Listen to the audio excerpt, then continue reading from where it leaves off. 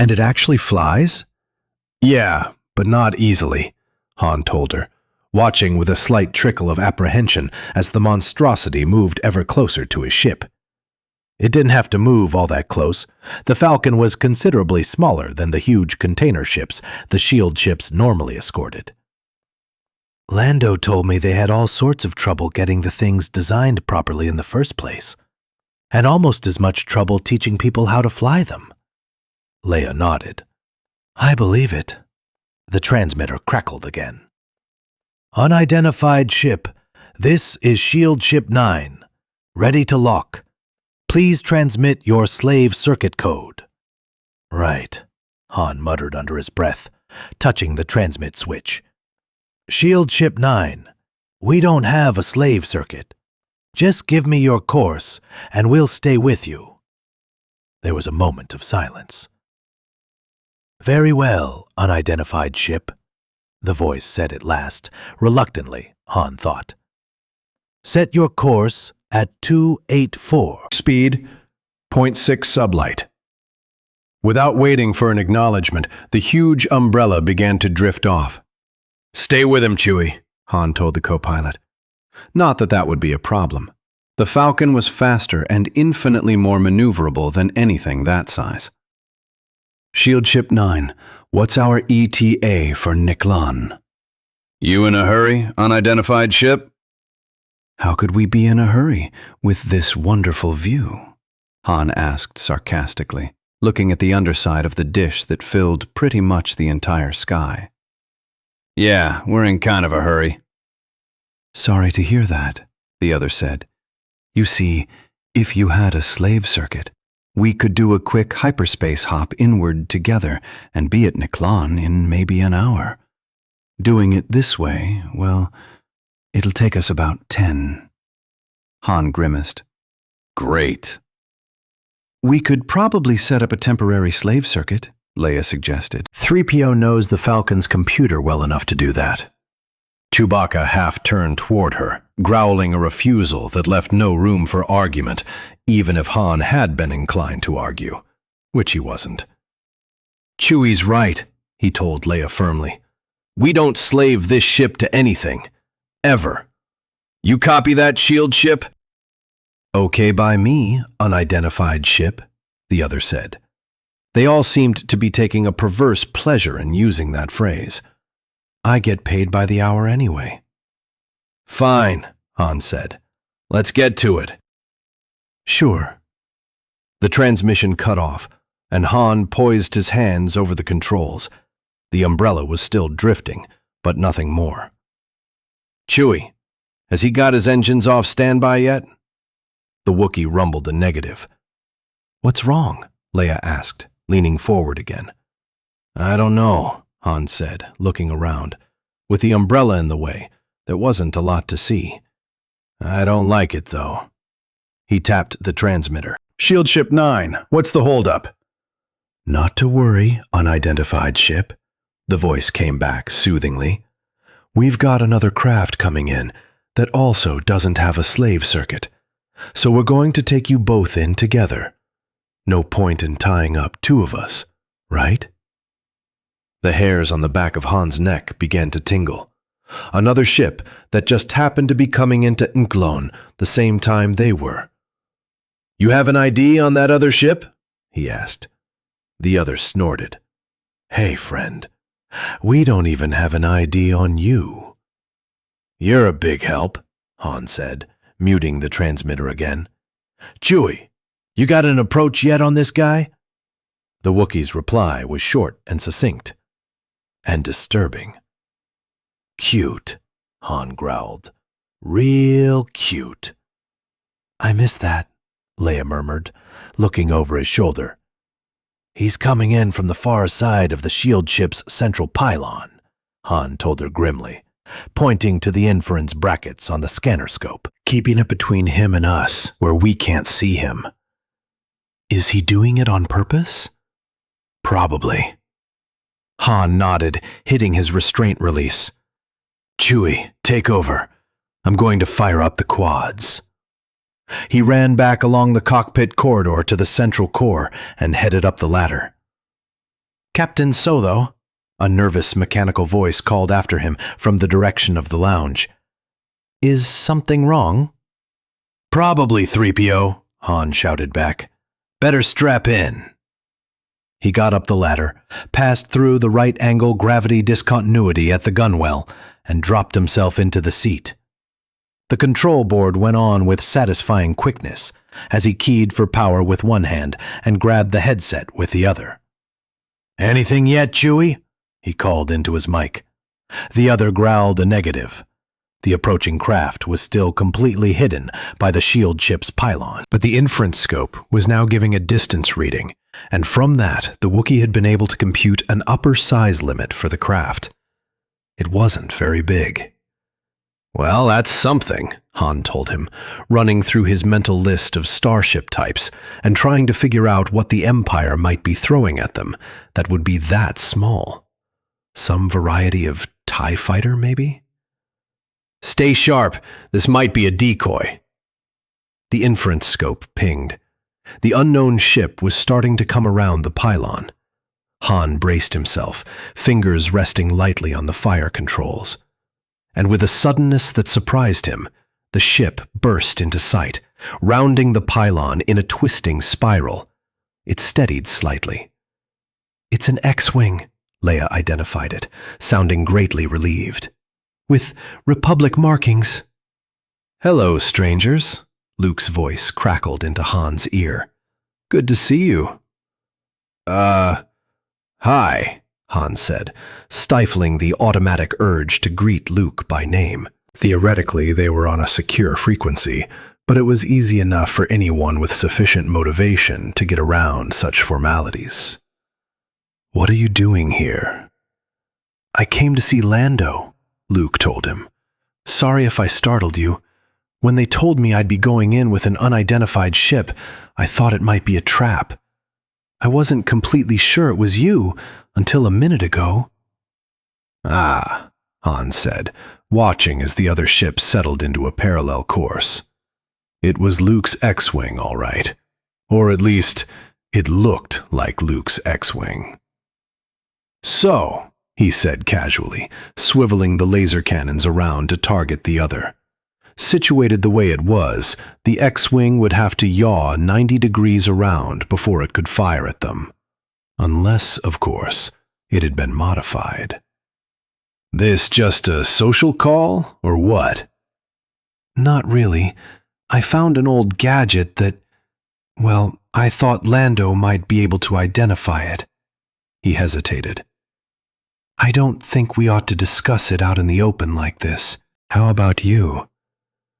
"I don't think we should talk about that either," Han told him, mind racing. It sounded like Luke, too, but after that near-disastrous decoy attempt on Pfush, he wasn't about to take anything for granted. Somehow they needed to make a positive identification, and fast. He tapped a switch, cutting himself out of the radio circuit. "Leia, can you tell whether or not that's really Luke out there?" "I think so," she said slowly. "I'm almost positive it is." "Almost positive won't cut it, sweetheart," he warned her. "I know," she said. "Hang on, I've got an idea." Han cut himself back into the radio circuit. "Said that if I had a slave circuit, they could get me in a lot faster," Luke was saying. "A hyperspace jump as close to Naklon as the gravity well will permit, and then just a few minutes of cover before I'd be in the planetary umbra and could go the rest of the way in on my own." "Except that X-Wings don't come equipped with slave circuits," Han suggested. "Right," Luke said, a little dryly. "Some oversight in the design phase, no doubt." "No doubt," Han echoed, beginning to sweat a little. Whatever Leia was up to, he wished she'd get to it. "Actually, I'm glad you don't have one," Leia spoke up. "It feels safer traveling in convoy this way. Oh, before I forget, there's someone here who wants to say hello." "R2?" 3PO's prissy voice said tentatively. "Are you there?" Han's headphone erupted with a blather of electronic beeps and twitters. "Well, I don't know where else you might have been," 3PO said stiffly. From past experience, there are a considerable variety of difficulties you could have gotten yourself into, certainly without me along to smooth things out for you. The headphone made a noise that sounded suspiciously like an electronic snort. Yes, well, you've always believed that, 3PO countered, even more stiffly. I suppose you're entitled to your delusions. R2 snorted again, And, smiling tightly to himself, Han keyed off his control board and dropped the lasers back into standby status.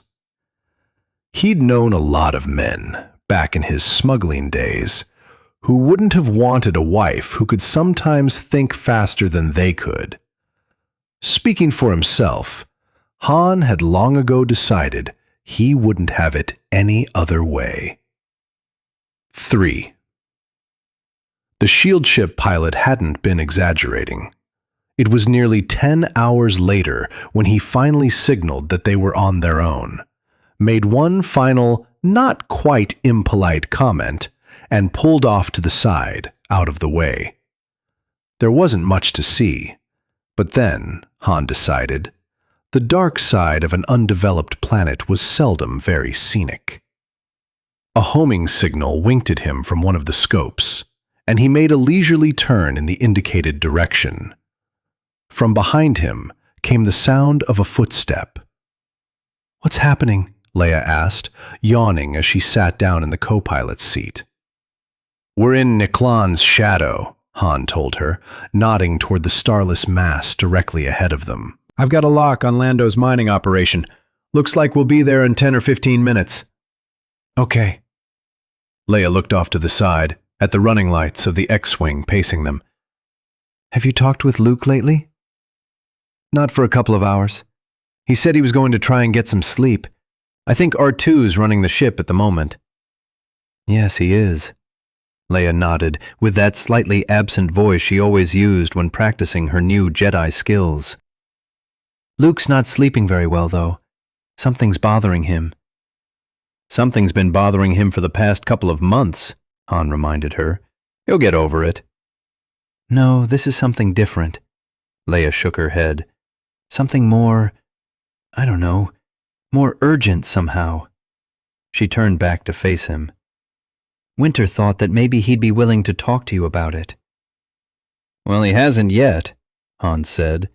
"Look, don't worry. When he's ready to talk, he'll talk." "I suppose so." She peered out of the cockpit at the edge of the planetary mass they were speeding toward. "Incredible. Do you realize you can actually see part of the solar corona from here?" "Yeah, well, don't ask me to take you out for a closer look," Han told her. "Those shield ships aren't just for show, you know. The sunlight out there is strong enough to fry every sensor we have in a few seconds and take the Falcon's hull off a couple of minutes later." She shook her head wonderingly. "First Bespin, now Niklan. Have you ever known Lando when he wasn't involved in some kind of crazy scheme?" "Not very often," Han had to admit. Though at Bespin, at least, he had a known technology to work with. Cloud City had been running for years before he got hold of it. This, he nodded out the viewport. They had to think up pretty much from scratch. Leia leaned forward. "I think I see the city, that group of lights over there." Han looked where she was pointing. "Too small," he said. "More likely it's an outrider group of mole miners. Last I heard, he had just over 100 of the things, digging stuff out of the surface." "Those are what? Those asteroid ships we helped him get from Stonehill Industries?" "No. He's using those in the outer system for tug work," Han corrected. "These are little two-man jobs that look like cones with the points chopped off. They've got a set of plasma jet drills pointing down around the underside hatch. You just land where you want to drill, fire the jets for a minute or two to chop up the ground, then go on down through the hatch and pick up the pieces." "Oh, right.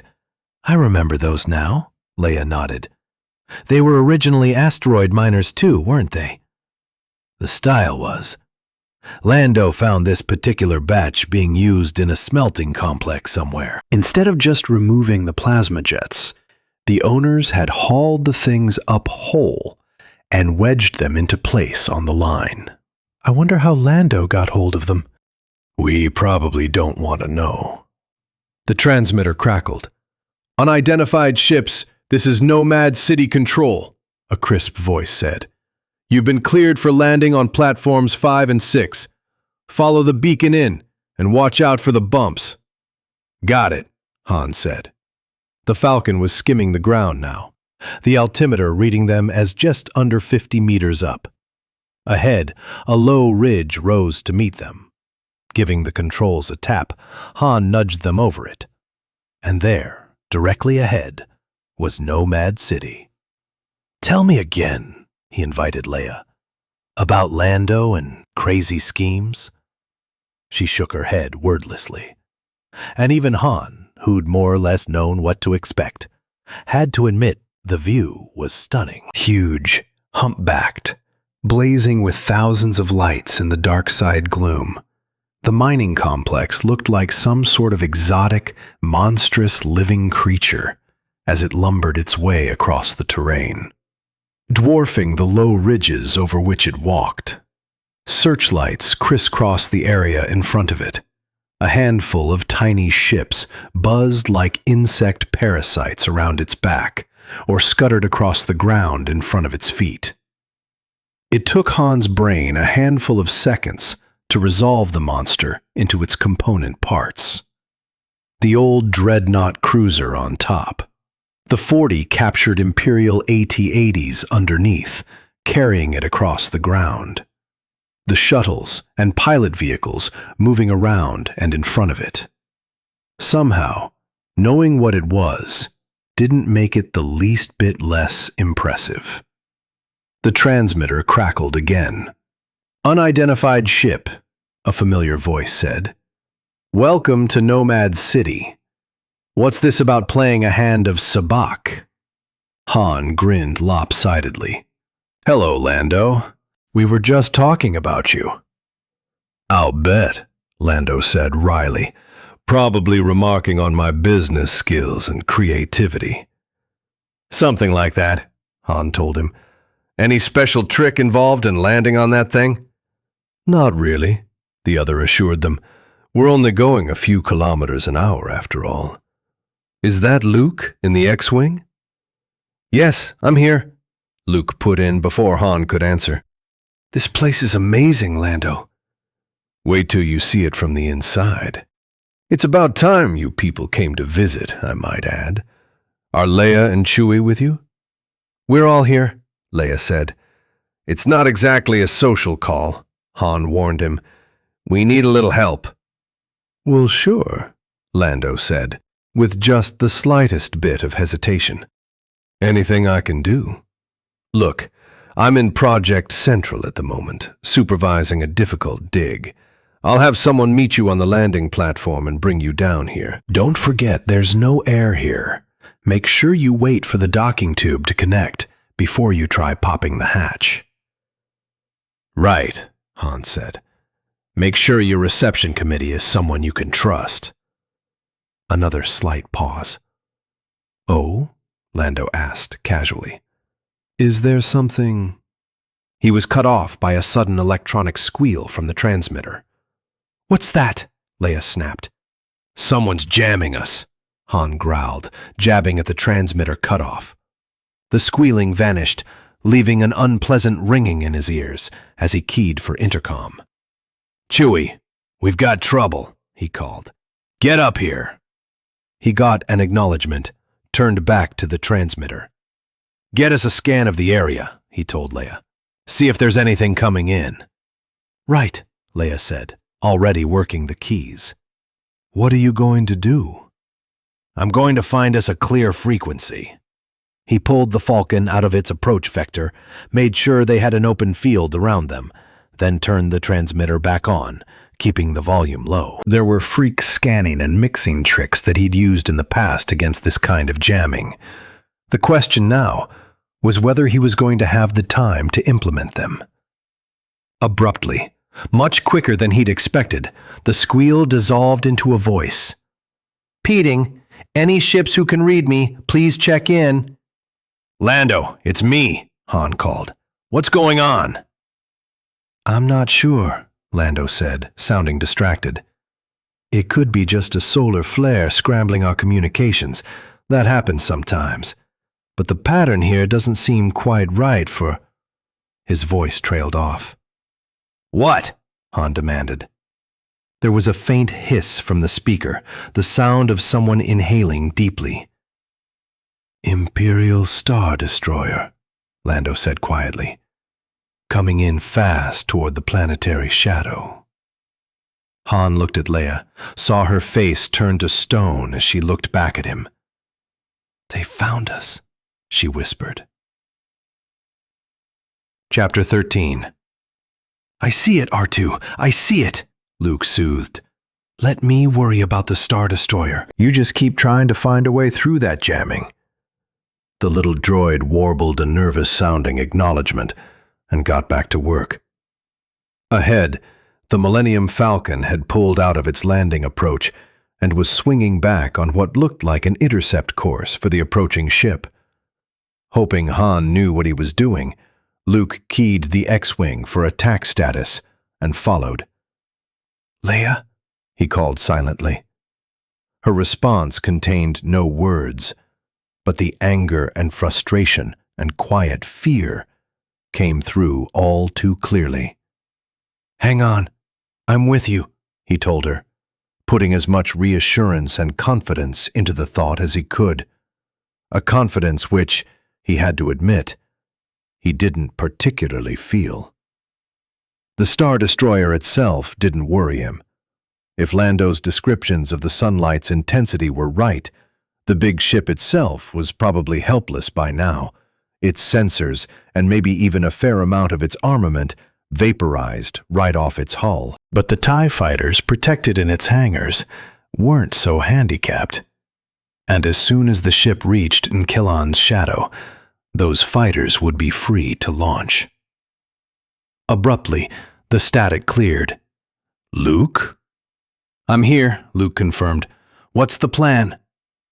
I was hoping you'd have one, the other said dryly. Looks like we're a little outnumbered here. Does Lando have any fighters? He's scrambling what he's got, but he's going to keep them close in to protect the complex. I get the feeling the crews aren't all that experienced. Looks like we're the attack front then, Luke said. A stray memory flicked through his mind, walking into Jabba's palace on Tatooine 5 years ago, using the Force to befuddle the Gamorrean guards. Let's try this, he told Han. I'll run ahead of you, try to confuse or slow down their reflexes as much as I can. You follow right behind me and take them out. Sounds as good as we're going to get, Han grunted. Stay close to the ground. With luck, we'll be able to run some of them into those low ridges. But don't get too low, Leia warned. Remember that you're not going to be able to concentrate very much on your flying. I can handle both, Luke assured her, giving the instruments one last scan. His first space combat as a full Jedi. Distantly, he wondered if this was how the Jedi of the Old Republic had handled such battles, or even if they'd fought like this at all. Here they come, Han announced, out of the hangar and on their way. Looks like probably only one squadron. Overconfident. Maybe. Luke frowned at his tactical scope. What are those other ships with them? I don't know, Han said slowly. They're pretty big, though. Could be troop carriers. Let's hope not. If this was a full-scale invasion, and not just another hit and fade like at Pupfish, you'd better warn Lando. Leia's on it. You ready? Luke took a deep breath. The TIE fighters had formed into 3 4-ship groups now, sweeping directly toward them. I'm ready, he said. Okay, let's do it. The first group was coming in fast. Half closing his eyes, flying entirely on reflex, Luke reached out with the Force. It was a strange sensation. Strange and more than a little unpleasant. To touch another mind with the intent of communication was one thing. To touch that same mind with the intent of deliberately distorting its perception was something else entirely. He'd had a similar feeling at Jabba's with those guards, but had put it down then to nervousness about his mission to rescue Han. Now he realized that there was more to it than that. Perhaps this sort of action, even done purely in self-defense, was dangerously close to the edge of the dark areas where Jedi were forbidden to go. He wondered why neither Yoda nor Ben had ever told him about this. Wondered what else there was about being a Jedi that he was going to have to discover on his own. Luke? Dimly, he felt himself being jammed into his straps as he twitched the X-Wing to one side. The voice whispering into his mind. "Ben?" he called aloud. It didn't sound like Ben Kenobi, but if it wasn't him, then who? "You will come to me, Luke," the voice said again. "You must come to me. I will await you." "Who are you?" Luke asked, focusing as much of his strength on the contact as he could without risking a crash. But the other mind was too elusive to track, skittering away like a bubble in a hurricane. "Where are you?" "You will find me." Even as Luke strained, he could feel the contact slipping away. "You will find me, and the Jedi shall rise again. Until then, farewell." "Wait!" But the call was fading into nothingness. Clenching his teeth, Luke strained and gradually began to realize that another, more familiar voice was calling his name. "Leia?" he croaked back through a mouth that was inexplicably dry. "Luke, are you all right?" Leia asked anxiously. "Sure," he said. His voice sounded better this time. "I'm fine. What's wrong?" "You're what's wrong," Han cut in. "You planning to chase them all the way home?" Luke blinked, looking around in surprise. The buzzing TIE fighters were gone, leaving nothing but bits of wreckage strewn across the landscape. On his scope, he could see that the Star Destroyer had left Naklan's shadow again, driving hard away from the planet toward a point far enough out of the gravity well for a lightspeed jump. Beyond it, a pair of miniature suns were approaching. Two of Lando's shield ships, belatedly arriving, now that it was too late, to assist in the fight. "It's all over?" he asked stupidly. "It's all over," Leia assured him. "We got two of the TIE fighters before the rest disengaged and retreated." "What about the troop carriers?" "They went back with the fighters," Han said. "We still don't know what they were doing here. We sort of lost track of them during the fight. Didn't look like they ever went very close to the city itself, though." Luke took a deep breath, glanced at the X-Wing's chrono. In and among all of that, he'd somehow lost over half an hour. Half an hour that his internal time sense had no recollection of whatsoever. Could that strange Jedi contact really have lasted that long? It was something he would have to look into, very carefully. On the main bridge screen, showing as little more than a bright spot against Nakellan's dark backdrop, the Judicator made its jump to lightspeed. "They're clear, Admiral," Pelion announced, looking over at Thrawn. "Good." The Grand Admiral gave the other displays an almost lazy examination, though there was little to worry about this far out in the Athega system. "So," he said, swiveling his chair around. "Master Sabaoth?" "They fulfilled their mission," Sabaoth said, that strangely taut expression on his face again. "They obtained 51 of the mole miner machines you sent them for." 51, Thrawn repeated, with obvious satisfaction. "Excellent. You had no problem guiding them in and out?" Sabaoth focused his eyes on Thrawn. "They fulfilled their mission," he repeated. How many times do you intend to ask me the same question? Until I'm sure I have the correct answer, Thrawn replied coolly. For a while there, your face looked as if you were having trouble. I had no trouble, Grand Admiral Thrawn, Sabaoth said loftily. What I had was conversation. He paused, a slight smile on his face. With Luke Skywalker. What are you talking about? Pelion snorted.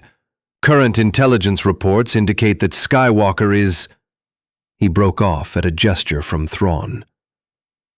Explain, the Grand Admiral said. Sabaoth nodded toward the display. He's there right now, Grand Admiral Thrawn. He arrived on Encolone just ahead of the Judicator. Thrawn's glowing red eyes narrowed. Skywalker is on Encolone? He asked, his voice dangerously quiet. In the very center of the battle, Sabaoth told him, very clearly enjoying the Grand Admiral's discomfiture. And you said nothing to me? Thrawn demanded in that same deadly voice. Sabaoth's smile vanished. I told you before, Grand Admiral Thrawn.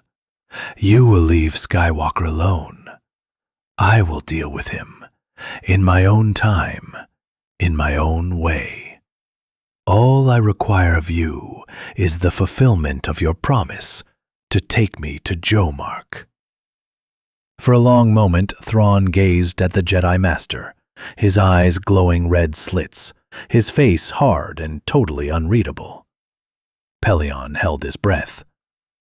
It's too soon, the Grand Admiral said at last. Sabaoth snorted. Why? Because you find my talents too useful to give up? Not at all, Thrawn said, his voice icy. It's a simple matter of efficiency.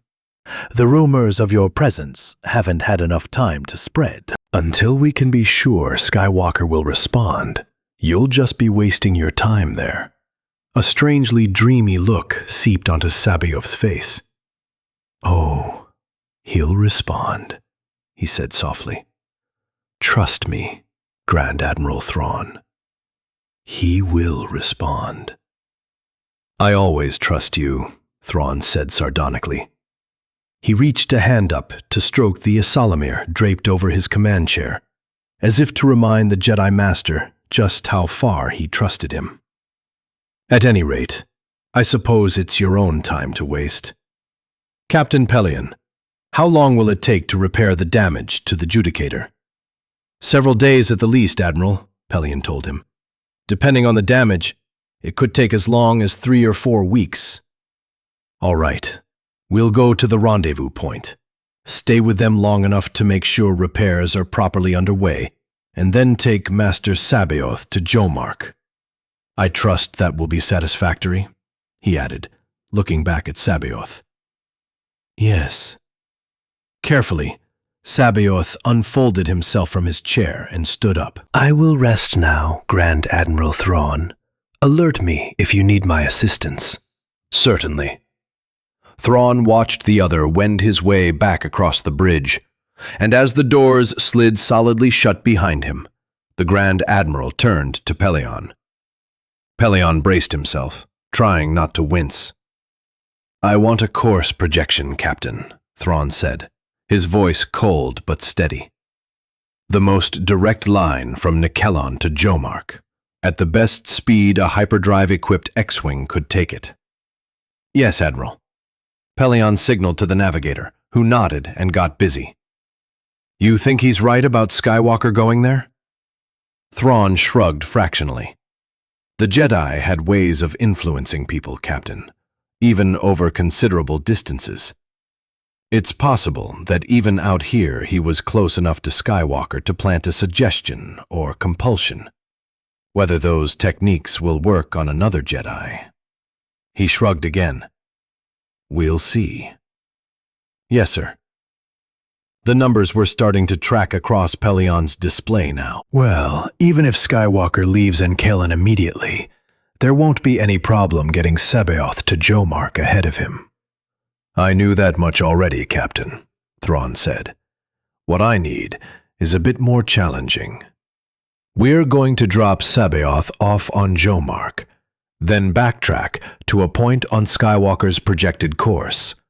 A point at least 20 light-years away, I think. Pellaeon frowned at him. The expression on Thrawn's face made the back of his neck tingle. I don't understand, sir, he said carefully. The glowing eyes regarded him thoughtfully. It's quite simple, Captain. I mean to disabuse our great and glorious Jedi Master of his growing belief that he's indispensable to us. Pellaeon got it then. So, we wait along Skywalker's projected approach to Jomark and ambush him? Precisely, Thrawn nodded. At which point we decide whether to capture him for Sabaoth, his eyes hardened, or simply kill him. Pellaeon stared at him, feeling his jaw drop. You promised Sabaoth he could have him. I'm reconsidering the deal, Thrawn told him coolly. Skywalker has proved himself to be highly dangerous, and by all accounts has already withstood at least one attempt to turn him. Sabaoth should have more success bending Skywalker's sister and her twins to his will. Pellaeon glanced behind him at the closed doors, reminding himself firmly that there was no way for Sabaoth to eavesdrop on their conversation with all the Asalamiri scattered around the Chimera's bridge. Perhaps he's looking forward to the challenge, sir, he suggested cautiously. There will be many challenges for him to face before the Empire is re-established. Let him save his talents and cunning for those. Thrawn turned back to his monitors. At any rate, he'll likely forget all about Skywalker once he has the sister. I expect our Jedi Master's wants and desires will prove to be as erratic as his moods. Pellaeon thought back. On the matter of Skywalker, at least, Sabaoth's desire seemed to have remained remarkably steady. I respectfully suggest, Admiral, that we still make every possible effort to take Skywalker alive. He had a flash of inspiration. Particularly since his death might induce Sabaoth to leave Jomark and return to Wayland. Thrawn III looked back at him, glowing eyes narrowed. Interesting point, Captain, he murmured softly. Interesting point indeed. You're right, of course. By all means, we must keep him off Wayland. At least until the work on the Spearty cylinders is finished, and we have all the Asalamiri there we're going to need. He smiled tightly. His reaction to what we're doing there might not be at all pleasant. Agreed, sir, Pellaeon said. Thrawn's lip twitched. Very well, Captain. I accede to your suggestion. He straightened himself in his seat. It's time to be going. Prepare the Chimera for light speed. Pellaeon turned back to his displays. Yes, sir. Direct route to the rendezvous point? We'll be making a short detour first. I want you to swing us around the system to the commercial out vector near the shield ship depot and drop some probes to watch for Skywalker's departure. Near system and farther out. He looked out the viewport in Callan's direction. And who knows? Where Skywalker goes, the Millennium Falcon often goes as well. And then we'll have them all. Chapter 14. 51, Lando Calrissian growled, throwing a glare at Han and Leia as he paced a convoluted path around the low chairs in the lounge. 51 of my best reconditioned mole miners. 51. That's almost half my workforce. You realize that? Half my workforce. He dropped down into a chair, but was on his feet again almost immediately, stalking around the room, his black cloak billowing behind him like a tame storm cloud. Leia opened her mouth to offer commiseration, felt Han squeeze her hand warningly. Obviously, Han had seen Lando in this state before. Swallowing back the words, she watched as he continued his caged animal pacing. And without obvious warning, it was over. "I'm sorry," he said abruptly, coming to a halt in front of Leia and taking her hand. "I'm neglecting my duties as host, aren't I? Welcome to Niklon." He raised her hand, kissed it, and waved his free hand toward the lounge window. "So, what do you think of my little enterprise?" "Impressive," Leia said, and meant it. "How did you ever come up with the idea for this place?" "Oh, it's been kicking around for years." He shrugged, pulling her gently to her feet and guiding her over to the window, his hand resting against the small of her back.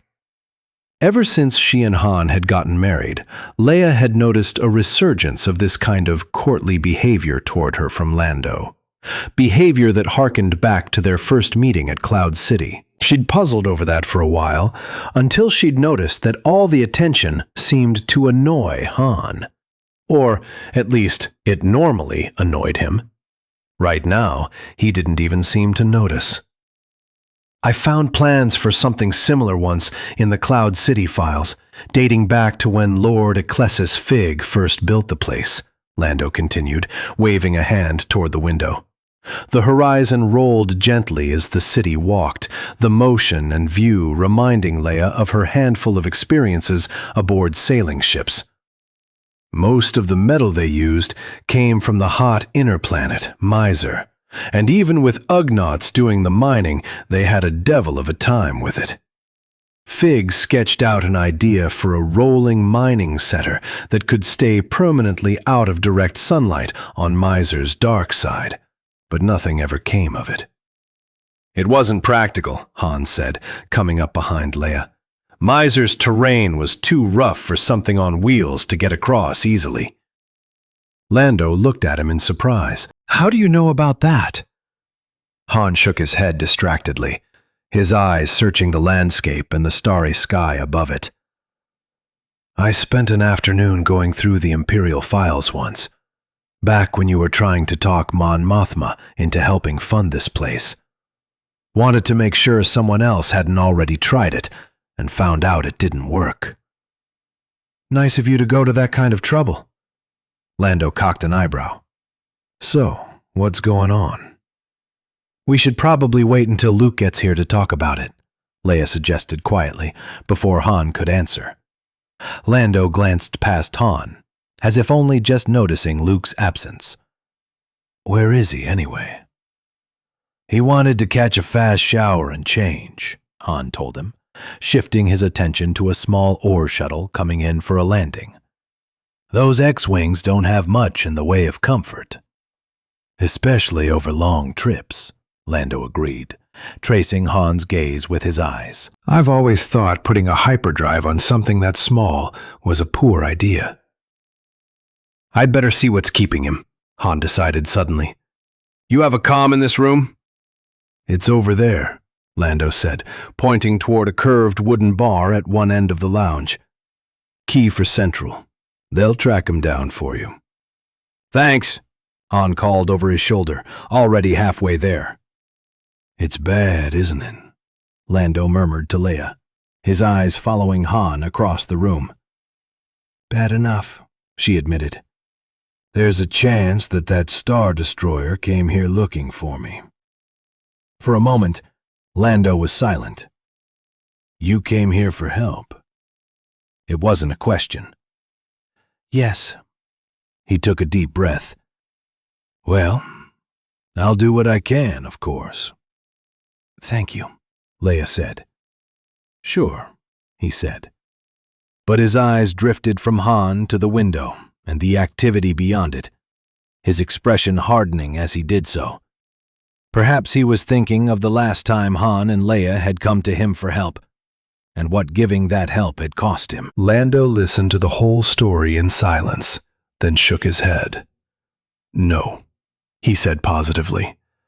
"If there was a leak, it didn't come from Nikellen." "How can you be sure of that?" Leia asked. "Because there's been no bounty offered for you," Lando told her. "We have our fair share of shady people here, but they're all out for profit. None of them would turn you over to the Empire just for the fun of it. Besides, why would the Imperials steal my mole miners if they were after you?" "Harassment, maybe," Han suggested. "I mean, why steal mole miners anyway?" "You got me," Lando conceded. "Maybe they're trying to put economic pressure on one of my clients. Or maybe they just want to disrupt the New Republic's flow of raw materials generally. Anyway, that's beside the point. The point is that they took the mole miners, and they didn't take you." "How do you know there's been no bounty offer?" Luke asked from his seat off to the right. A seat Leia had already noted, where he and his lightsaber would be between his friends and the room's only door. Apparently, he didn't feel any safer here than she did. "Because I'd have heard about it," Lando said, sounding a little miffed. "Just because I'm respectable doesn't mean I'm out of touch." "I told you he'd have contacts," Han said with a grimly satisfied nod. "Great. So which of these contacts do you trust, Lando?" "Well," Lando broke off as a beep came from his wrist. "Excuse me," he said, sliding a compact comlink from the decorative wristband and flicking it on. "Yes?" A voice said something, inaudible from where Leia was sitting. "What kind of transmitter?" Lando asked, frowning. The voice said something else. "All right, I'll take care of it. Continue scanning." He closed down the comlink and replaced it in his wristband. "That was my communications section," he said, looking around the room. "They've picked up a short-range transmitter on a very unusual frequency, which appears to be sending from this lounge." Beside her, Leia felt Han stiffen. "What kind of transmitter?" he demanded. "This kind, probably," Luke said. Standing up, he pulled a flattened cylinder from his tunic and stepped over to Lando. "I thought you might be able to identify it for me." Lando took the cylinder, hefted it. "Interesting," he commented, peering closely at the alien's script on its surface. "I haven't seen one of these in years. Not this style, anyway. Where'd you get it?" "It was buried in mud in the middle of a swamp. R2 was able to pick it up from pretty far away, but he couldn't tell me what it was." "That's our transmitter, all right." Lando nodded. "Amazing that it's still running." "What exactly is it transmitting?" Han asked, eyeing the device as if it were a dangerous snake. "Just a carrier signal," Lando assured him. "And the range is small, well under a planetary radius. Nobody used it to follow Luke here, if that's what you were wondering." "Do you know what it is?" Luke asked. "Sure," Lando said, handing it back. "It's an old beacon call. One pre-Clone Wars vintage, from the looks of it." "A beacon call?" Luke frowned, cupping it in his hand. "You mean like a ship's remote?" "Right," Lando nodded. "Only a lot more sophisticated. If you had a ship with a full-rig slave system, you could tap in a single command on the call, and the ship would come straight to you, automatically maneuvering around any obstacles along the way. Some of them would even fight their way through opposing ships, if necessary, with a reasonable degree of skill." He shook his head in memory. "Which could be extremely useful at times." Han snorted under his breath. "Tell that to the Katana fleet." "Well, of course you have to build in some safeguards," Lando countered. "But to simply decentralize important ships' functions into dozens or hundreds of droids just creates its own set of problems. The limited jump slave circuits we use here between transports and shield ships are certainly safe enough. Did you use jump slave circuits on Cloud City too? Luke asked. R2 said he saw you with one of these right after we got out of there. My personal ship was full rigged, Lando said. I wanted something I could get at a moment's warning, just in case. His lip twitched. Vader's people must have found it and shut it down while they were waiting for you, because it sure didn't come when I called it. You say you found it in a swamp? Yes, Luke looked at Leia. On Dagobah. Leia stared at him. Dagobah? She asked. As in the planet that dark Jedi from Pfas fled to? Luke nodded. That's the place. He fingered the beckon call, an odd expression on his face. This must have been his. It could just as easily have been lost some other time by someone else, Lando pointed out. Pre-Clone Wars calls could run for a century or more on standby. No, Luke said, shaking his head slowly. It was his, all right. The cave where I found it absolutely tingles with the dark side. I think it must have been the place where he died. 3. For a long moment, they all sat in silence. Leia studied her brother closely, sensing the new tension lying just beneath the surface of his thoughts. Something else, besides the beckon call, must have happened to him on Dagobah. Something that tied in with the new sense of urgency she'd felt on the way in toward Naklon. Luke looked up sharply, as if sensing the flow of Leia's thoughts. We were talking about Lando's smuggler contacts, he said. The message was clear. This was not the time to ask him about it. Right, Han said quickly. Apparently he'd gotten the hint too. I need to know which of your marginally legal friends you can trust. The other shrugged. Depends on what you need to trust them with. Han looked him straight in the eye. Leia's life. Seated on Han's other side, Chewbacca growled something that sounded startled. Lando's mouth fell open, just slightly. You're not serious. Han nodded, his eyes still locked on Lando's face. You saw how close the Imperials are breathing down our necks. We need a place to hide her until Akbar can find out how they're getting their information. She needs to stay in touch with what's happening on Coruscant, which means a diplomatic station we can quietly tap into. And a diplomatic station means encrypt codes, Lando said heavily. And quietly tapping into encrypt codes means finding a slicer. A slicer you can trust. Lando hissed softly between his teeth and slowly shook his head. I'm sorry, Han, but I don't know any slicers I trust that far. Do you know any smuggler groups that have one or two on retainer? Han persisted. That I trust? Lando pondered. Not really. The only one who might even come close is a smuggler chief named Talon Card. Everyone I've talked to says he's extremely honest in his trade dealings. Have you ever met him? Luke asked. Once, Lando said. He struck me as a pretty cold fish, calculating and highly mercenary. I've heard of Card, Han said. Been trying for months to contact him, in fact. Dravis. You remember Dravis? He told me Card's group was probably the biggest one around these days. Could be, Lando shrugged. Unlike Jabba, Card doesn't go around flaunting his power and influence. I'm not even sure where his base is, let alone what his loyalties are. If he has any loyalties, Han grunted. And in his eyes, Leia could see the echoes of all those fruitless contacts with smuggling groups who preferred to sit on the political fence.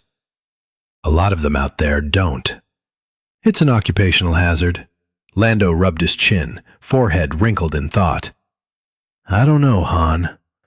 I'd offer to put the two of you up here, but we just don't have the defenses to stop a really serious attack. He frowned into the distance. Unless... we do something clever. Such as taking a shuttle or living module and burying it underground, Lando said, a gleam coming into his eye. We put it right by the dawn line, and within a few hours you'd be under direct sunlight. The Imperials wouldn't even be able to find you there, let alone get to you. Han shook his head. Too risky. If we ran into any problems, there also wouldn't be any way for anyone to get help to us. Chewbacca pawed at his arm, grunting softly, and Han turned to face the Wookiee. It wouldn't be as risky as it looks, Lando said, shifting his attention to Leia. We should be able to make the capsule itself foolproof. We've done similar things with delicate survey instrument packs without damaging them. How long is Nukalan's rotation? Leia asked. Chewbacca's grunting was getting insistent, but it still wasn't loud enough for her to make out what the discussion was all about. Just over 90 standard days, Lando told her, which means we'd be completely out of touch with Coruscant for a minimum of 45, unless you've got a transmitter that would operate on the sun side. Lando shook his head. The best we've got would be fried in minutes. In that case, I'm afraid... She broke off as, beside her, Han cleared his throat. Chewie has a suggestion, he said, his face and voice a study in mixed feelings. They all looked at him. Well? Leia prompted. Han's lip twitched. He says that if you want, he's willing to take you to Kashyyyk. Leia looked past him to Chewbacca, a strange and not entirely pleasant thrill running through her. I was under the impression, she said carefully, that Wookiees discouraged human visitors to their world. Chewbacca's reply was as mixed as Han's expression. Mixed, but solidly confident. The Wookiees were friendly enough to humans before the Empire came in and started enslaving them, Han said. Anyway, it ought to be possible to keep the visit pretty quiet. You, Chewie, the New Republic rep, and a couple of others. Except that we're back to the New Republic rep knowing about me, Leia pointed out. Yes, but he'll be a Wookiee, Lando pointed out. If he accepts you under his personal protection, he won't betray you. Period. Leia studied Han's face. Sounds good. So tell me why you don't like it. A muscle in Han's cheek twitched. Kashyyyk isn't exactly the safest place in the galaxy, he said bluntly. Especially for non-Wookiees. You'll be living in trees, hundreds of meters above the ground. I'll be with Chewie, she reminded him firmly, suppressing a shiver. She'd heard stories about Kashyyyk's lethal ecology too. You've trusted your own life to him often enough. He shrugged uncomfortably. This is different. Why don't you go with them? Luke suggested. Then she'll be doubly protected. Right, Han said sourly. I was planning to. Except that Chewie thinks it'll gain us more time if Leia and I split up. He takes her to Kashyyyk. I fly around in the Falcon, pretending she's still with me. Somehow. Lando nodded. Makes sense to me. Leia looked at Luke, the obvious suggestion coming to her lips, and dying there unsaid. Something in his face warned her not to ask him to come with them. Chewie and I will be fine, she said, squeezing Han's hand. Don't worry. I guess that's settled then, Lando said. You can use my ship, of course, Chewie. In fact, he looked thoughtful. If you want company, Han, maybe I'll come along with you. Han shrugged, clearly still unhappy with the arrangement. If you want to, sure. Good, Lando said. We should probably fly out of Nukalan together. I've been planning an off-world purchasing trip for a couple of weeks now, so I've got an excuse to leave. Once we're past the shield ship depot, Chewie and Leia can take my ship, and no one will be the wiser. And then Han sends some messages to Coruscant pretending Leia's aboard? Luke asked. Lando smiled slyly. Actually, I think we can do a little bit better than that. You still have 3PO with you? He's helping R2 run a damage check on the Falcon, Leia told him. Why? You'll see, Lando said, getting to his feet. This'll take a little time, but I think it'll be worth it. Come on, let's go talk to my chief programmer. The chief programmer was a little man with dreamy blue eyes, a thin swath of hair arcing like a gray rainbow from just over his eyebrows to the nape of his neck, and a shiny Borg 5 implant wrapped around the back of his head. Luke listened as Lando outlined the procedure and watched long enough to make sure it was all going smoothly. Then, quietly, he slipped out, returning to the quarters Lando's people had assigned him. He was still there an hour later, poring uselessly over what seemed to be an endless stream of star charts when Leia found him. "There you are," she said, coming in and glancing at the charts on his display. "We were starting to wonder where you went." "I had some things to check on," Luke said. "You finished already?" "My part is," Leia said, pulling a chair over to him and sitting down. "They're working on tailoring the program now. After that, it'll be 3PO's turn." Luke shook his head. Seems to me the whole thing ought to be simpler than all that. "Oh, the basic technique is," Leia agreed. "Apparently, the hard part is slipping it past the relevant part of 3PO's watchdog programming without changing his personality in the process." She looked again at the screen. "I was going to ask you if you'd be interested in coming to Kashyyyk with me," she said, her voice trying hard to be casual. "But it looks like you've got somewhere else to go." Luke winced. "I'm not running out on you, Leia," he insisted, wishing he could truly believe that. "Really, I'm not. This is something that, in the long run, could mean more for you and the twins than anything I could do on Kashyyyk." "All right," she said, calmly accepting the statement. "Can you at least tell me where you're going?" "I don't know yet," he confessed.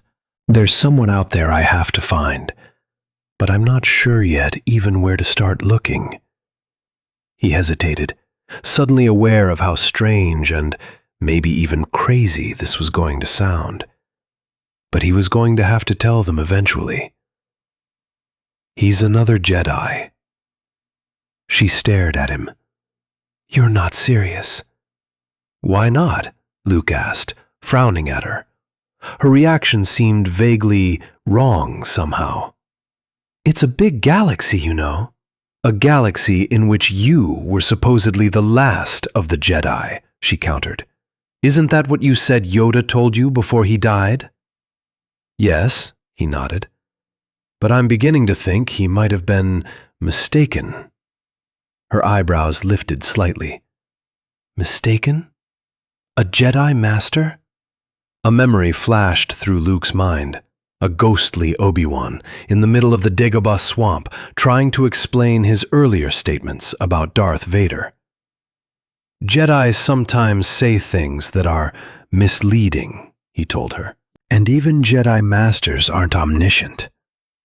He paused, gazing at his sister, wondering how much of this he should tell her. The Empire was far from defeated, and the mysterious Jedi's life might depend on his defense remaining a secret. Leia waited in silence, that concerned expression on her face. "You'll have to keep this to yourself," Luke said at last. "I mean, really to yourself. I don't even want you to tell Han or Lando, unless it becomes absolutely necessary. They don't have the resistance to interrogation that you do." Leia shuddered, but her eyes stayed clear. "I understand," she said evenly. "All right. Did it ever occur to you to wonder why Master Yoda was able to stay hidden from the Emperor and Vader all those years?" She shrugged. "I suppose I assumed they didn't know he existed." "Yes, but they should have," Luke pointed out. "They knew I existed by my effect on the Force. Why not Yoda?" "Some kind of mental shielding?"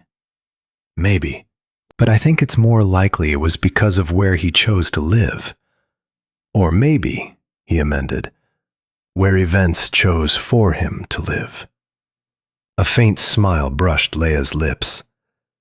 Is this where I finally get to find out where this secret training center of yours was?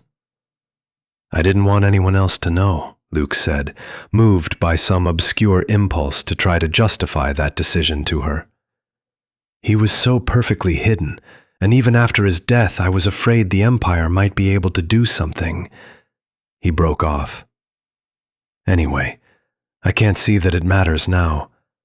Yoda's home was on Dagobah, practically next door to the dark side cave where I found that beacon call.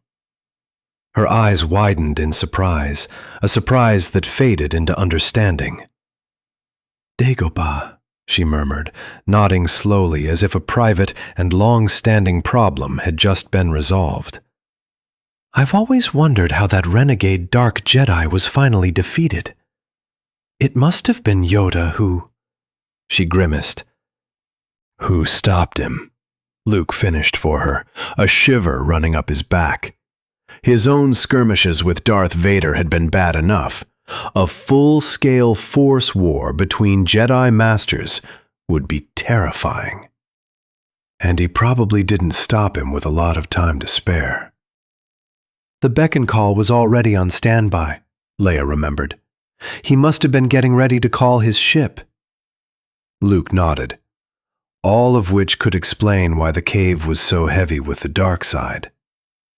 What it doesn't explain is why Yoda decided to stay there.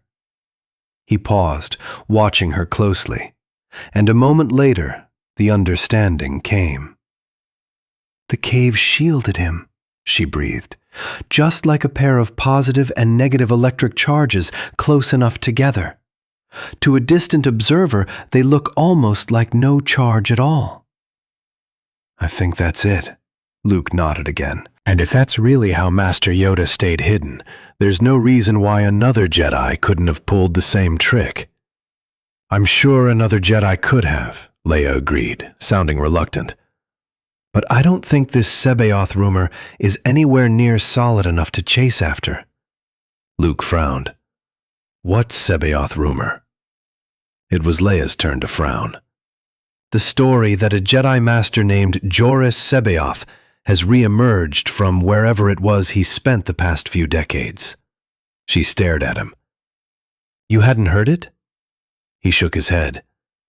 No. But then, how? Someone called to me, Leia, during the battle this afternoon. In my mind, the way another Jedi would. For a long moment, they just looked at each other. I don't believe it, Leia said. I just don't. Where could someone with Sebaoth's power and history have hidden for so long? And why? The why I don't know, Luke admitted. As to the where, he nodded toward the display. That's what I've been looking for. Some place where a dark Jedi might once have died. He looked at Leia again.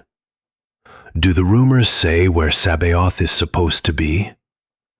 It could be an Imperial trap, Leia warned, her voice abruptly harsh.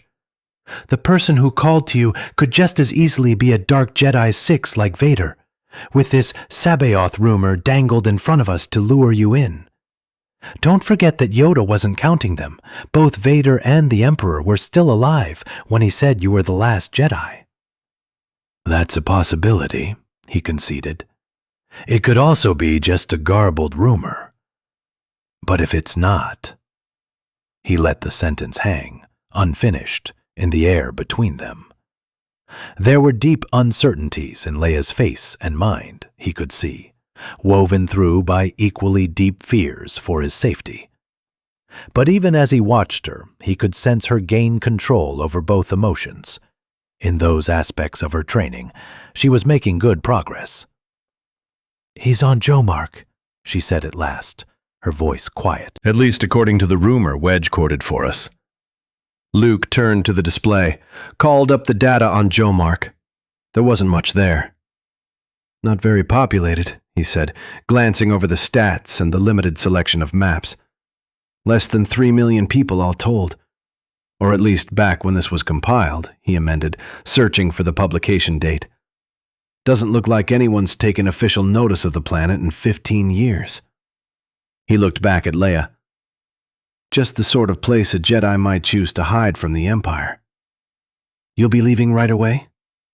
He looked at her, swallowing the quick and obvious answer. No. I'll wait until you and Chewie are ready to go, he said. That way I can fly out with your shield ship. Give you that much protection at least. Thanks. Taking a deep breath, she stood up. I hope you know what you're doing. So do I, he said frankly. But whether I do or not, it's something I have to try. That much I know for sure. Leia's lip twitched. I suppose that's one of the things I'm going to have to get used to, letting the Force move me around. Don't worry about it, Luke advised her, getting to his feet and switching off the display. It doesn't happen all at once. You get to ease into it. Come on, let's go see how they're coming with 3PO. At last! 3PO cried, waving his arms in desperate relief as Luke and Leia stepped into the room. Master Luke, please tell General Calrissian that what he intends is a serious violation of my primary programming. It'll be okay, 3PO, Luke soothed, stepping over to him. From the front, the droid seemed to be just sitting there. It was only as Luke got closer that he could see the maze of wires snaking from both headpiece and dorsal junction box into the computer console behind him. Lando and his people will be careful that nothing happens to you. He glanced at Lando, got a confirming nod in return. But Master Luke... Actually, 3PO, Lando put in. You could think of this as really just fulfilling your primary programming in a more complete way. I mean, isn't a translation droid supposed to speak for the person he's translating for? I am primarily a protocol droid, 3PO corrected in as frosty a tone as he could probably manage. And I say again that this is not the sort of thing covered by any possible stretch of protocol. The Borg looked up from the panel, nodded. We're ready, Lando announced, touching a switch. Give it a second. All right. Say something, 3PO. Oh dear, the droid said, in a perfect imitation of Leia's voice. R2, standing across the room, trilled softly. That's it, Lando said, looking decidedly pleased with himself. The perfect decoy, he inclined his head to Leia, for the perfect lady. This feels decidedly strange, 3PO continued, Leia's voice, this time in a thoughtful mood. Sounds good, Han said, looking around at the others. We ready to go then? Give me an hour to log some last-minute instructions, Lando said, starting toward the door. It'll take our shield ship that long to get here anyway. We'll meet you at the ship, Han called after him, stepping over to Leia and taking her arm. Come on, we'd better get back to the Falcon. She put her hand on his, smiling reassuringly up at him. It'll be all right, Han. Chewie and the other Wookiees will take good care of me. They'd better, Han growled, glancing to where the Borg was undoing the last of the cables connecting 3PO to the console. Let's go, 3PO. I can hardly wait to hear what Chewie thinks of your new voice. Oh dear, the droid murmured again. Oh dear. Leia shook her head in wonder as they headed for the door. Do I really, she asked, sound like that? Chapter 15. Han had fully expected that they would be attacked during the long shield ship journey out from Nikolon. For once, thankfully, his hunch was wrong. The three ships reached the shield ship depot without incident and made a short hyperspace jump together to the outer fringes of the Aphega system. There, Chewbacca and Leia replaced Lando aboard his yacht-style ship, the Lady Luck, and started off toward Kashyyyk. Luke waited until they were safely away before securing his X-Wing back from defense posture and heading off on some mysterious errand of his own, leaving Han alone on the Falcon with Lando and 3PO. She'll be fine, Lando assured him, punching at the nav computer from the co-pilot's seat. She's as safe now as she's ever likely to be. Don't worry. With an effort, Han turned from the viewport to face him. There was nothing to see out there anyway. The Lady Luck was long gone. You know, that's almost exactly the same thing you said back on Board Eye, he reminded Lando sourly. That botched Dulfremia run, remember? You said, "It'll be fine, don't worry about it." Lando chuckled. Yes, but this time I mean it. That's nice to know. So, what do you have planned for entertainment? Well, the first thing we ought to do is have 3PO send off a message to Coruscant, Lando said. Give the impression that Leia's aboard to any Imperials who might be listening. After that, we could move a couple of systems over and send another message. And after that, he threw Han a sideways glance. I thought we might like to do a little sightseeing. Sightseeing? Han echoed suspiciously. Lando was practically glowing with innocence, a look he almost never used except when he was trying to sucker someone into something. You mean as in flying all over the galaxy, looking for replacement mole miners? Han, Lando protested, looking hurt now. Are you suggesting I'd stoop so low as to try and con you into helping me run my business? Forgive me, Han said, trying not to sound too sarcastic. I forgot. You're respectable now. So what sights are we going to see? Well, casually, Lando leaned back and laced his fingers together behind his head. You mentioned earlier that you hadn't been able to get in touch with Talon Card. I thought we might take another crack at it. Han frowned at him. You serious? Why not? You want cargo ships, and you want a good slicer. Card can supply both. I don't need a slicer anymore, Han said. Leia's as safe now as she's ever likely to be. Remember? Sure, until someone leaks the news that she's there, Lando countered. I don't think the Wookiees would, but there are non-Wookiee traders flying in and out of Kashyyyk all the time. All it takes is one person spotting her, and you'll be right back where you were when you first got here.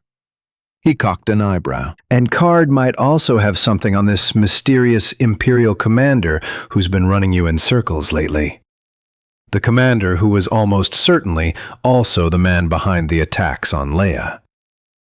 You know how to make contact with Card? Not directly, but I know how to get to his people. And I thought that as long as we had 3PO and his umpteen million languages aboard anyway, we'd just go ahead and cut a new contact path. That'll take time.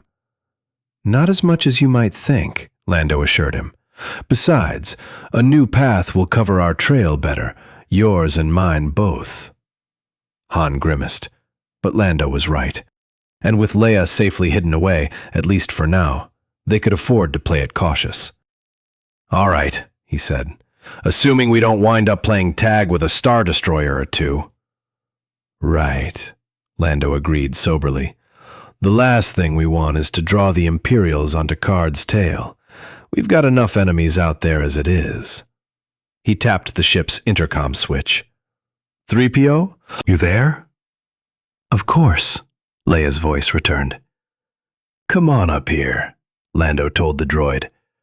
Time for your debut performance. The command room was filled with sculptures instead of pictures this time. Over 100 of them, lining the walls in holographic niches, as well as scattered around the floor on ornate pedestals. The variety, as Pelion had come to expect, was astonishing, ranging from human-style chunks of simple stone and wood to others that were more like tethered living creatures than works of art. Each was illuminated by a hazy globe of light, giving sharp contrast to the darkness of the spaces between them. Admiral? Pelion called uncertainly, trying to see around the artwork and through the gloom. Come in, Captain, Thrawn's coolly modulated voice beckoned. Over at the command chair, just above the hazy white of the Grand Admiral's uniform, 2 glowing red slits appeared. You have something? Yes, sir, Pelion told him, walking to the console ring and handing a data card over it. One of our probes in the outer Athega system has picked up Skywalker and his companions. And his companions, Thrawn echoed thoughtfully. He took the data card, inserted it, and for a minute watched the replay in silence. Interesting, he murmured. Interesting indeed. What's that third ship, the one maneuvering to link with the Millennium Falcon's dorsal hatch? We've tentatively identified it as the Lady Luck, Pelion said. Administrator Lando Calrissian's personal ship. One of the other probes copied a transmission stating that Calrissian was leaving Naklon on a purchasing trip. Do we know that Calrissian did, in fact, board the ship at Naklon? No, sir. Not for certain. We can try to get that information, though. Unnecessary, Thrawn said. Our enemies are clearly past the stage of such childish tricks. Thrawn pointed to the display, where the Millennium Falcon and the Lady Luck were now joined together. Observe, Captain, their strategy. Captain Solo and his wife, and probably the Wookiee Chewbacca, board their ship on Naklon, while Calrissian similarly boards his. They fly to the outer Athega system, and there they make a switch. Pelion frowned. But we've— Shh! Thrawn cut him off sharply, holding up a finger for silence, his eyes on the display. Pelion watched, too, as absolutely nothing happened. After a few minutes, the two ships separated, maneuvering carefully away from each other.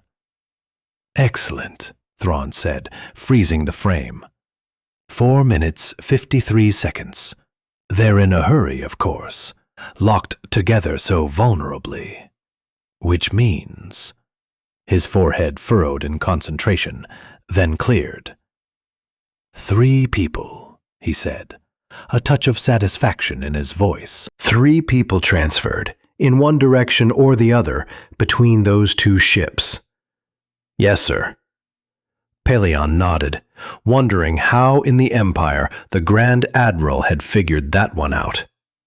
At any rate, we know that Leia Organa Solo remained aboard the Millennium Falcon. Do we? Thrawn asked, lazily polite. Do we indeed? I believe we do, sir, yes, Pelion said, quietly insistent.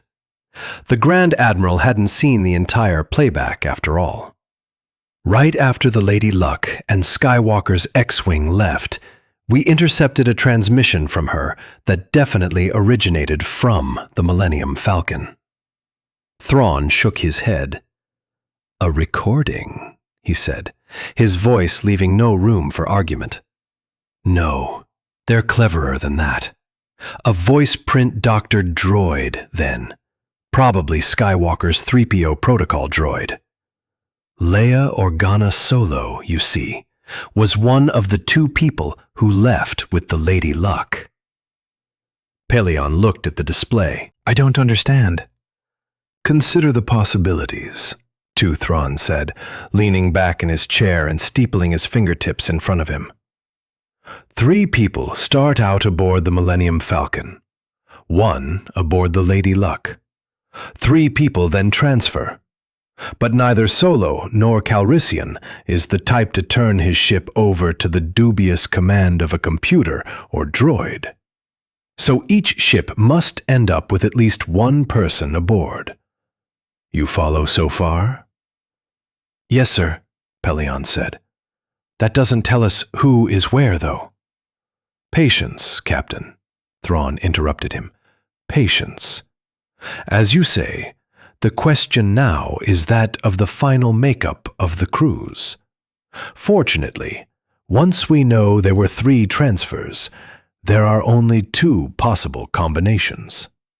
Either Solo and Organa Solo are together aboard the Lady Luck, or else Organa Solo and the Wookiee are there. Unless one of the transfers was a droid, Pelion pointed out. Unlikely. Thrawn shook his head. Historically, Solo has never liked droids, nor allowed them to travel aboard his ship except under highly unusual circumstances. Skywalker's droid and its astromech counterpart appear to be the sole exceptions, and thanks to your transmission data, we already know that that droid has remained on the Millennium Falcon. Yes, sir, Paleon said, not entirely convinced, but knowing better than to argue the point. Shall I put out an alert on the Lady Luck, then? That won't be necessary, Thrawn said, and this time the satisfaction came through clearly. I know exactly where Leia Organa Solo is going. Paleon stared at him. You're not serious, sir. Perfectly serious, Captain, Thrawn said evenly. Consider, Solo and Organa Solo have nothing to gain by simply transferring together to the Lady Luck. The Millennium Falcon is faster and far better defended. This exercise only makes sense if Organa Solo and the Wookiee are together. Thrawn smiled up at Paleon. And given that, there is only one logical place for them to go. Paleon looked at the display, feeling slightly sandbagged. But the Grand Admiral's logic tracked clean. Kashyyyk? Kashyyyk, Thrawn confirmed. They know they can't evade our Noghri forever, and so they've decided to surround her with Wookiees, for all the good it will do them. Paleon felt his lip twitch. He'd been aboard one of the ships that had been sent to Kashyyyk to capture Wookiees for the Empire's slave trade. It may not be as easy as it sounds, Admiral, he cautioned. Kashyyyk's ecology can best be described as a layered death trap, and the Wookiees themselves are extremely capable fighters. So are the Noghri, Thrawn countered coldly. Now, what of Skywalker? His vector away from Athaga was consistent with a course toward Jomark, Paleon told him. Of course, he could easily have altered it once he was out of range of our probes. He's going there, Thrawn said, lips twisting in a tight smile. Our Jedi Master has said so, hasn't he? The Grand Admiral glanced at the chrono on his display board. We'll leave for Jomark immediately. How much lead time will we have? A minimum of 4 days, assuming that Skywalker's X-Wing hasn't been overly modified. More than that, depending on how many stopovers he has to make on the way. He'll make no stopovers, Thrawn said. Jedi use a hibernation state for trips of such length. For our purposes, though, 4 days will be quite adequate. He straightened in his chair and touched a switch. The command room's lights came back up, the holographic sculptures fading away. We'll need 2 more ships, he told Paleon.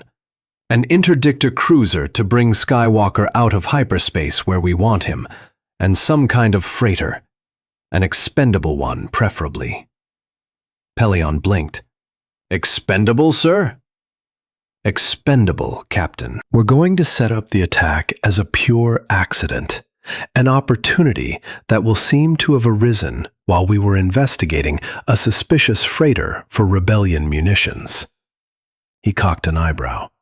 That way, you see, we retain the option of turning him over to Sabaoth if we choose to do so, without even Skywalker realizing he was actually ambushed. Understood, sir, Paleon said. With your permission, I'll get the Chimera underway. He turned to go, and paused. Halfway across the room, one of the sculptures had not disappeared with the others. Sitting all alone in its globe of light, it slowly writhed on its pedestal like a wave in some bizarre alien ocean. Yes, Thrawn said from behind him. That one is indeed real. It's very interesting, Paleon managed. The sculpture was strangely hypnotic. Isn't it? Thrawn agreed, his voice sounding almost wistful.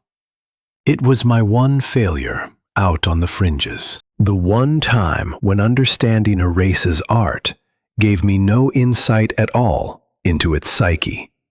At least, not at the time. Now, I believe I'm finally beginning to understand them. I'm sure that will prove useful in the future, Pelion offered diplomatically.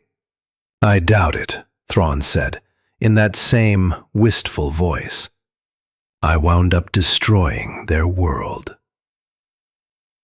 Pelion swallowed. Yes, sir, he said, Starting again for the door. He winced only a little as he passed the sculpture. There was no dreaming in the Jedi hibernation trance. No dreaming, no consciousness, virtually no awareness of the outside world. It was very much like a coma, in fact, except for one interesting anomaly. Despite the absence of true consciousness, Luke's time sense still somehow managed to function. He didn't understand it exactly, but it was something he'd learned to recognize and use. It was that time sense, coupled with R2's frantic gurgling in the foggy distance, that was his first hint something was wrong. All right, R2, I'm awake, he reassured the droid as he worked his way back toward consciousness. Blinking the gummy feeling out of his eyes, he gave the instruments a quick scan. The readings confirmed what his time sense had already told him. The X-Wing had come out of hyperspace nearly 20 light-years short of Jomark. The proximity indicator registered 2 ships practically on top of him ahead, with a third off to one side in the distance. Still blinking, he raised his head for a look, and with a rush of adrenaline, came fully awake. Directly ahead of him was what looked like a light freighter, a blazing overload in its engine section visible through crumpled and half-vaporized hull plates. Beyond it, looming like a dark cliff face, was an Imperial Star Destroyer. Anger, fear, aggression. The dark side of the Force, are they? With an effort, Luke forced down his fear. The freighter was between him and the Star Destroyer, concentrating on their larger prey. The Imperials might not even have noticed his arrival. "Let's get out of here, R2, he said, keying the controls back to manual and swinging the X-Wing hard around. The etheric rudder whined in protest with the turn. "Unidentified starfighter," a harsh voice boomed from the speaker. "This is the Imperial Star Destroyer Chimera. Transmit your identification code and state your business." So much for hoping he wouldn't be noticed. In the distance now, Luke could see what it was that had yanked the X-Wing out of hyperspace. The third ship was an interdictor cruiser, one the Empire's favorite tool for keeping opponents from jumping to lightspeed. Obviously, they'd been lying in wait for the freighter. It was just his bad luck that he'd run across the interdictor's projected mass shadow and been kicked out of hyperspace along with it. The freighter. Closing his eyes briefly with concentration, Luke reached out with the Force, trying to discover whether it was a Republic ship, a neutral, or even a pirate that the Chimera had caught. But there was no hint of any life aboard. Either the crew had escaped, or else they'd already been taken prisoner. Either way, there was nothing Luke could do for them now. "R2, find me the nearest edge of that interdictor's gravity wave cone," he ordered, throwing the X-Wing into a stomach-churning downward drop that even the acceleration compensator couldn't quite handle. If he could keep the freighter directly between him and the Star Destroyer, he might be able to get out of range before they could bring a tractor beam to bear. "Unidentified starfighter." The harsh voice was starting to get angry. "I repeat, transmit your identification code or prepare to be detained." "Should have brought one of Han's false ID codes with me," Luke muttered to himself. "R2, where's that edge estimate?" The droid beeped, and a diagram appeared on the computer scope. "That far, huh?" Luke murmured. Well, nothing to do but go for it. Hang on. Unidentified starfighter. The rest of the harangue was drowned out by the roar of the drive as Luke abruptly kicked the ship to full power. Almost lost in the noise was R2's questioning trilling. "No, I want the deflector shields down," Luke shouted back. "We need the extra speed." He didn't add that if the Star Destroyer was really serious about vaporizing them, the presence or absence of shields wouldn't matter much at this range anyway. But R2 probably already knew that. But if the Imperials didn't seem interested in vaporizing him out of hand, neither were they willing to just let him go. On the rear scope, he could see the Star Destroyer moving up and over the damaged freighter, trying to get clear of its interference. Luke threw a quick look at the proximity indicator. He was still within tractor beam range, and at their current relative speeds, would remain so for the next couple of minutes. What he needed was some way to distract or blind them. R2, I need a fast reprogramming on one of the proton torpedoes, he called. I want to drop it at 0 Delta V, then have it turn around and head straight aft. No sensors or homing codes either. I want it to go out cold. Can you do that? There was an affirmative beep. Good. As soon as it's ready, give me a warning and then let it go. He turned his attention back to the rear scope, gave the X-Wing's course a slight readjustment. With its guidance sensors in their normal active state, the torpedo would be subject to the Star Destroyer's impressive array of jamming equipment. Going out cold like this would limit the Imperial's response to trying to shoot it down with laser fire. The flip side of that, of course, was that if it wasn't aimed very accurately, it would shoot right past its intended target without even a twitch.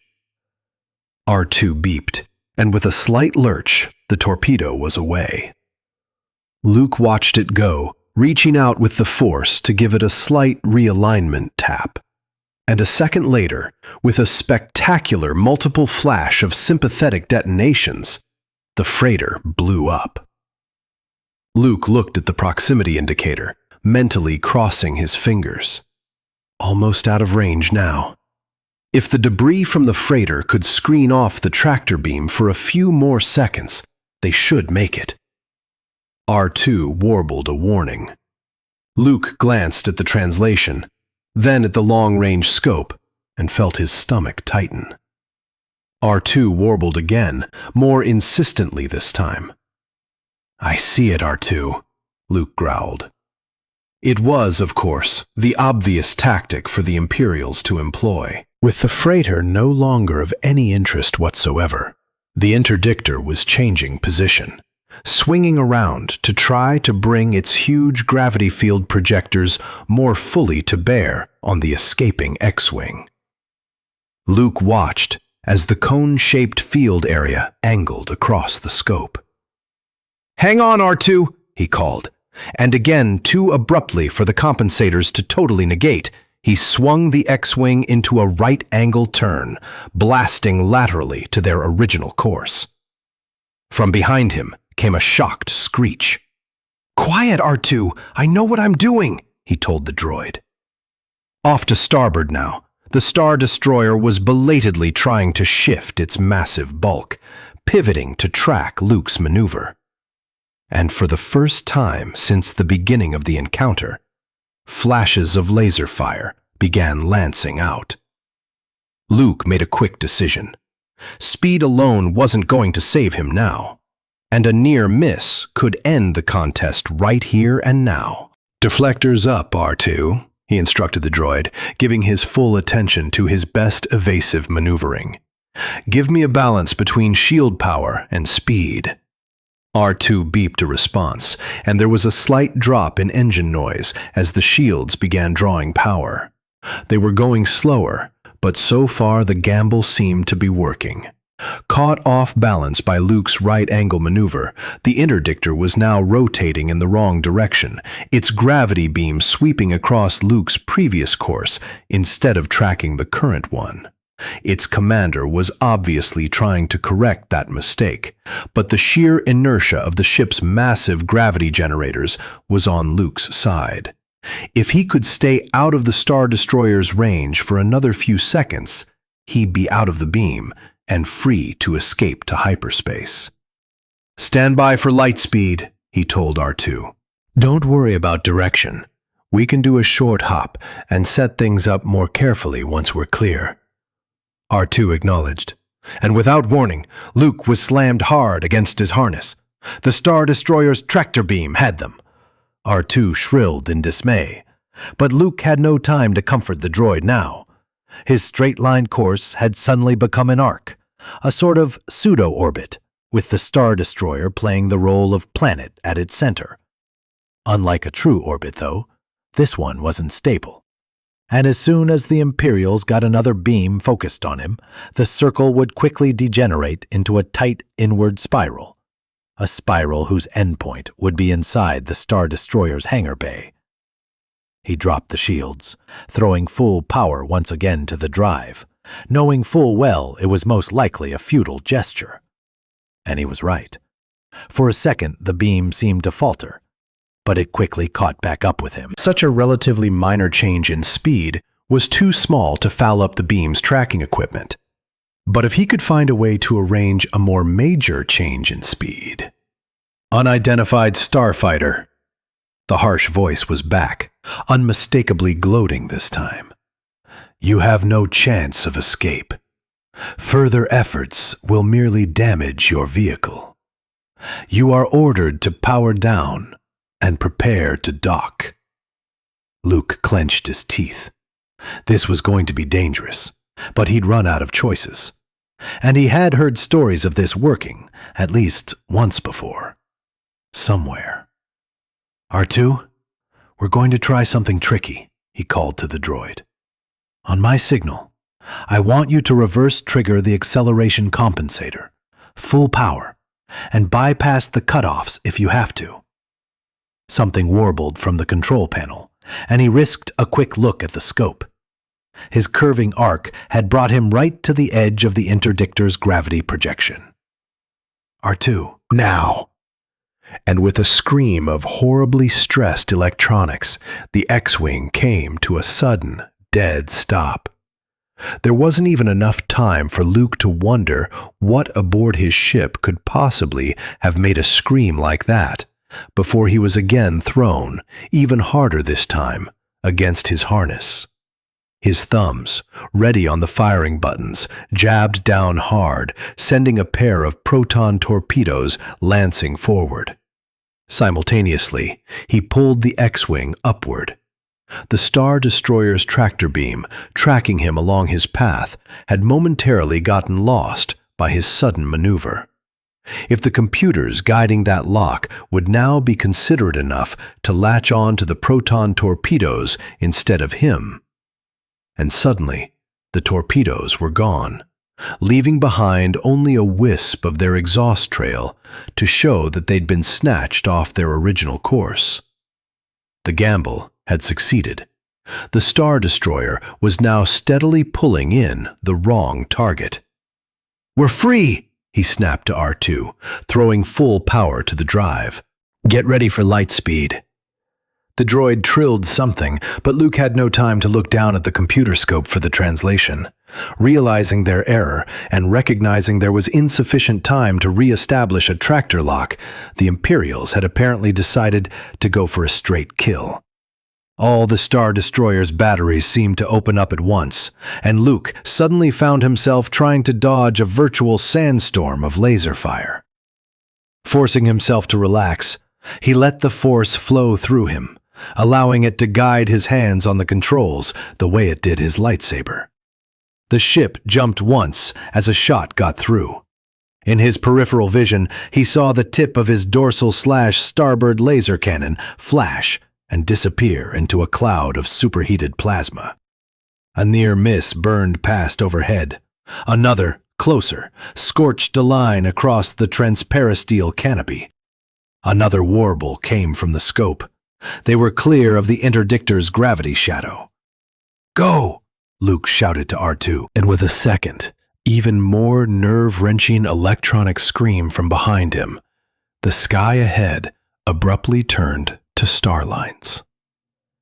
They'd made it. For what seemed like a small eternity, Thrawn gazed out the viewport, staring at the spot where Skywalker's X-Wing had been when it had vanished. Surreptitiously, Pelion watched him, wondering tautly when the inevitable explosion would come. With half an ear, he listened to the damage control reports coming from the number 4 tractor beam projector, carefully not getting himself involved with the cleanup. The destruction of one of the Chimera's 10 projectors was a relatively minor loss. Skywalker's escape was not.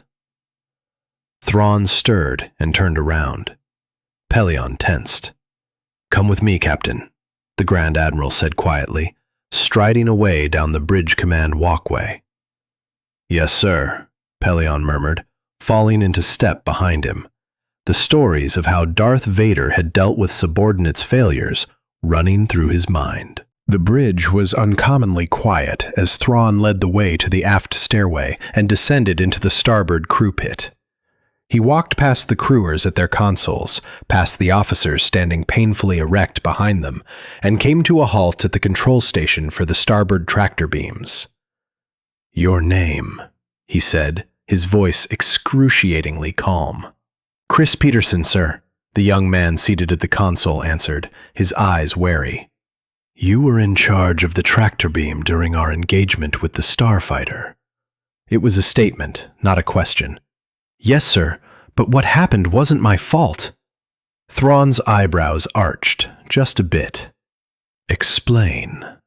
Peterson started to gesture to the side, changed his mind in mid-motion. "The target did something with his acceleration compensator that killed his velocity vector." "I'm aware of the facts," Thrawn cut in. "I'm waiting to hear why his escape wasn't your fault." "I was never properly trained for such an occurrence, sir," Peterson said, a flicker of defiance touching his eyes. "The computer lost the lock, but seemed to pick it up again right away.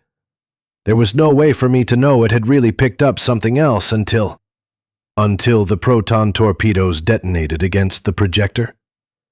Peterson held his gaze evenly. "Yes, sir." For a long moment, Thrawn studied him. "Who is your officer?" he asked at last. Peterson's eyes shifted to the right. "Ensign Colclajur, sir." Slowly, deliberately, Thrawn turned to the tall man standing rigidly at attention with his back to the walkway. "You are in charge of this man?" Colclajur swallowed visibly. "Yes, sir," he said. "Was his training also your responsibility?" "Yes, sir," Colclajur said again. "Did you, during that training, run through any scenarios similar to what just happened?" "I don't remember, sir," the ensign admitted. The standard training package does include scenarios concerning loss of lock and subsequent re-establishment confirmation. Thrawn threw a brief glance back down at Peterson. "Did you recruit him as well, Ensign?" "No, sir. He was a conscript." "Does that make him less worthy of your training time than a normal enlistee?" "No, sir." Colclajur's eyes flicked to Peterson. "I've always tried to treat my subordinates equally." "I see." Thrawn considered for a moment, then half-turned to look past Pelion's shoulder. "Rook." Pelion started as Rook brushed silently past him. He hadn't realized the Nogri had followed them down. Thrawn waited until Rook was standing at his side, then turned back to Colclajur. "Do you know the difference between an error and a mistake, Ensign?" The entire bridge had gone deathly still. Colclajur swallowed again, his face starting to go pale. "No, sir." "Anyone can make an error, Ensign, but that error doesn't become a mistake until you refuse to correct it." He raised a finger and almost lazily pointed. Pelion never even saw Rook move. Peterson certainly never had time to scream. From farther down the crew pit came the sound of someone trying valiantly not to be sick. Thrawn glanced over Pelion's shoulder again and gestured, and the silence was further broken by the sound of a pair of stormtroopers coming forward. "Dispose of it," the Grand Admiral ordered them, turning away from Peterson's crumpled body and pinning Colclasure too with a stare. "The error, Ensign," he told the other softly, "has now been corrected. You may begin training a replacement." He held Colclasure's eyes another heartbeat. Then, seemingly oblivious to the tension around him, he turned back to Pelion.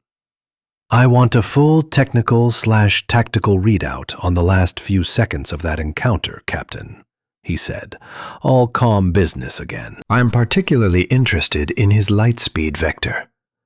I have it all here, sir. A lieutenant spoke up a bit hesitantly, stepping forward to offer the Grand Admiral a data pad. Thank you.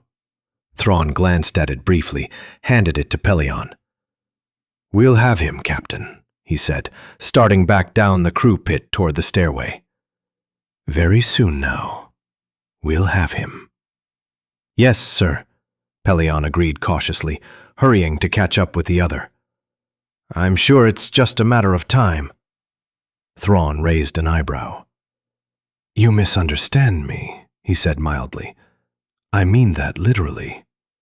He's out there right now, not very far away.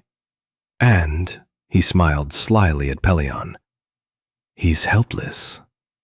Pelion frowned. I don't understand, sir.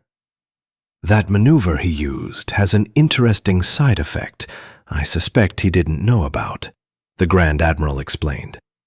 Backfiring an acceleration compensator like that does severe damage to the adjoining hyperdrive. A light year away, no farther, and it will fail completely. All we have to do is make a search along that vector, or persuade others to do our searching for us, and he'll be ours. You follow? Yes, sir, Pelion said. Shall I contact the rest of the fleet? Thrawn shook his head.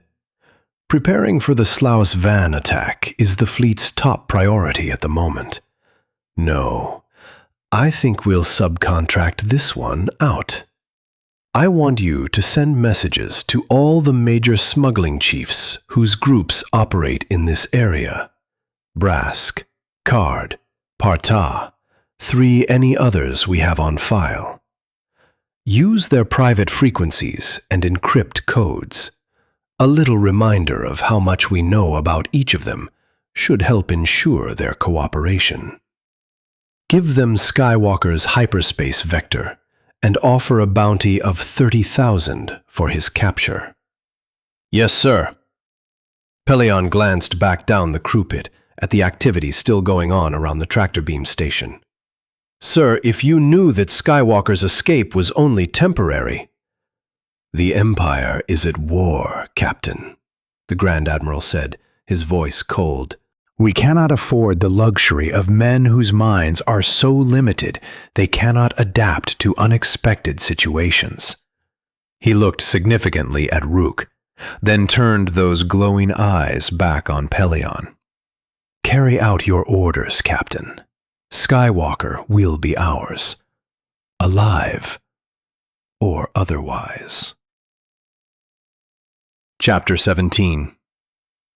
In front of Luke, the scopes and displays glowed softly as the diagnostic messages, most of them bordered in red, scrolled past. Beyond the displays, through the canopy, he could see the X-Wing's nose, lit faintly by the sheen of distant starlight. Beyond that, were the stars themselves, blazing all around him with cold brilliance. And that was all. No sun, no planets, no asteroids, no cometary bodies, no warships, transports, satellites, or probes. Nothing. He and R2 were stranded, very literally, in the middle of nowhere.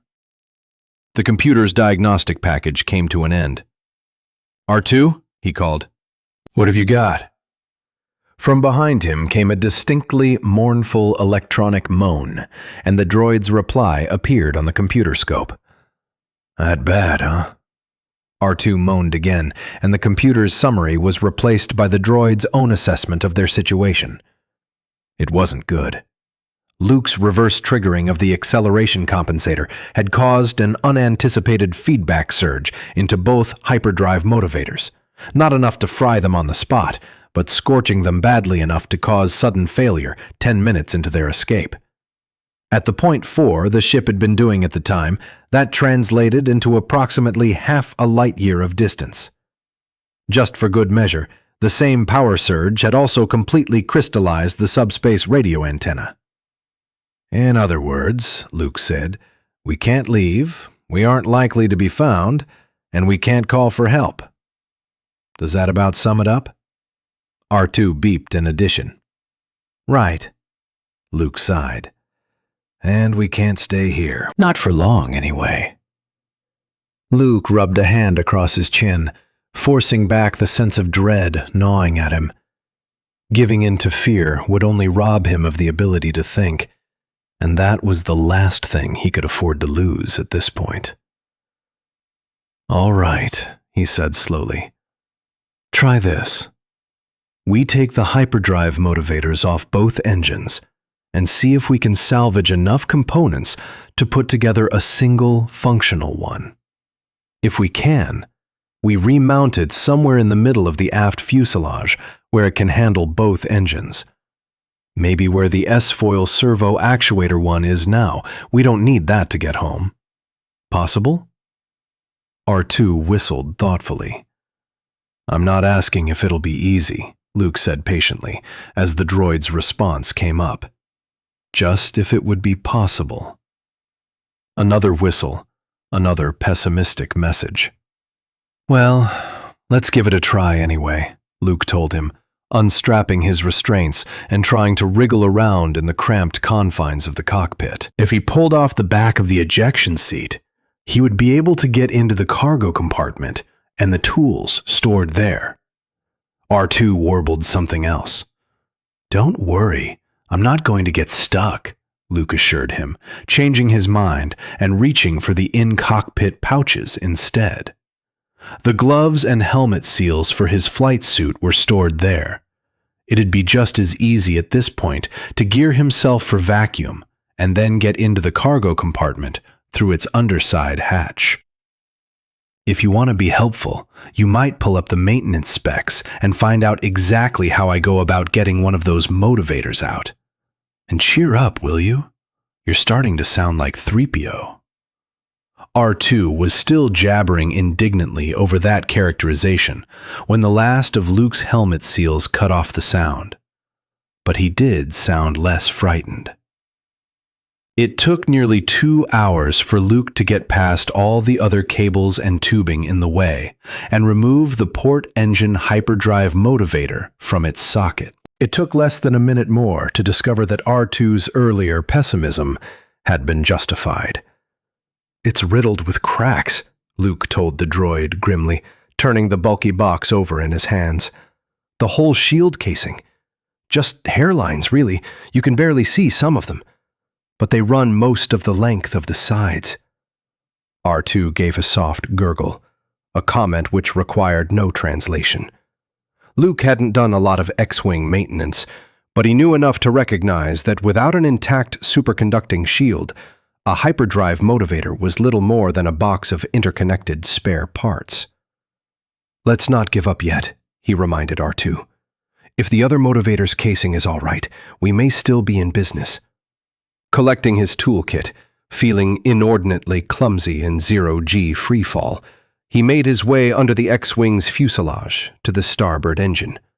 It took only a few minutes to remove the proper access cover and tie back some of the interfering cables. Then, trying to get both his faceplate and his glow rod together in the opening without blinding himself, he peered inside. A careful look at the motivator casing showed that there was no need to continue the operation. For a long moment, he just hung there, one knee bumping gently against the power surge vent. wondering what in the name of the Force they were going to do now. His X-Wing, so sturdy and secure in even the thick of combat, seemed now to be little more than a terribly fragile thread by which his life was hanging. He looked around him, looked at the emptiness and the distant stars, and as he did so, the vague sense of falling that always accompanied Zero-G came flooding back in on him. A memory flashed. Hanging from the underside of Cloud City, weak from fear and the shock of losing his right hand, wondering how long he would have the strength to hang on. "Leia," he called silently, putting all the power of his new Jedi skill into the effort. "Leia, hear me. Answer me." There was no answer except for the echoing of the call through Luke's own mind. But then, he hadn't expected one. Leia was long gone, safe on Kashyyyk by now, under the protection of Chewbacca and a whole planet of Wookiees. He wondered if she'd ever find out what had happened to him. For the Jedi, there is no emotion. There is peace. Luke took a deep breath, forcing back the black thoughts. No, he would not give up. And if the hyperdrive couldn't be fixed, well, perhaps there was something else they could try. "I'm coming in, R2, he announced, replacing the access panel and again collecting his tools. "While you're waiting, I want you to pull everything we've got on the subspace radio antenna." R2 had the data assembled by the time Luke got the cockpit canopy sealed over him again. Like the hyperdrive data, it wasn't especially encouraging. Made of 10 kilometers of ultra-thin, superconducting wire, wound tightly around a U-shaped core. A subspace radio antenna wasn't something that was supposed to be field repairable. But then, Luke wasn't the average X-Wing pilot either. "All right, here's what we're going to do," he told the droid slowly. "The antenna's outer wiring is useless, but it doesn't look like the core itself was damaged. If we can find 10 kilometers of superconducting wire somewhere else on the ship, we should be able to make ourselves a new one. Right?"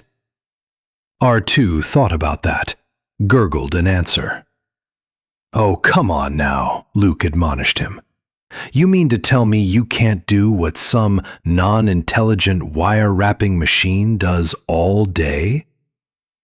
The droid's beeping response sounded decidedly indignant. The translation that scrolled across the computer scope was even more so. "Well then, there's no problem," Luke said, suppressing a smile. "I'd guess either the repulsor lift drive or else the sensor jammer will have all the wire we need. Check on that, will you?" There was a pause, and R2 quietly whistled something. "Yes, I know what the life support's limitations are," Luke agreed.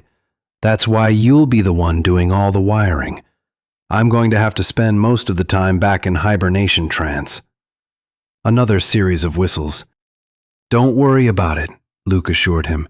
"As long as I come up every few days for food and water, hibernation is perfectly safe. You've seen me do it a dozen times, remember? Now get busy and run those checks." Neither of the two components had quite the length of wiring they needed, but after poking around a little in the more esoteric sections of his technical memory, R2 came to the conclusion that the 8 kilometers available in the sensor jammer should be adequate to create at least a low-efficiency antenna. He conceded, however, that there was no way to know for sure until they actually tried it. It was another hour's work for Luke to get the jammer and antenna out of the ship, strip the ruined wire off the core of the latter, and move everything to the upper aft fuselage where R2's 2 graspers could reach it. Jury-rigging a framework to feed the wire and protect it from snagging took another hour, and he took a half-hour more to watch the operation from inside to make sure it was going smoothly. At which point, there was nothing left for him to do. "Now don't forget, he warned the droid as he settled himself as comfortably into the cockpit seat as possible. If anything goes wrong, or you even think something's about to go wrong, you go ahead and wake me up. Got that? R2 whistled his assurances. All right, Luke said, more to himself than to the droid. I guess this is it then. He took a deep breath, letting his gaze sweep one last time across the starry sky. If this didn't work. But there was no point in worrying about that now. He'd done all he could for the moment. It was time now for him to draw upon inner peace and to entrust his fate to R2. To R2. And to the Force. He took another deep breath. Leia, he called, uselessly, one last time. Then, turning his mind and thoughts inward, he began to slow his heart. The last thing he remembered before the darkness took him was the odd sense that someone, somewhere, had in fact heard that final call. Leia. Leia jerked awake. Luke? She called, propping herself up on one elbow and peering into the dimness surrounding her. She could have sworn she'd heard his voice. His voice, or perhaps the touch of his mind. But there was no one. Nothing but the cramped space of the Lady Luck's main cabin and the pounding of her own heart and the familiar background sounds of a ship in flight. And a dozen meters away in the cockpit, the unmistakable sense of Chewbacca's presence. And as she woke further, she remembered that Luke was hundreds of light years away. It must have been a dream. With a sigh, she lay back down. But even as she did so, she heard the subtle change in sound and vibration pattern as the main sublight drive shut down and the repulsor lift kicked in. Listening closer, she could hear the faint sound of air rushing past the hull. Slightly ahead of schedule, they were coming in to Kashyyyk. She got out of bed and found her clothes, feeling her quiet misgivings gnawing with renewed force as she got dressed. Han and Chewbacca could make all the reassuring noises they wanted, but she'd read the diplomatic reports, and she knew full well how strong the undercurrent of resentment was that the Wookiees still harbored toward humans. Whether her status as a member of the New Republic hierarchy would make up for that was, in her view, entirely problematical, especially given her chronic difficulty in understanding their language. The thought made her wince, and not for the first time since leaving Inclallin. She wished she'd had Lando use some other droid for his little voice-matching trick. Having 3PO and his 7 million language translator along would have made this whole thing so much less awkward. The Lady Luck was already deep into the atmosphere by the time she arrived in the cockpit, skimming low over a surprisingly flat layer of clouds and making smooth curves around the treetops that were occasionally visible poking through them. She remembered when she'd first come across a reference to the size of Kashyyyk's trees. She'd had a full-blown argument with the Senate librarian at the time about how the government could not afford to have its records data shot through with such clearly absurd errors. Even now, with them right in front of her, she found the things hard to believe. "Is that size typical for Roshir trees?" she asked Chewbacca as she slipped into the seat beside him. Chewbacca growled a negative. The ones visible above the clouds were probably half a kilometer taller than the average. "They're the ones you put nursery rings on, then?" Leia nodded. He looked at her, and even with her limited ability to read Wookiee faces, his surprise was quite evident. "Don't look so shocked," she admonished him with a smile. "Some of us humans know a little about Wookiee culture. We aren't all ignorant savages, you know." For a moment, he just stared at her. Then, with an "urf, urf, urf" of laughter, he turned back to the controls. Ahead and to the right, A tighter group of the extra-tall Roshir trees had come into view. Chewbacca turned the Lady Luck toward it, and within a few minutes they were close enough for Leia to see the network of cables or thin branches linking them together just above cloud height. Chewbacca circled the ship partway around, bringing it within the perimeter, and then, with just a growl of warning, dropped sharply down into the clouds. Leia grimaced. She'd never really liked flying blind, especially in an area crowded with obstacles the size of Roshir trees. But almost before the Lady Luck was completely enveloped by the thick white fog, they were clear of it again. Immediately below them was another cloud layer. Chewbacca dropped them into that one too, and drove through it to clear air again. Leia inhaled sharply. Filling the entire gap between the group of massive trees, apparently hanging suspended in mid-air, was a city. Not just a collection of primitive huts and fires like the Ewok tree villages on Endor. This was a real, genuine city, stretching out over a square kilometer or more of space. Even from this distance, she could see that the buildings were large and complex, some of them 2 or 3 stories high, and that the avenues between them were straight and carefully laid out. The huge boles of the trees poked up around and in some places through the city, giving the illusion of giant brown columns supporting a rooftop of clouds. Surrounding the city on all sides, strangely colored searchlight beams lanced outward. 3.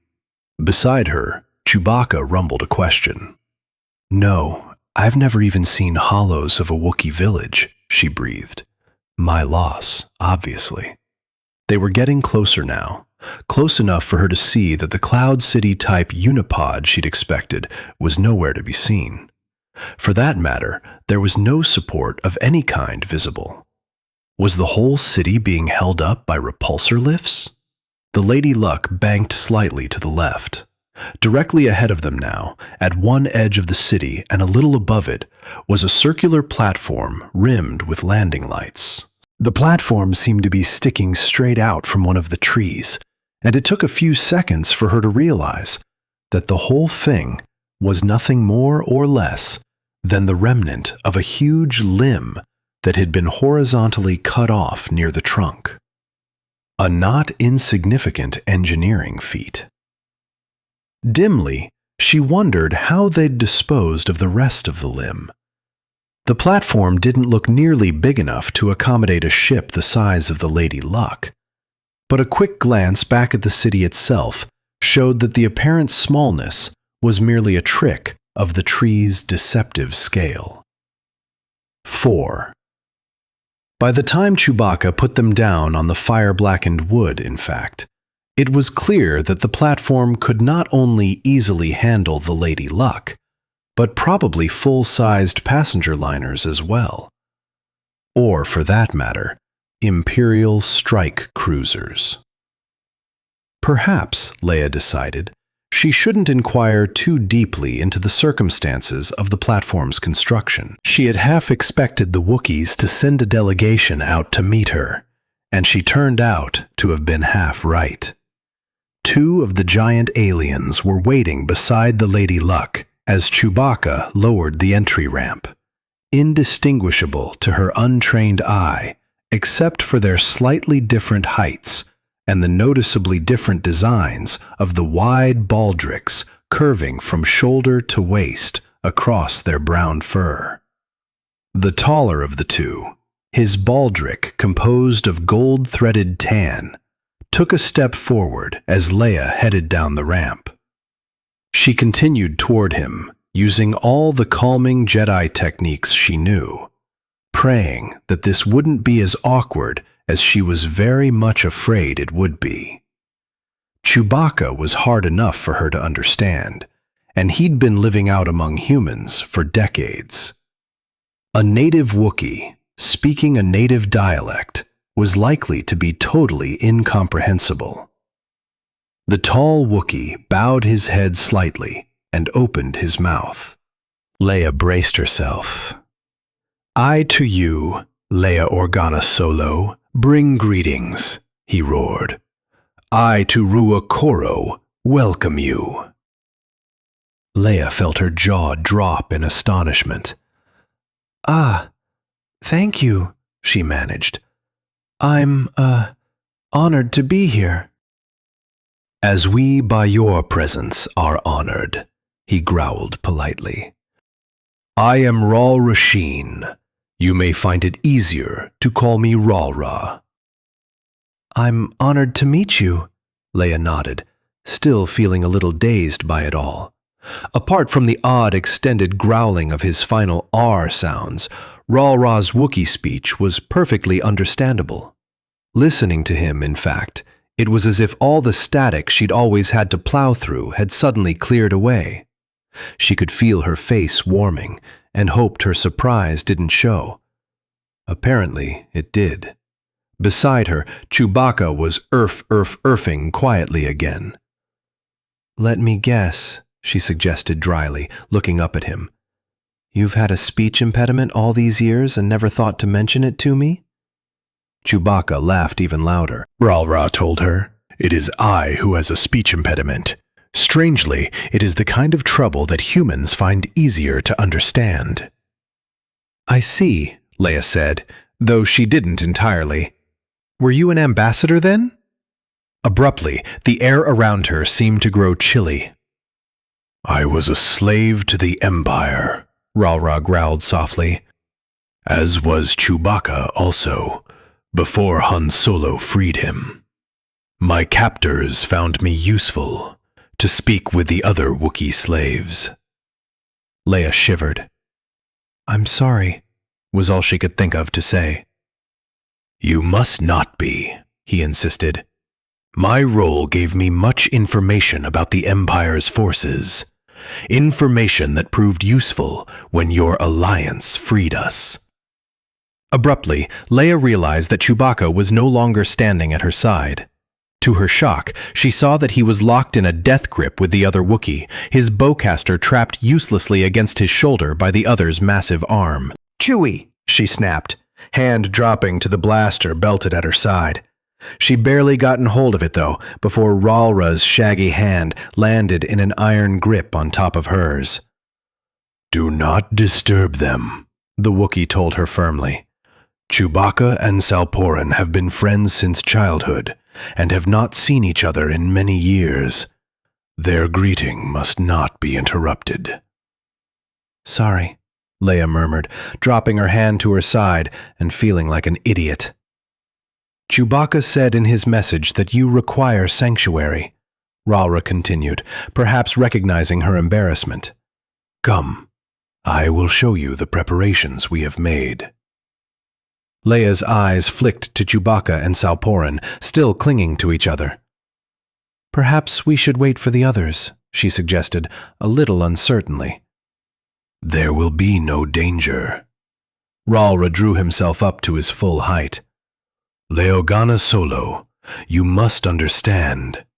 Without you and your people, many of us would still be slaves to the Empire." "Slaves, or dead at their hand. To you and your republic, we owe a life debt." "Thank you," Leia said, feeling the last bit of residual tension draining away. There was a great deal about Wookiee culture and psychology that was still opaque to her, but the life debt, at least, she understood very well. Ralra had formally committed himself to her safety now, that commitment backed up by Wookiee honor, tenacity, and raw strength. "Come," Ralra growled, gesturing toward what looked like an open-cage lift car at the edge of the platform.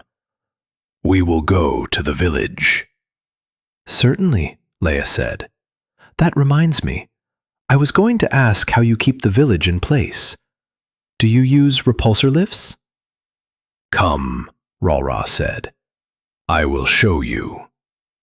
The village was not, in fact, being held up by repulsor lifts, nor with unipods, tractor anchor lines, or any other clever scheme of modern technology. which made it all the more sobering for Leia to realize that the Wookiees' method was, in its own way, more sophisticated than any of them.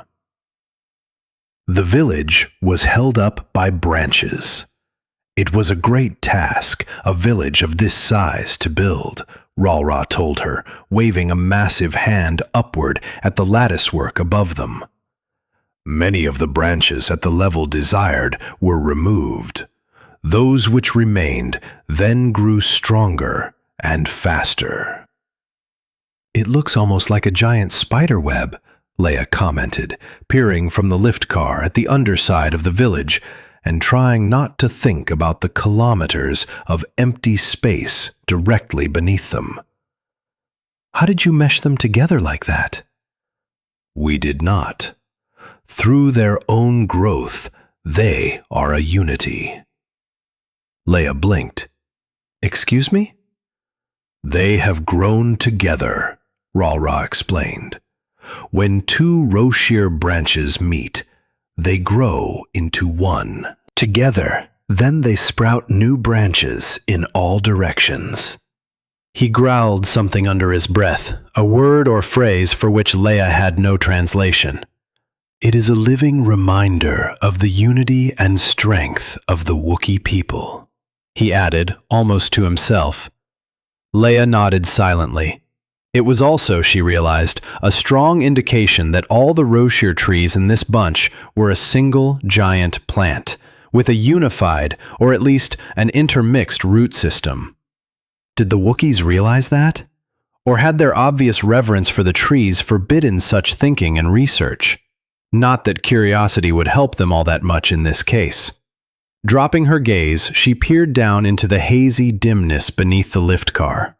Somewhere down there were the shorter Roshirs and hundreds of other types of trees that made up the vast jungles of Kashyyyk. Several different arboreal ecosystems were reputed to exist in the jungle, arranged in roughly horizontal layers, descending toward the ground, each layer more deadly than the one above. She didn't know whether the Wookiees had ever even made it all the way down to the surface. It was for sure that no one who had would have taken the time for leisurely botanical studies. "They are called Krois," 9, Ralra said. Leia blinked at the odd non sequitur. But even as she opened her mouth to ask what he was talking about, she spotted the double wedge of birds flying swiftly through the sky beneath them. "Those birds?" she asked. "Yes. Once they were a prize food to the Wookiee people. Now, even the poor may eat them." He pointed toward the edge of the village above them, to the haze of light coming from the searchlights she'd seen during their approach. "Krois will come to those lights," he explained.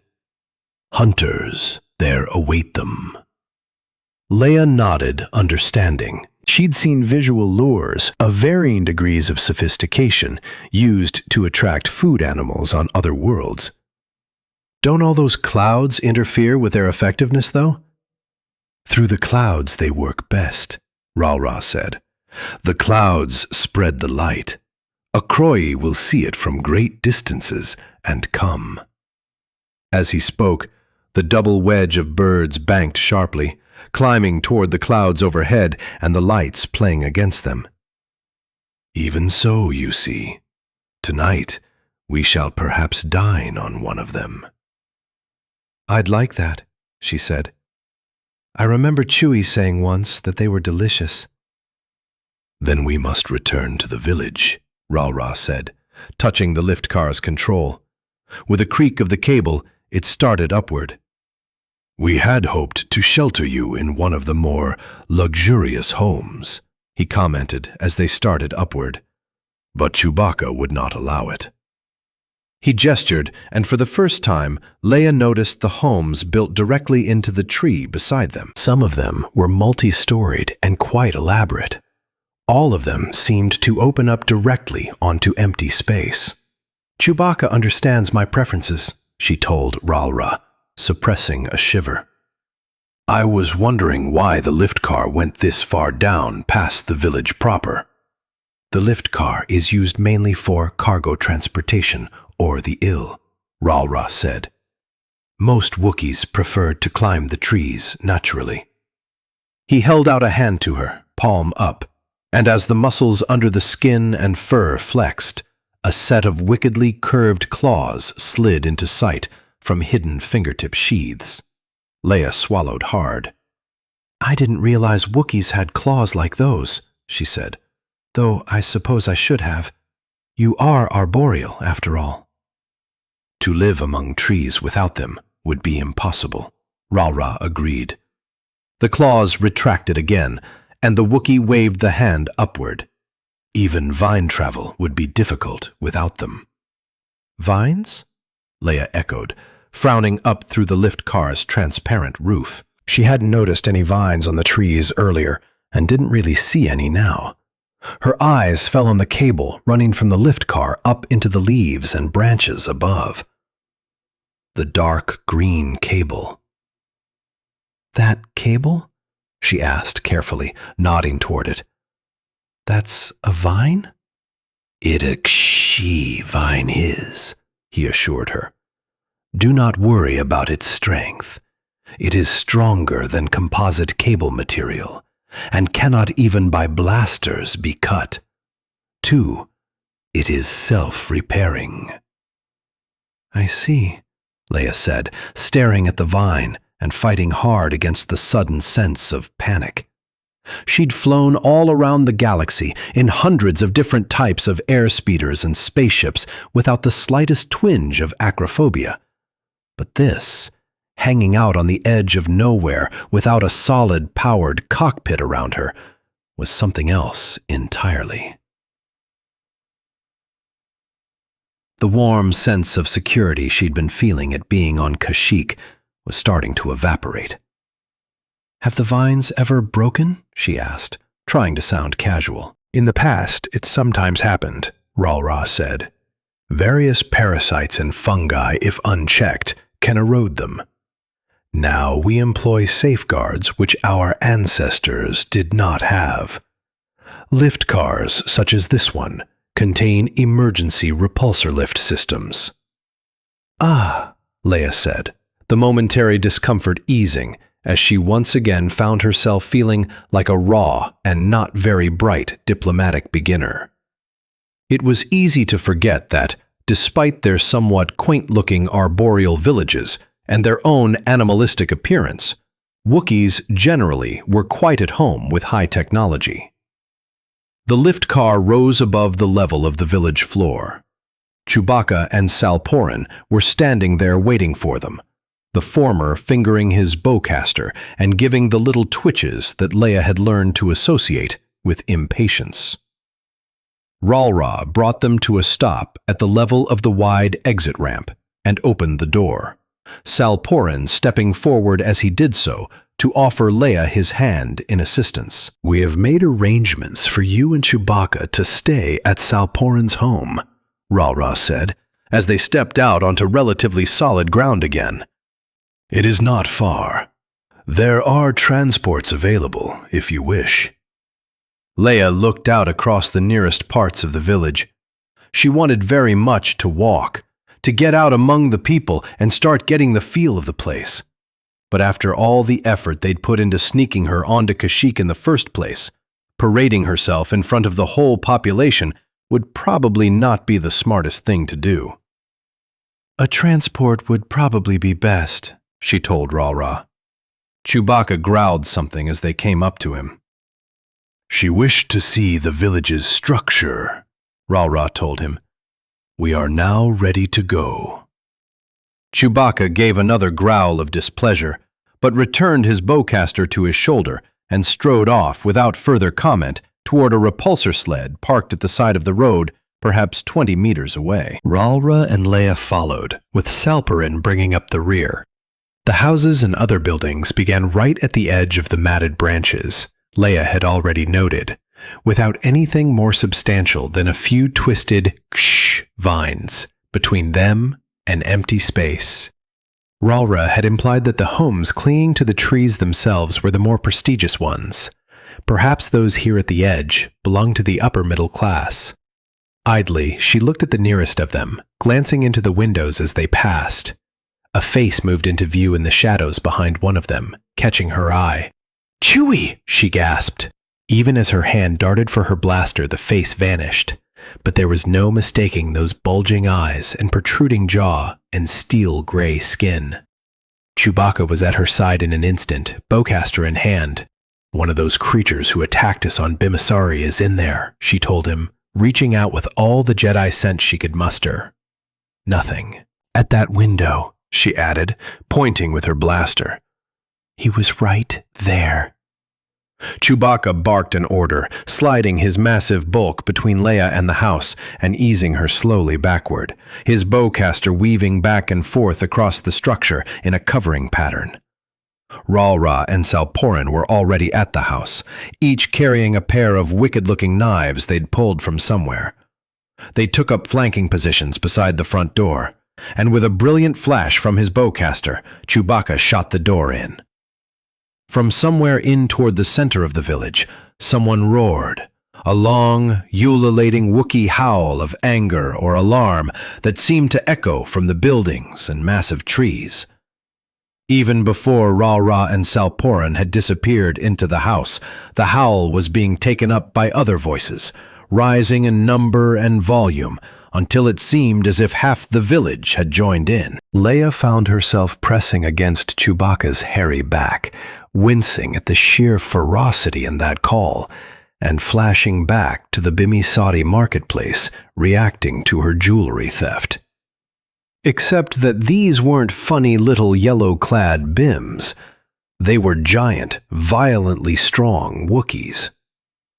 A large crowd had begun to form by the time Ralra and Salporin emerged from the house, a crowd that Chewbacca paid no more attention to than he had the howling as he kept his eyes and bowcaster trained on the house.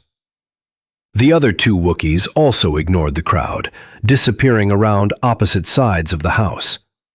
They reappeared seconds later, their manner that of hunters who'd come up dry. "He was there," Leia insisted, as they returned to where she and Chewbacca stood. "I saw him." "That may be true," Ralra said, slipping his knives back into hidden sheaths behind his baldric. Salporin, his attention still back on the house, kept his own knives ready. "But we found no trace of anyone." Leia bit at her lip, eyes flicking across the area. There were no other houses near enough for the alien to have crossed to without her and Chewbacca seeing him. No cover of any sort, for that matter, on this side of the house. On the other side, there was nothing but the edge of the village. "He went over the edge," she realized suddenly. "He must have. Either worked his way under the village with climbing gear, or else met a craft hovering down below." "That is unlikely," Ralra said, starting past her. "But possible. I will go down the lift car to try and discover him." Chewbacca reached a hand out to stop him, growling a negative. "You are right," Ralra conceded, though clearly reluctantly. "Your safety, Leia Organa Solo, is the most important thing at this point. We will take you to safety first, and then make inquiries about this alien." To safety? Leia gazed at the house, a shiver running up her back, and wondered if there would ever again be such a thing for her as safety. Chapter 18. The trilling code, coming from somewhere far behind him, startled Luke up out of his dreamless sleep. "Okay, R2, I'm awake," he said groggily, reaching up to rub at his eyes. His knuckles bumped into the visor of his flight helmet, and the impact did a bit to dissipate the fog still swirling through his mind. He couldn't remember exactly the circumstances under which he'd gone into hibernation, but he had the distinct feeling that R2 had brought him out too soon. "Is anything wrong?" he asked, trying to track down exactly what it was the droid was supposed to be doing. The trilling changed to an anxious-sounding warble. Still fighting to get his eyes properly focused, Luke searched out the computer scope for the translation. To his mild surprise, it was dark, as were all the rest of his instruments. And then it came back to him. He was trapped in deep space, with all the X-Wing systems shut down, except power for R2, and minimal life support for himself. And R2 was supposed to be winding a new subspace radio antenna. Twisting a slightly stiff neck, he turned halfway around to look back at the droid, wondering what the problem was, and felt his muscles twitch with surprise. There, bearing rapidly down on them, was another ship. He spun back around, fully awake now, hands jabbing for the bank of power switches and slapping them all on. But it was so much useless reflex. Even with shortcuts, it would still take nearly 15 minutes to bring the X-Wing's engines from a cold start to any serious possibility of flight, let alone combat. If the intruder was unfriendly. Using the emergency maneuvering jets, he got the X-Wing turning slowly around to face the approaching ship. The scopes and sensors were starting to come back online again, confirming what his eyes had already told him. His visitor was a mid-sized, slightly dilapidated-looking Corellian bulk freighter. Not the sort of ship the Imperials usually used, and there were certainly no Imperial markings on its hull. But under the circumstances, it was just as unlikely that it was an innocent freight handler either. A pirate, perhaps? Luke reached out with the Force, trying to get a sense of the crew. R2 warbled, and Luke glanced down at the computer scope. Yes, I noticed that too, Luke told him. But a normal bulk freighter might be able to pull that kind of deceleration, if it was empty. Why don't you do a quick analysis of the sensor readings, see if you can spot any weapons emplacements?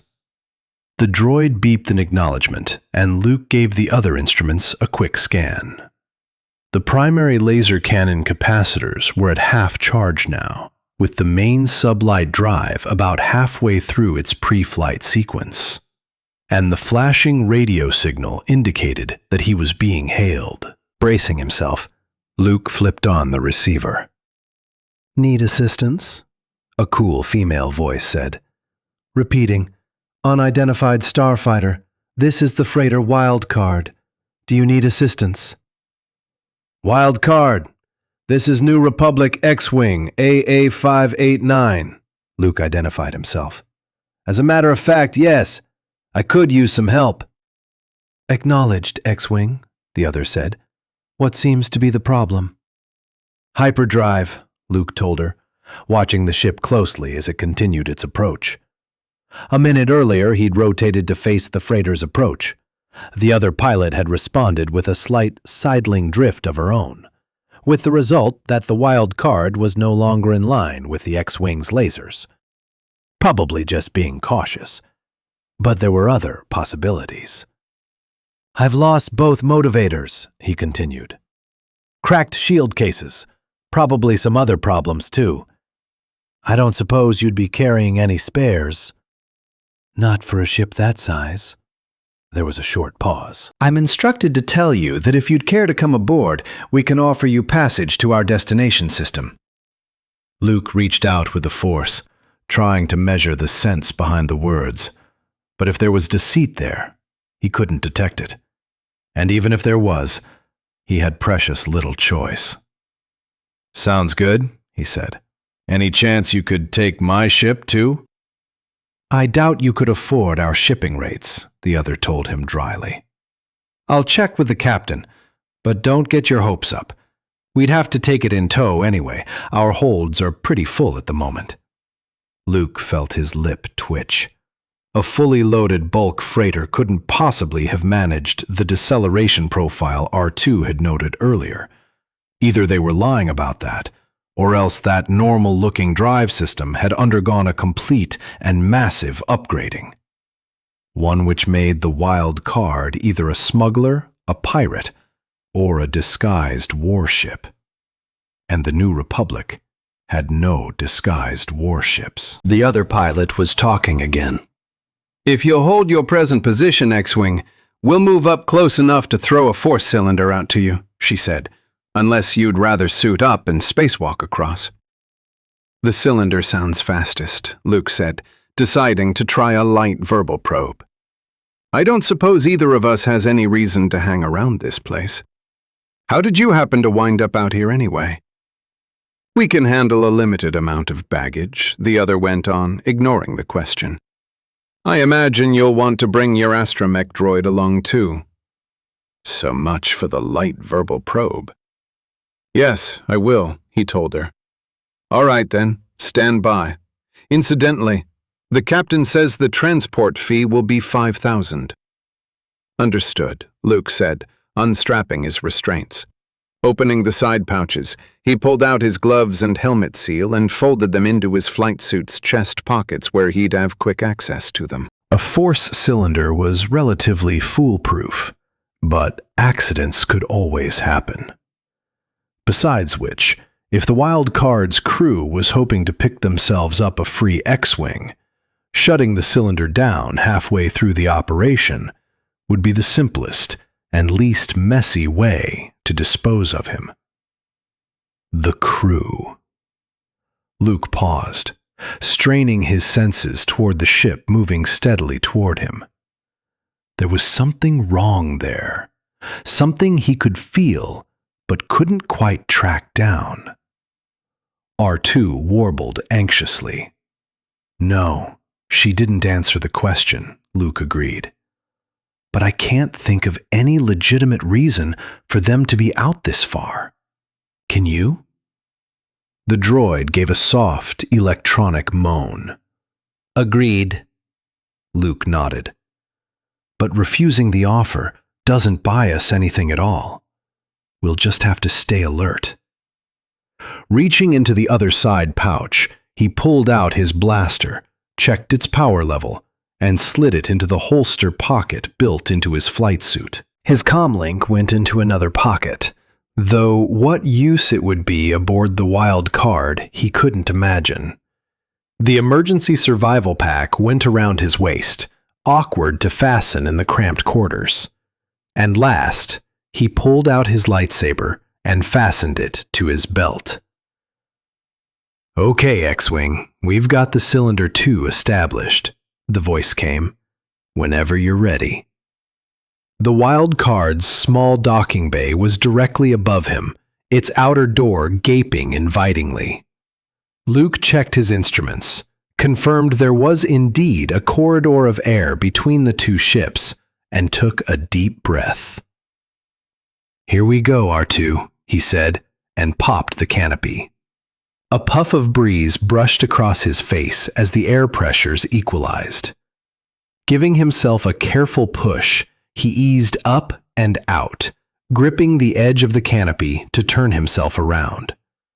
R2, he saw, had ejected from his socket and was drifting freely just above the X-Wing, making distinctly unhappy noises about his situation. I've got you, R2. Luke soothed, reaching out with the force to pull the droid toward him. Getting his bearings one last time, he bent his knees and pushed off. He reached the airlock at the back of the bay a half-second ahead of R2, grabbed hold of the straps fastened to the walls, and brought both of them to a smooth halt. Someone was obviously watching. They were still moving when the outer locked door slid shut. Gravity came back, slowly enough for him to adjust his stance to it, and a moment later, the inner door slid open. There was a young man waiting for them, wearing a casual coverall of an unfamiliar cut. "Welcome aboard the Wild Card," he said, nodding gravely. "If you'll follow me, the captain would like to see you." Without waiting for a reply, he turned and headed down the curving corridor. "Come on, R2," Luke murmured, starting after him and reaching out with the force for a quick survey of the ship. Aside from their guide, he could sense only 4 others aboard, all of them in the forward sections, behind him, in the aft sections. He shook his head, trying to clear it. It didn't help. The aft sections of the ship still remained oddly dark to him. An after effect of the long hibernation, probably. It was for certain, though, that there were no crew members or droids back there, and that was all he needed to know for the moment. The guide led them to a door, which slid open as he stepped to one side. "Captain Card will see you now," he said, waving toward the open door. "Thank you," Luke nodded to him. With R2 bumping against his heels, he stepped into the room. It was an office of sorts, small, with much of its wall space taken up with what looked like highly sophisticated communications and encrypt equipment. In the center was a large desk/console combination, and seated behind it, watching Luke's approach, was a slender man, thin-faced, with short dark hair and pale blue eyes. "Good evening," he said in a cool, carefully modulated voice. "I'm Talon Card." His eyes flicked up and down Luke, as if measuring him. "And you, I presume, are Commander Luke Skywalker." Luke stared at him. How in the world? "Private citizen Skywalker," he said, striving to keep his own voice calm. "I resigned my Alliance commission nearly 4 years ago." An almost smile twitched the corners of Card's mouth. "I stand corrected. I must say, you've certainly found a good place to get away from it all." The question was unstated, but no less obvious for that. "I had some help choosing it," Luke told him. "A small run-in with an Imperial Star Destroyer about half a light year away." "Ah," Card said, without any surprise that Luke could see or sense. "Yes, the Empire is still quite active in this part of the galaxy. Growing more so, too, particularly of late." He cocked his head slightly to the side, his eyes never leaving Luke's face. "Though I presume you've already noticed that. Incidentally, it looks like we'll be able to take your ship in tow after all. I'm having the cables rigged now." "Thank you," Luke said, feeling the skin on the back of his neck start to tingle. Whether a pirate or a smuggler, Card should certainly have reacted more strongly to the news that there was a Star Destroyer in the area. Unless, of course, he already had an understanding with the Imperials. "Allow me to thank you for the rescue as well," he continued. "R2 and I are lucky you happened along." "And R2 is?" "Oh, of course, your astromech droid." The blue eyes flicked down briefly. "You must be a formidable warrior indeed, Skywalker. Escaping from an Imperial Star Destroyer is no mean trick, though I imagine a man like yourself is accustomed to giving the Imperials trouble." "I don't see much frontline action anymore," Luke told him. "You haven't told me how you came to be out here, Captain. Or, for that matter, how you knew who I was." Another almost smile. "With a lightsaber attached to your belt?" he asked wryly. "Come now. You were either Luke Skywalker, Jedi, or else someone with a taste for antiques and an insufferably high opinion of his swordsmanship." Again the blue eyes flicked up and down Luke. "You're not really what I expected, somehow. Though I suppose that's not all that surprising. The vast majority of Jedi lore has been so twisted by myth and ignorance that to get a clear picture is almost impossible." The warning bell in the back of Luke's mind began to ring louder. "You almost sound as if you were expecting to find me here," he said, easing his body into a combat stance and letting his senses reach out. All 5 of the crewers were still more or less where they'd been a few minutes earlier, farther up toward the forward part of the ship. None, except Card himself, was close enough to pose any kind of immediate threat. "As a matter of fact, we were," Card agreed calmly, "though I can't actually take any of the credit for that. It was one of my associates, Mara Jade, who led us here. His head inclined slightly to his right. She's on the bridge at the moment. He paused, obviously waiting. It could be a setup, Luke knew, but the suggestion that someone might actually have been able to sense his presence from light years away was too intriguing to pass up. Keeping his overall awareness clear, Luke narrowed a portion of his mind to the Wild Card's bridge. At the helm was the young woman he'd spoken to earlier from the X-Wing. Beside her, an older man was busy running a calculation through the nav computer, and sitting behind them. The jolt of that mind shot through him like an electric current. Yes, that's her, Card confirmed, almost offhandedly. She hides it quite well, actually, though not, I suppose, from a Jedi. It took me several months of careful observation to establish that it was you, and you personally, for whom she had these feelings. It took Luke another second to find his voice. Never before, not even from the Emperor, had he ever felt such a black and bitter hatred. I've never met her before, he managed. No? Card shrugged. A pity. I was rather hoping you'd be able to tell me why she feels this way. Ah, well. He got to his feet. I suppose, then, there's nothing more for us to talk about for the moment. And let me say in advance that I'm very sorry it has to be this way. Reflexively, Luke's hand darted for his lightsaber. He'd barely begun the movement when the shock of a stun weapon coursed through him from behind. There were Jedi methods for fighting off unconsciousness, but they all took at least a split second of preparation, a split second that Luke did not have.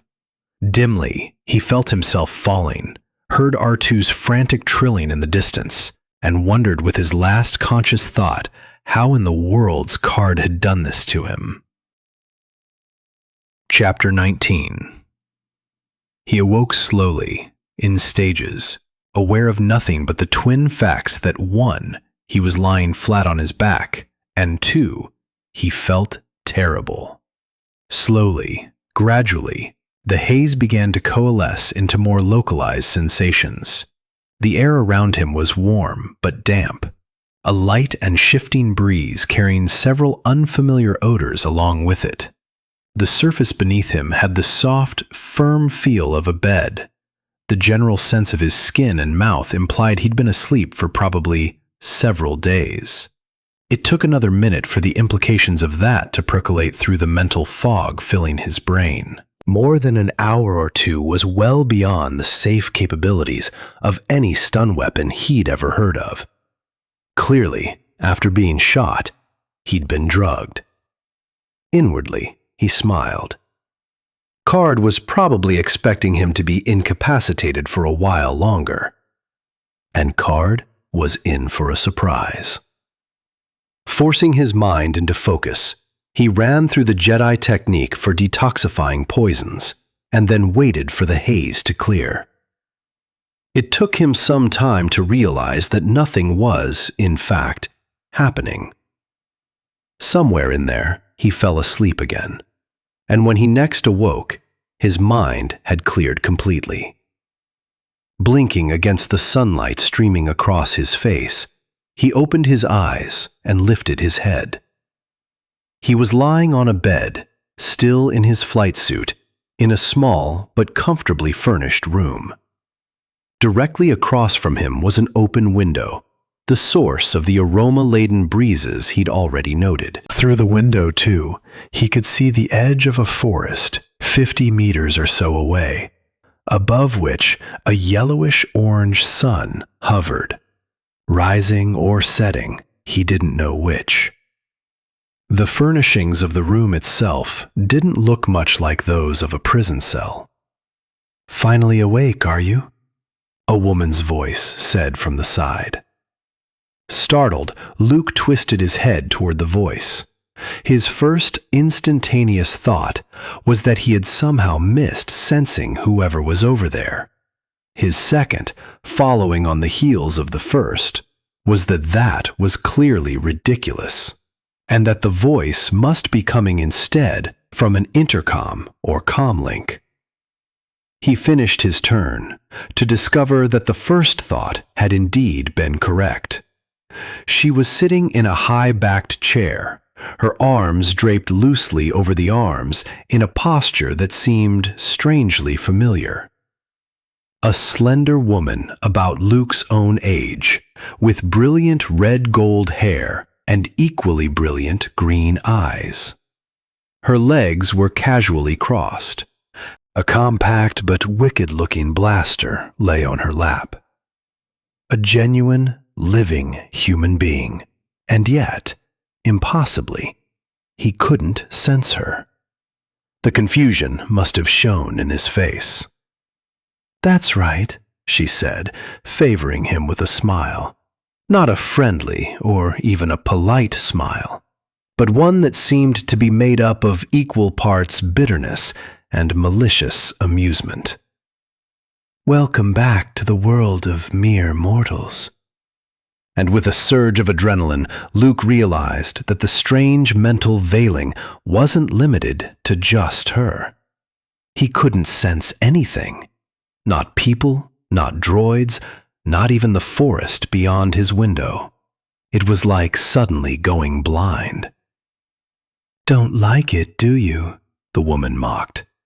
"It's not easy to suddenly lose everything that once made you special, is it?" Slowly, carefully, Luke eased his legs over the side of the bed and sat up, giving his body plenty of time to get used to moving again. The woman watched him, her right hand dropping to her lap to rest on top of the blaster. "If the purpose of all this activity is to impress me with your remarkable powers of recuperation," she offered, "you don't need to bother." "Nothing so devious," Luke advised, breathing hard and trying not to wheeze. "The purpose of all this activity is to get me back on my feet." He looked her hard in the eye, wondering if she would flinch away from his gaze. She didn't even twitch. "Don't tell me. Let me guess. You're Mara Jade." "That doesn't impress me either," she said coldly. "Card already told me he'd mentioned my name to you." Luke nodded. "He also told me that you were the one who found my X-Wing. Thank you." Her eyes flashed. "Save your gratitude," she bit out. "As far as I'm concerned, the only question left is whether we turn you over to the Imperials or kill you ourselves." Abruptly, she stood up, the blaster ready in her hand. "On your feet. Card wants to see you." Carefully, Luke stood up, and as he did so, he noticed for the first time that Mara had attached his lightsaber to her own belt. Was she then a Jedi herself? Powerful enough, perhaps, to smother Luke's abilities? "I can't say that either of those options sounds appealing," he commented. "There's one other one." She took half a step forward, moving close enough that he could have reached out and touched her. Lifting the blaster, she pointed it directly at his face. "You try to escape, and I kill you right here and now." For a long moment they stood there, frozen. The bitter hatred was blazing again in those eyes, but even as Luke gazed back at her, he saw something else along with the anger, something that looked like a deep and lingering pain. He stood quietly, not moving, and almost reluctantly, she lowered the weapon. "Move. Card's waiting." Luke's room was at the end of a long hallway with identical doors spaced at regular intervals along its length. A barracks of sorts, he decided, as they left it and started across a grassy clearing toward a large, high-roofed building. Several other structures clustered around the latter, including another barracks building, a handful that looked like storehouses, and one that was clearly a servicing hangar. Grouped around the hangar on both sides were over a dozen starships, including at least 2 bulk cruisers like the Wildcard, and several smaller craft, some of them hidden a ways back into the forest that pressed closely in on the compound from all sides. Tucked away behind one of the bulk cruisers, he could just see the nose of his X-Wing. For a moment, he considered asking Mara what had happened to R2, decided he'd do better to save the question for Card.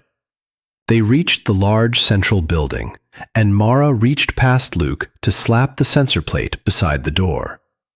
"He's in the great room," Mara said as the panel slid open in response. "Straight ahead." They walked down a long hallway, passing a pair of what seemed to be medium-sized dining and recreation rooms. Ahead, a large door at the end of the hallway slid open at their approach. Mara ushered him inside. And into a scene straight out of ancient legend. For a moment, Luke just stood in the doorway, staring. The room was large and spacious, its high ceiling translucent and crisscrossed by a webwork of carved rafters. The walls were composed of a dark brown wood, much of it elaborately open mesh carved, with a deep blue light glowing through the interstices. One other luxuries were scattered sparingly about. A small sculpture here, an unrecognizable alien artifact there. Chairs, couches, and large cushions were arranged in well-separated conversation circles, giving a distinctly relaxed, almost informal air to the place.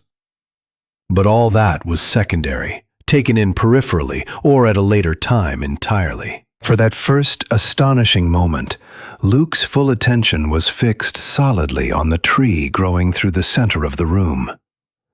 Not a small tree either, like the delicate saplings that lined one of the hallways in the Imperial Palace.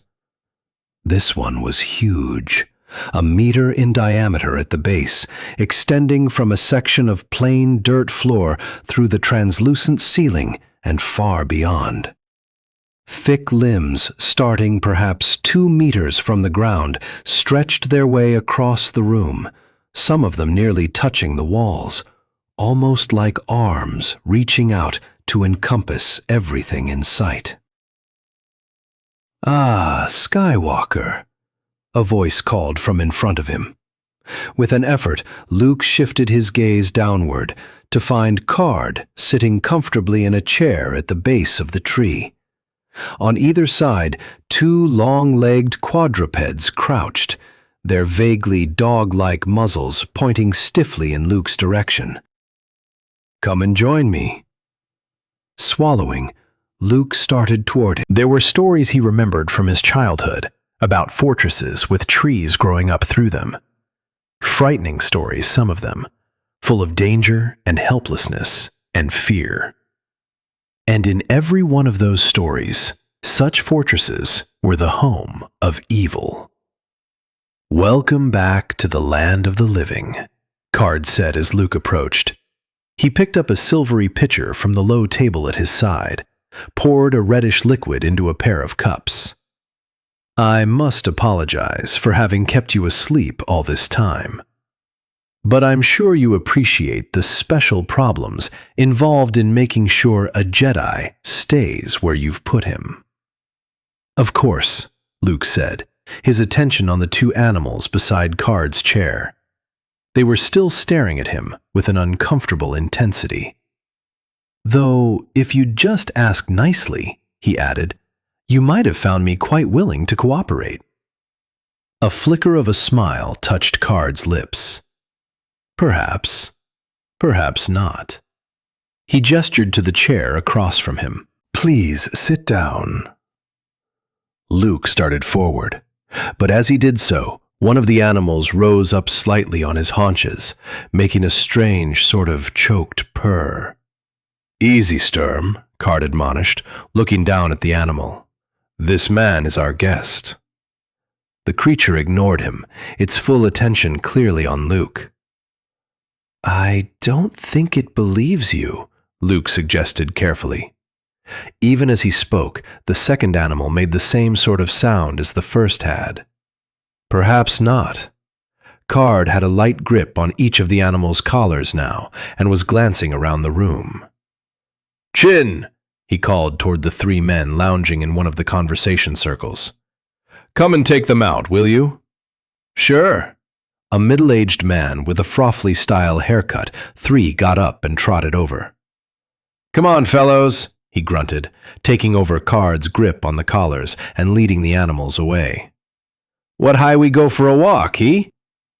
"My apologies, Skywalker," Card said, frowning slightly as he watched the others go. They're usually better behaved than that with guests. Now, please sit down. Luke did so, accepting the cup Card offered him. Mara stepped past him and took up position next to her chief. Her blaster, Luke noted, was now in a wrist holster on her left forearm, nearly as accessible as it would have been in her hand. "It's just a mild stimulant," Card said, nodding to the cup in Luke's hand. "Something to help you wake up." He took a drink from his own cup and set it back down on the low table. Luke took a sip. It tasted all right. And anyway, if Card had wanted to drug him, there was hardly any need to stoop to such a childish subterfuge. "Would you mind telling me where my droid is?" "Oh, he's perfectly all right," Card assured him. "I have him in one of my equipment sheds for safekeeping." "I'd like to see him, if I may." "I'm sure that can be arranged, but later." Card leaned back in his seat, his forehead furrowing slightly. Perhaps after we've figured out just exactly what we're going to do with you. Luke glanced up at Mara. "Your associate mentioned the possibilities. I'd hoped I could add another to the list." That we send you back home?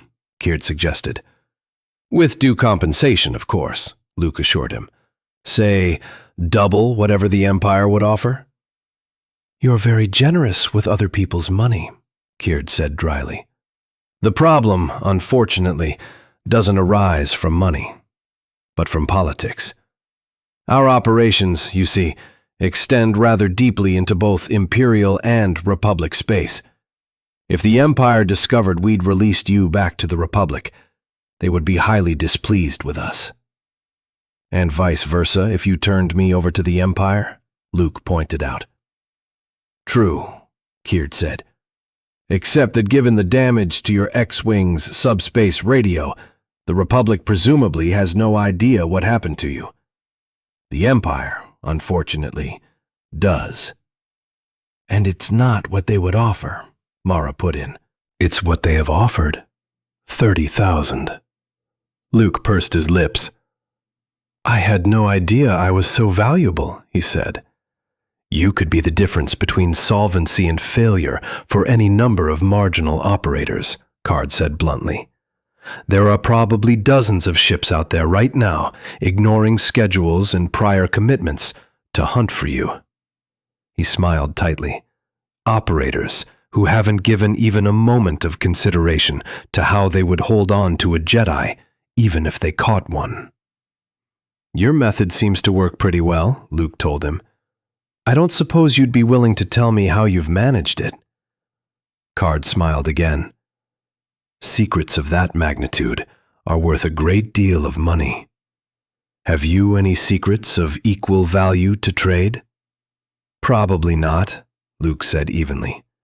"But again, I'm sure the New Republic would be willing to pay market value."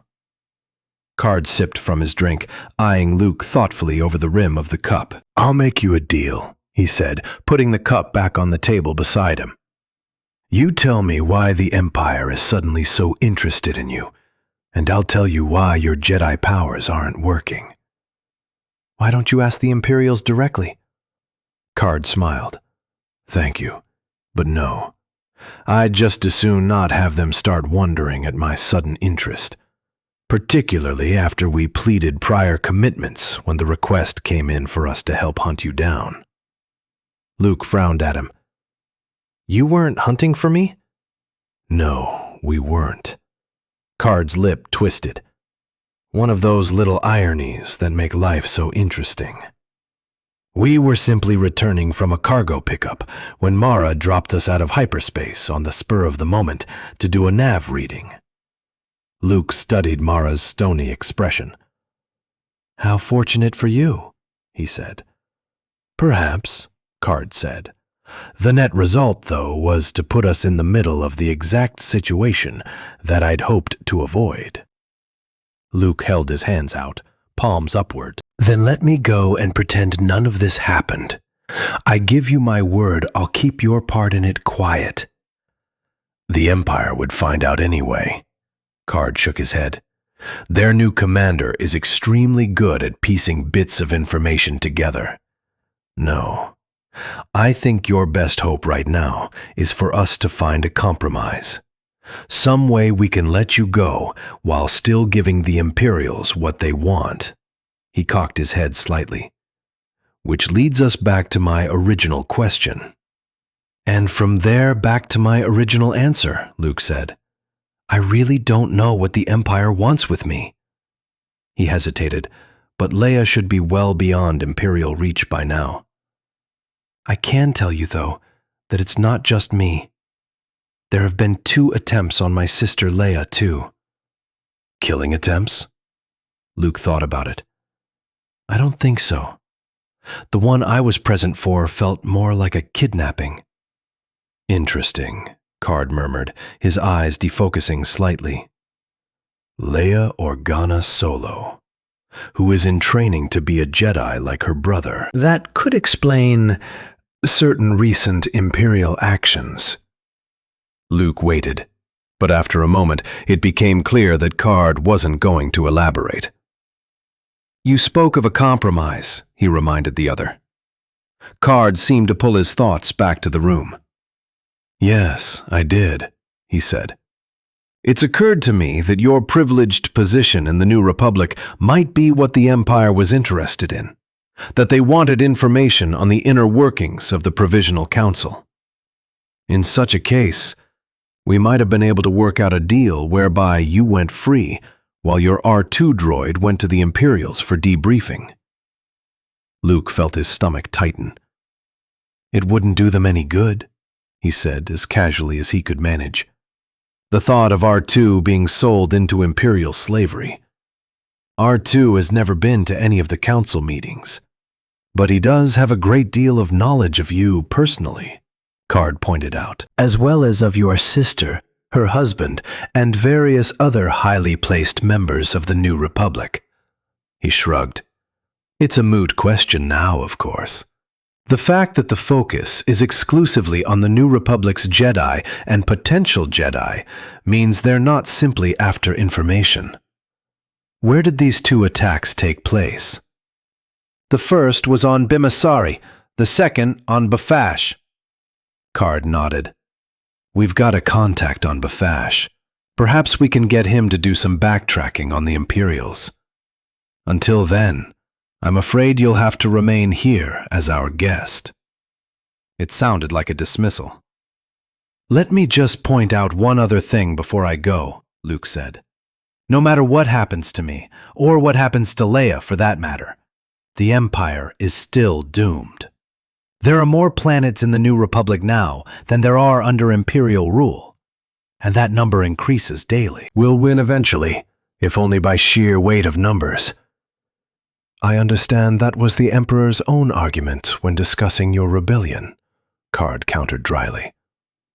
Still, that is the crux of the dilemma, isn't it? While the Empire will wreak swift retribution on me if I don't give you over to them, the New Republic looks more likely to win out in the long run. Only if he and his sister are there to hold Mon Mothma's hand, Mara put in contemptuously.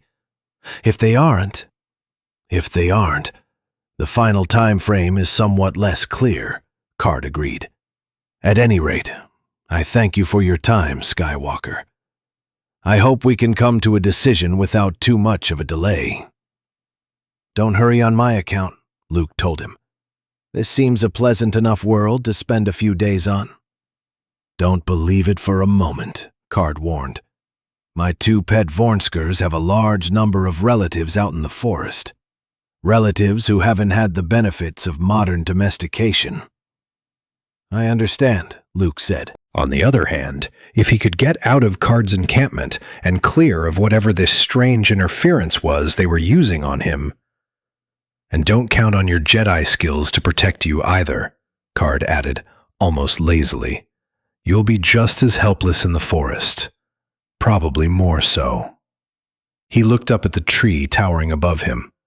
There are, after all, considerably more Isalamiri out there than there are here. Isalamiri? Luke followed his gesture, and for the first time noticed the slender, gray-brown creature hanging on to the tree limb directly over Card's head. "What is it?" "The reason you're staying where we put you," Card said. "They seem to have the unusual ability to push back the force, to create bubbles, so to speak, where the force simply doesn't exist." "I've never heard of them," Luke said, wondering if there was any truth at all to the story. Certainly neither Yoda nor Ben had ever mentioned the possibility of such a thing. "Not very many have," Card agreed. "And in the past, most of those who did had a vested interest in keeping it that way. The Jedi of the Old Republic avoided the planet for obvious reasons, which was why a fair number of smuggling groups back then had their bases here. After the Emperor destroyed the Jedi, most of the groups pulled up roots and left, preferring to be closer to their potential markets. Now that the Jedi are rising again," he nodded gravely to Luke, "perhaps some of them will return. Though I dare say the general populace would probably not appreciate that." Luke glanced around the tree. Now that he knew what to look for, he could see several other Ysalamiri wrapped around and across various of the limbs and branches. "What makes you think it's the Ysalamiri and not something else that's responsible for this bubbling in the Force?" "Partly local legend," Card said. "Mainly the fact that you're standing here talking with me. How else could a man with a stun weapon and an extremely nervous mind have walked right up behind a Jedi without being noticed?" Luke looked at him sharply, the last piece falling into place. "You had Ysalamiri aboard the wild card." "Correct," Caird said. "Purely by chance, actually. Well," he looked up at Mara, "perhaps not entirely by chance." Luke glanced again at the Ysalamiri above Caird's head. "How far does this bubbling extend?" "Actually, I'm not sure anyone knows," Caird conceded.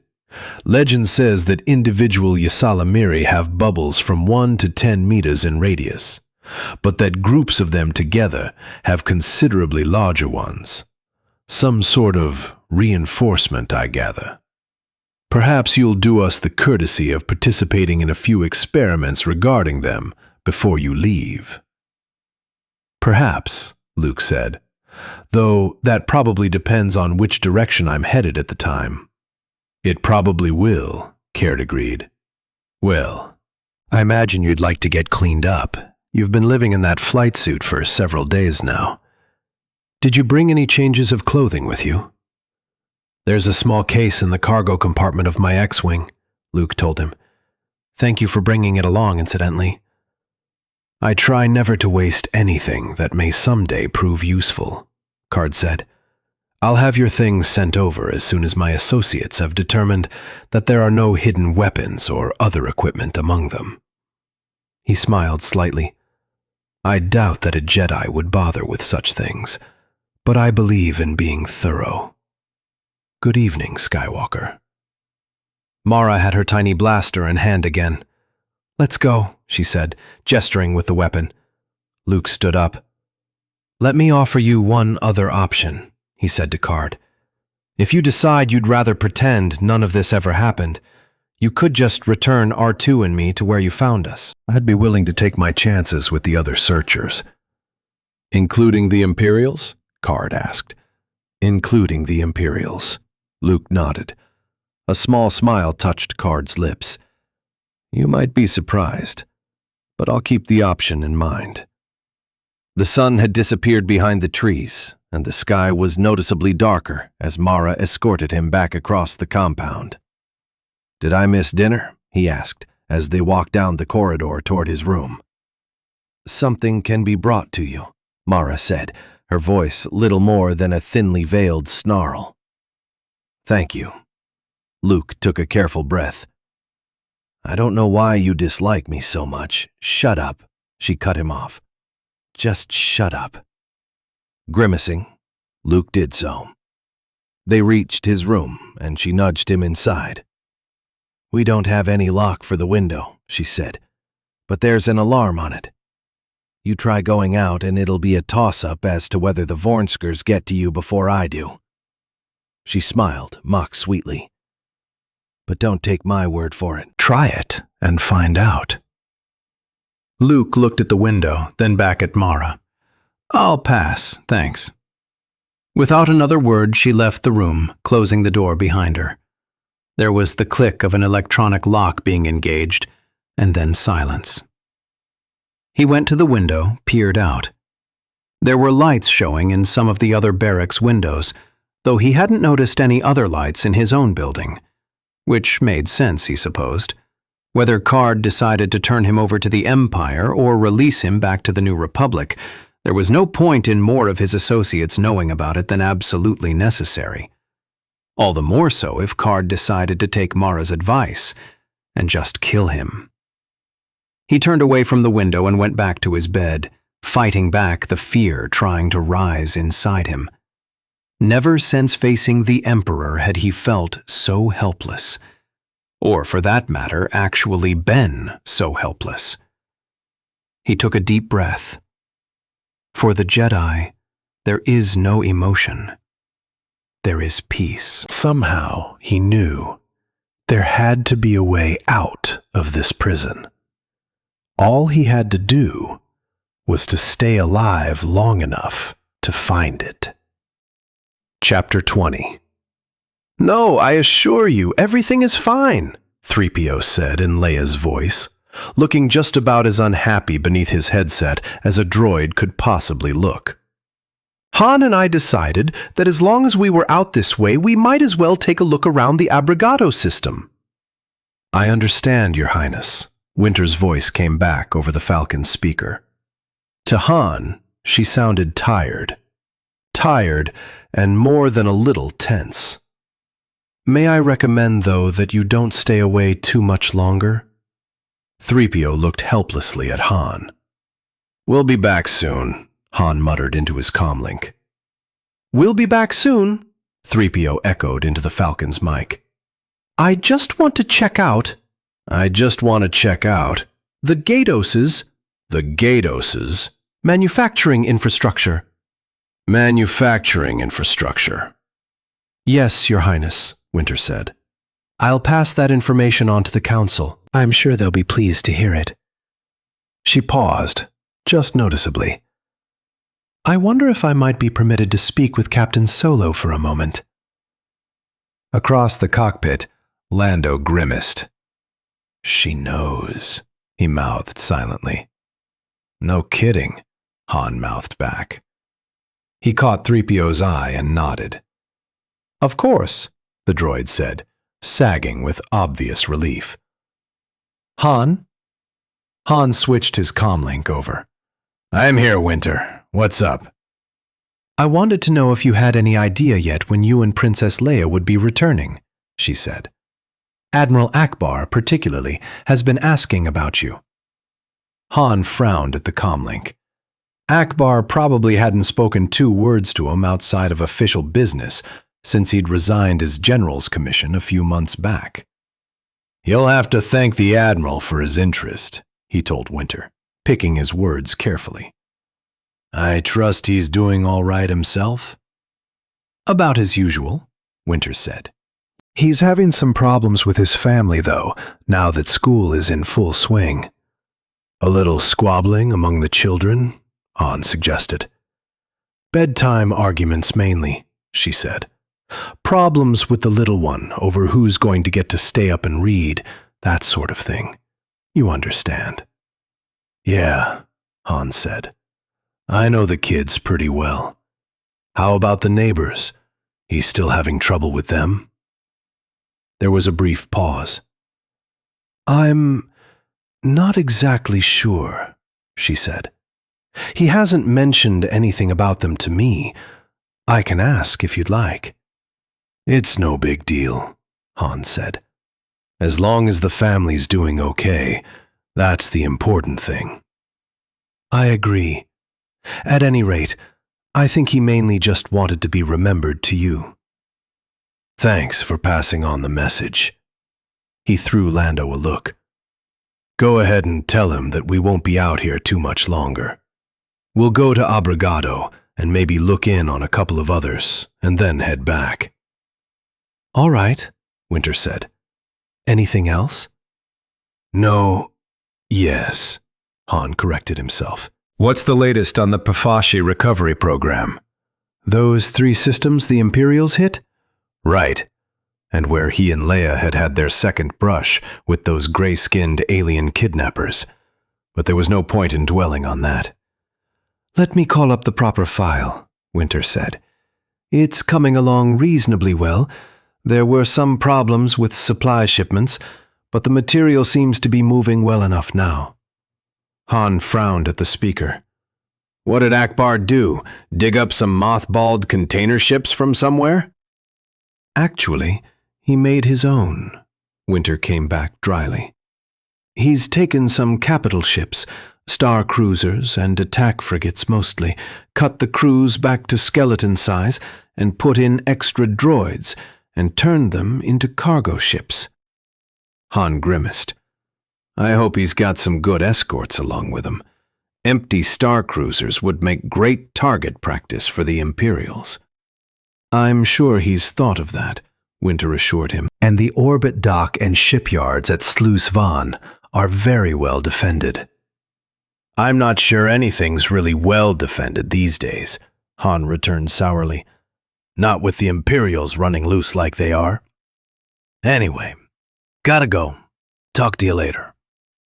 "Enjoy your trip." "Your Highness, goodbye." Lando snapped his fingers at 3PO. "Goodbye, Winter," the droid said. Han made a slashing motion across his throat, and Lando shut off the transmitter. If those star cruisers had been built with proper slave circuits, they wouldn't have to load them with droids to make container ships out of them, he pointed out innocently. "Yeah," Han nodded, his mind just barely registering Lando's words. "Come on. We've got to cut this short and get back." He climbed out of the cockpit seat and checked his blaster. "Something's about to burn through on Coruscant." "You mean all that stuff about Akbar's family?" Lando asked, standing up.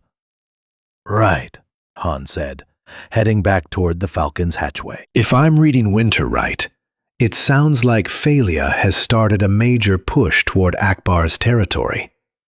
Come on, 3PO. You need to lock up behind us." "Captain Soto, I must once again protest this whole arrangement," the droid said plaintively, scuttling up behind Han. "I really feel that to impersonate Princess Leia—" All right, Han cut him off. As soon as we get back, I'll have Lando undo the programming. "It's over already?" Lando asked, pushing past 3PO to join Han at the lock. "I thought you told Winter." "That was for the benefit of anyone tapping in," Han said. "As soon as we've worked through this contact, we're going to head back. Maybe even stop by Kashyyyk on the way and pick up Leia." Lando whistled softly. "That bad, huh?" "It's hard to say exactly," Han had to admit as he slapped the release. The ramp dropped smoothly down to the dusty permcrete beneath them. "That staying up late to read is the part I don't understand."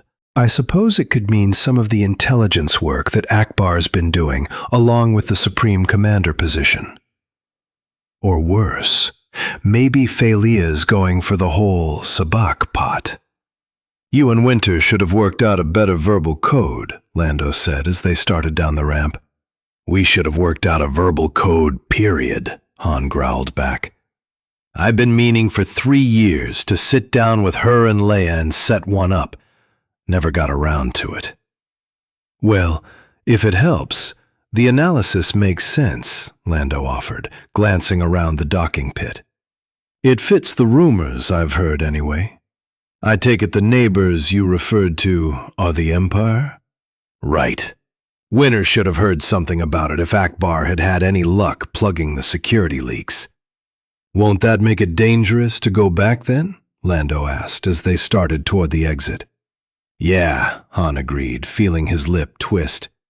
But we're going to have to risk it. Without Leia there to play peacemaker, Leia might just be able to beg or bully the rest of the council into giving him whatever it is he wants.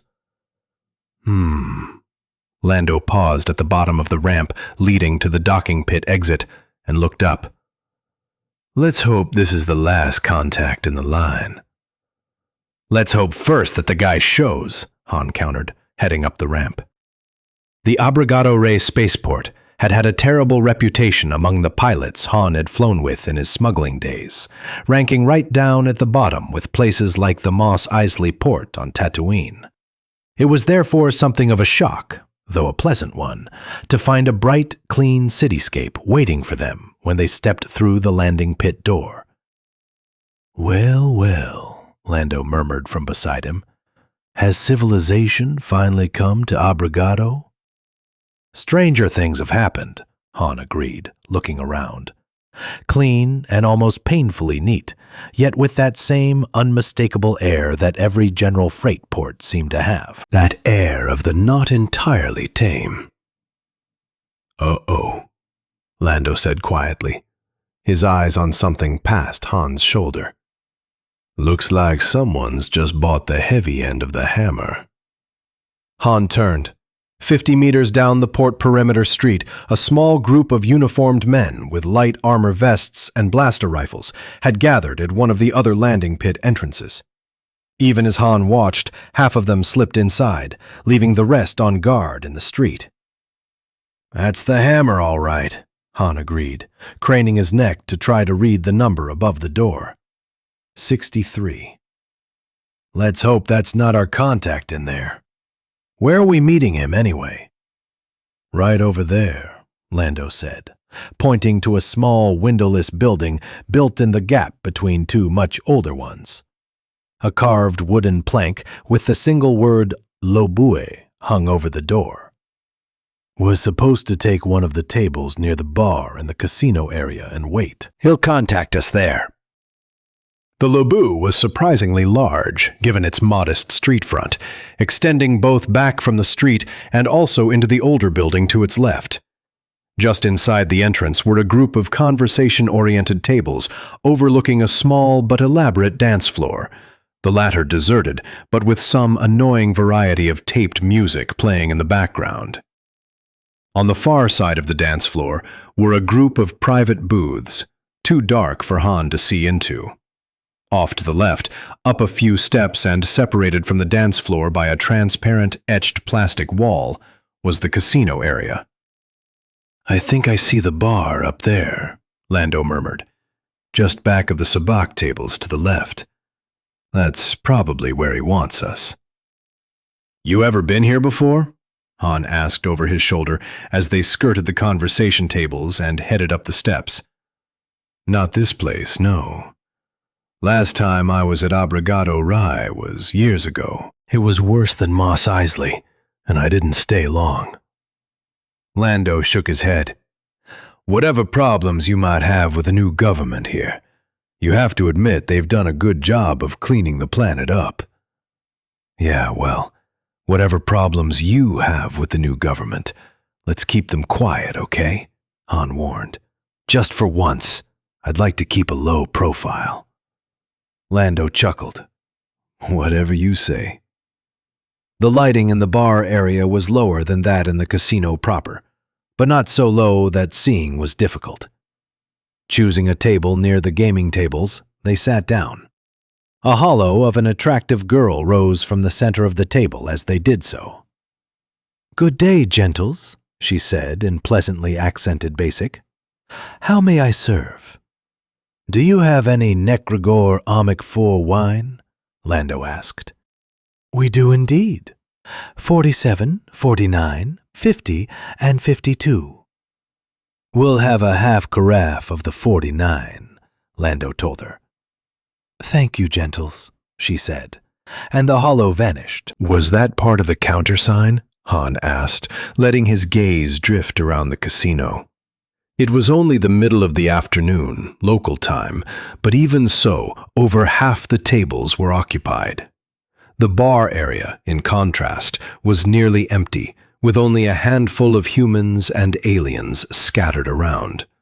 Drinking, apparently, ranked much lower than gambling on the list of popular Gado vices.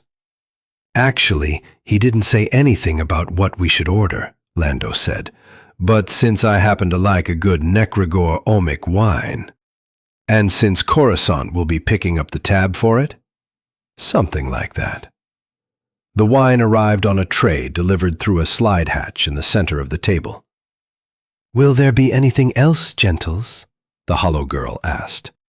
Lando shook his head, picking up the carafe and the 2 glasses that had come with it. Not right now, thank you. Thank you. She and the tray disappeared. So, Lando said, pouring the wine, I guess we wait. Well, while you're busy waiting, do a casual 180, Han said. 3rd sabacc table back, 5 men and a woman. Tell me if the guy second from the right is who I think it is. Lifting his wine glass, Lando held it up to the light, as if studying its color. In the process, he turned halfway around. Not Finn Torv. Sure looks like him to me, Han agreed. I figured you'd probably seen him more recently than I have. Not since the last Kessel run you and I did together. Lando cocked an eyebrow at Han. Just before that other big sabacc table, he added dryly.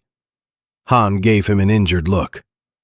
You're not still sore about the Falcon, are you? Now, Lando considered. No, probably not. No sorer than I was at losing the game to an amateur like you in the first place.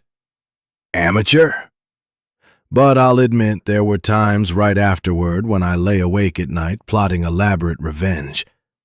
Good thing I never got around to doing any of it. Han looked back at the sabacc table. If it makes you feel any better, if you hadn't lost the Falcon to me, we probably wouldn't be sitting here right now. The Empire's first Death Star would have taken out Yavin and then picked the Alliance apart, planet by planet. And that would have been the end of it. Lando shrugged. Maybe, maybe not. With people like Akbar and Leia running things. Leia would have been dead, Han cut him off. She was already slated for execution when Luke, Chewie, and I pulled her out of the Death Star. A shiver ran through him at the memory.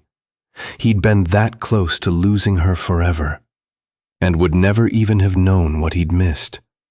And now that he knew, he might still lose her. She'll be okay, Han, Lando said quietly. Don't worry. He shook his head. I just wish we knew what the Imperials wanted with her. I know what they want, Han growled. They want the twins. Lando stared at him, a startled look on his face. Are you sure? As sure as I am of any of this, Han said. Why else didn't they just use stun weapons on us in that Pfash ambush? Because the things have a better than 50-50 chance of sparking a miscarriage, that's why. Sounds reasonable, Lando agreed grimly. Does Leia know? I don't know. Probably. He looked at the sabacc tables, the cheerful decadence of the whole scene suddenly grating against his mood. If Torv really was Card's contact man, he wished the other would quit this nonsense and get on with it. It wasn't like there were a lot of possibilities hanging around here to choose from. His eyes drifted away from the casino, into the bar area, and stopped. There, sitting at a shadowy table at the far end, with 3 men. There was an unmistakable air about a general freight port, a combination of sounds and smells and vibrations that every pilot who'd been in the business long enough knew instantly. There was an equally unmistakable air about planetary security officers. "Uh-oh," he muttered. "What?" Lando asked, throwing a casual glance of his own around the room. The glance reached the far table. "Uh-oh, indeed," he agreed soberly. "Offhand, I'd say that explains why Torv's hiding at a sabacc table." "And doing his best to ignore us," Han said, watching the security agents out of the corner of his eye and trying to gauge the focus of their attention.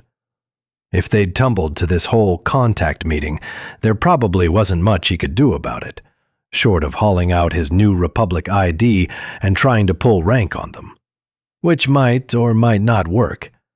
And he could just hear the polite screaming fit Phalia would have over it either way. But if they were just after Torv, maybe as part of that landing pit raid he and Lando had seen on the way in, it was worth the gamble. Reaching over, he tapped the center of the table. "Attendant?" The hollow reappeared. "Yes, gentles?" "Give me 20 sabacc chips, will you?"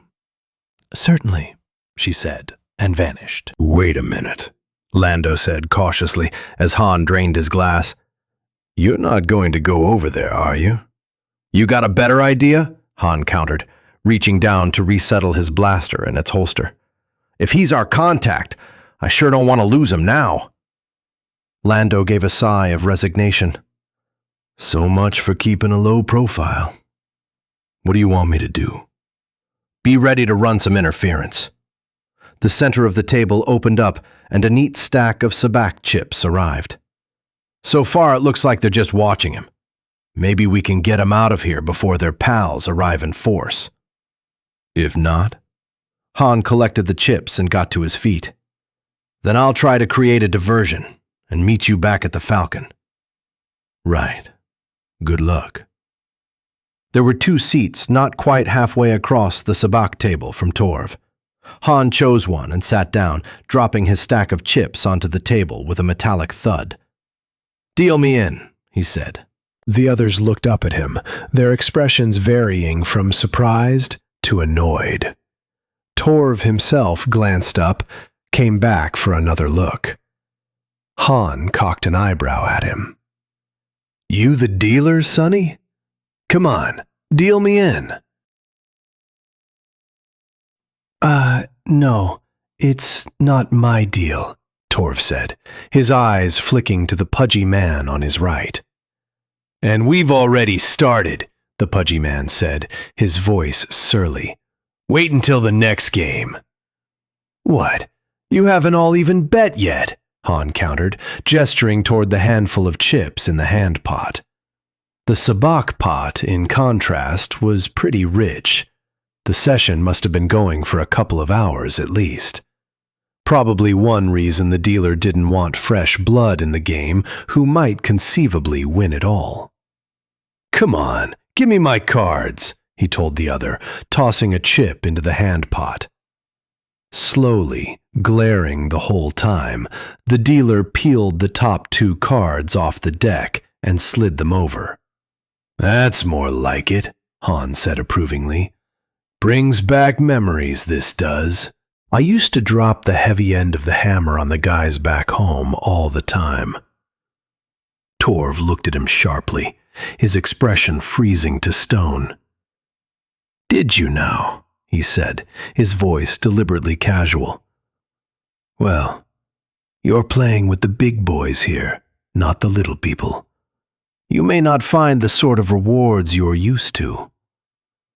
"I'm not exactly an amateur myself," Han said airily. "The locals at the spaceport had been raiding Landing Pit 63. I've won, probably 63 7 games in the last month alone."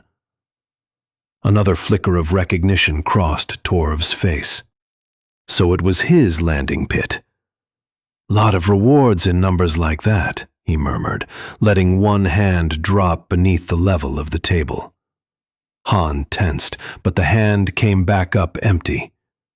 Torv's eyes flicked around the room once, lingering for a second on the table where Lando was sitting, before turning back to Han.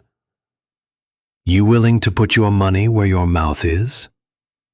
Han met his gaze evenly. I'll meet anything you've got. Torv nodded slowly. I may just take you up on it. This is all very interesting, I'm sure, one of the other players spoke up. Some of us would like to play cards, though. Torv raised his eyebrows at Han. The bet's at 4, he invited.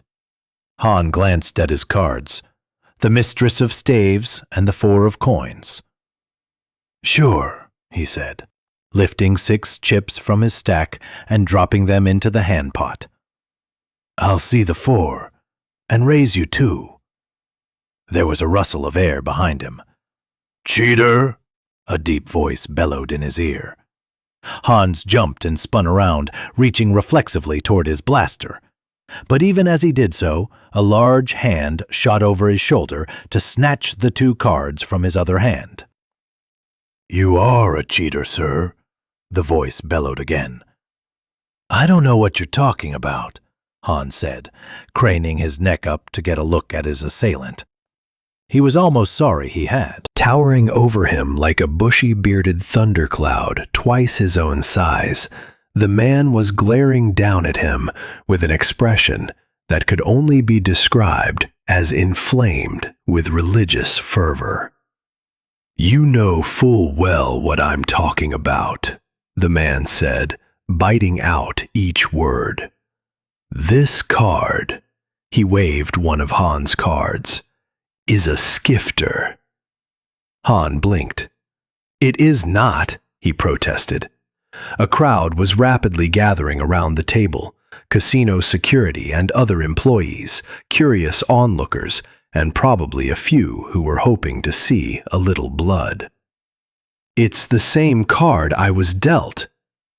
Oh, is it? The man cupped the card in one massive hand, held it in front of Han's face, and touched the corner with a fingertip. The Mistress of Staves abruptly became the 6 of Sabers. The man tapped the corner again, and it became the Moderation face card, and then the 8 of Flasks. And then the Idiot face card. And then the Commander of Coins. That's the card I was dealt, Han repeated, feeling sweat starting to collect under his collar. So much indeed for keeping a low profile. If it's a skifter, it's not my fault. A short man with a hard-bitten face elbowed past the bearded man. Keep your hands on the table, he ordered Han in a voice that matched his face. Move aside, Reverend. We'll handle this. Reverend. Han looked up at the glowering thundercloud again, and this time he saw the black, crystal-embedded band nestled against the tufts of hair at the other's throat. Reverend, huh? He said with a sinking feeling. There were extreme religious groups all over the galaxy, he'd found, whose main passion in life seemed to be the elimination of all forms of gambling, and all forms of gamblers. Hands on the table, I said, the security man snapped, reaching over to pluck the suspect card from the Reverend's hand. He glanced at it, tried it himself, and nodded. Cute skifter, Khan, he said, giving Han what was probably his best scowl. He must have palmed the card he was dealt, the Reverend put in. He hadn't budged from his place at Han's side. Where is it, cheater? The card I was dealt is right there in your friend's hand, Han snapped back. I don't need a skifter to win at Sabak. If I had one, it's because it was dealt to me. Oh, really? Without warning, the Reverend abruptly turned to face the pudgy Sabak dealer, still sitting at the table, but almost lost in the hovering crowd. Your cards, sir, if you don't mind, he said, holding out his hand. The other's jaw dropped. What are you talking about? Why would I give someone else a skifter? Anyway, it's a house deck, see? Well, there's one way to be sure, isn't there? The Reverend said, reaching over to scoop up the deck. And then you. And you. He leveled fingers at the dealer and Han, can be scanned to see who's hiding an extra card. I dare say that would settle the issue. Wouldn't you, Campbell? He added, looking down at the scowling security man. Don't tell us our job, Reverend, Campbell growled. Cyrus, get that scanner over here, will you? The scanner was a small palm-fitting job, obviously designed for surreptitious operation. That one first, Campbell ordered, pointing at Han. Right. Expertly, the other circled Han with the instrument. Nothing. The first touch of uncertainty cracked through Campbell's scowl. Try it again. The other did so. Still nothing. He's got a blaster, comlink, and ID, and that's it. For a long moment, Campbell continued staring at Han. Then, reluctantly, he turned to the sabacc dealer. I protest, the dealer sputtered, pushing himself to his feet. I'm a Class AA citizen. You have no right to put me through this sort of totally unfounded accusation. You do it here or down at the station, Campbell snarled. Your choice. The dealer threw a look at Han that was pure venom, but he stood in stiff silence while the security tech scanned him down. He's clean too, the other reported, a slight frown on his face. Scan around the floor, Campbell ordered. See if someone ditched it. And count the cards still in the deck, the Reverend spoke up. Campbell spun to face him for the last time. Because if all we have here are the requisite 76 cards, the Reverend cut him off, his voice heavy with suspicion. Perhaps what we're really looking at is a fixed deck. Campbell jerked as if he'd been stung. We don't fix decks in here, he insisted. No? The Reverend glared. Not even when special people are sitting in on the game? People who might know to look for a special card when it comes up? That's ridiculous, Campbell snarled, taking a step toward him. The Laboo is a respectable and perfectly legal establishment. None of these players has any connection with... Hey, the pudgy dealer said suddenly. The guy who was sitting next to me. Where'd he go? The Reverend snorted. So, none of them has any connection with you, do they? Someone swore violently and started pushing his way through the crowd, one of the 3 planetary security types who'd been watching the table. Campbell watched him go, took a deep breath, and turned to glare at Han. You want to tell me your partner's name? He wasn't my partner, Han said. And I was not cheating. You want to make a formal accusation? Take me down to the station and do it there. If you don't, he got to his feet, scooping up his remaining chips in the process. Then I'm leaving.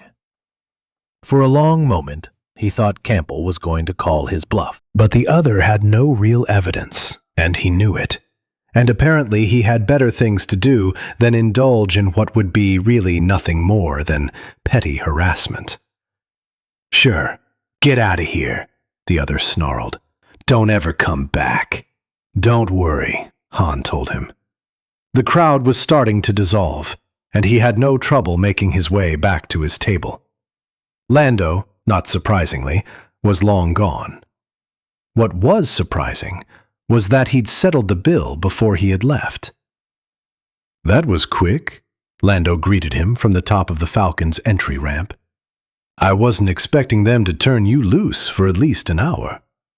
They didn't have much of a case, Han said, climbing up the ramp and slapping the hatch button. I hope Torv didn't give you the slip. Lando shook his head.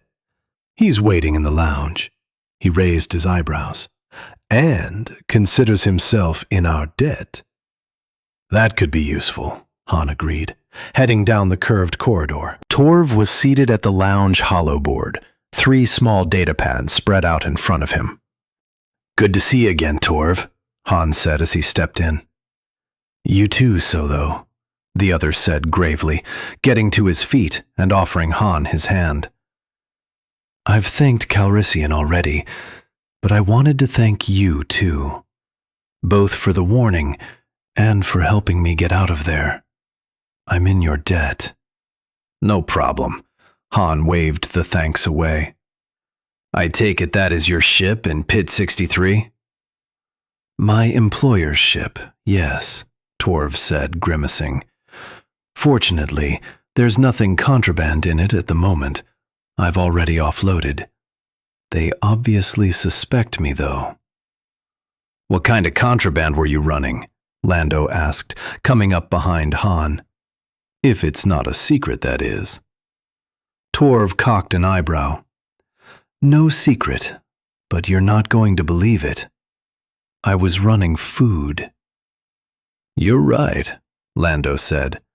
I don't believe it. Torv nodded vaguely off to one side. I didn't either, at first. Seems there's a clan of people living off in the southern hills who don't find much about the new government to appreciate. Rebels? No. And that's what's strange about it, Torv said. They're not rebelling or making trouble or even sitting on vital resources. They're simple people, and all they want is to be left alone to continue living that way. The government's apparently decided to make an example of them, and among other things, has cut off all food and medical supplies going that way until they agree to fall into step like everyone else. That sounds like this government, Lando agreed heavily. Not much into regional autonomy of any kind. Hence, we smuggle in food, Torv concluded. Crazy business. Anyway, it's nice to see you two again. Nice to see you're still working together, too. So many teams have broken up over the past few years, especially since Jabba bought the really heavy end of the hammer. Han exchanged glances with Lando. Well, it's actually more like we're back together, he corrected Torv. We sort of wound up on the same side during the war. Up till then, I wanted to kill him, Lando explained helpfully. No big deal, really. Sure, Torv said guardedly, looking back and forth between them. Let me guess. The Falcon, right? I remember hearing rumors that you stole it. Han looked at Lando, eyebrows raised. Stole it? Like I said, I was mad, Lando shrugged. It wasn't an out-and-out theft, actually, though it came pretty close. I had a little semi-legit clearinghouse for used ships at the time, and I ran short of money in a sabacc game Han and I were playing. I offered him his pick of any of my ships if he won. He threw Han a mock glare. He was supposed to go for one of the flashy chrome plate yachts that had been collecting dust on the front row, not the freighter I'd been quietly upgrading on the side for myself. You did a good job, too, Han said, though Chewie and I wound up pulling a lot of the stuff out and redoing it ourselves. Nice, Lando growled. Another crack like that, and I may just take it back. Chewie would probably take great exception to that, Han said. He fixed Torv with a hard look. Of course, you knew all this already, didn't you? Torv grinned. No offense, Solo. I like to feel out my customers before we do business. Get an idea of whether I can expect them to play straight with me. People who lie about their history usually lie about the job, too. I trust we passed? Like babes in the tall grass, Torv nodded, still grinning. So, what can Talon Karrde do for you? Han took a careful breath. Finally, now all he had to worry about was fouling this up. I want to offer Karrde a deal. The chance to work directly with the New Republic. Torv nodded. I'd heard that you were going around trying to push that scheme with other smuggling groups. The general feeling is that you're trying to set them up for Akbar to take down. I'm not, Han assured him. Akbar's not exactly thrilled at the idea, but he's accepted it. We need to get more shipping capacity from somewhere, and smugglers are the logical supply to tap. Torv pursed his lips. From what I've heard, it sounds like an interesting offer. Of course, I'm not the one who makes decisions like that. So take us to Card, Lando suggested. Let Han talk to him directly. Sorry, but he's at the main base at the moment, Torv said, shaking his head. I can't take you there. Why not? Because we don't let strangers just flit in and out, Torv said patiently. We don't have anything like the kind of massive, overbearing security Jabba had on Tatooine, for starters. We're not exactly, Lando began. Han cut him off with a gesture. All right then, he said to Torv. How are you going to get back there? Torv opened his mouth, then closed it again. I guess I'll have to figure out a way to get my ship out of impoundment, won't I? That'll take time, Han pointed out. Besides which, you're known here. On the other hand, someone who showed up with the proper credentials could probably pry it loose before anyone knew what had happened. Torv cocked an eyebrow. You, for instance? Han shrugged. I might be able to. After that thing at the Naboo, I probably should lie low too. But I'm sure I could set it up.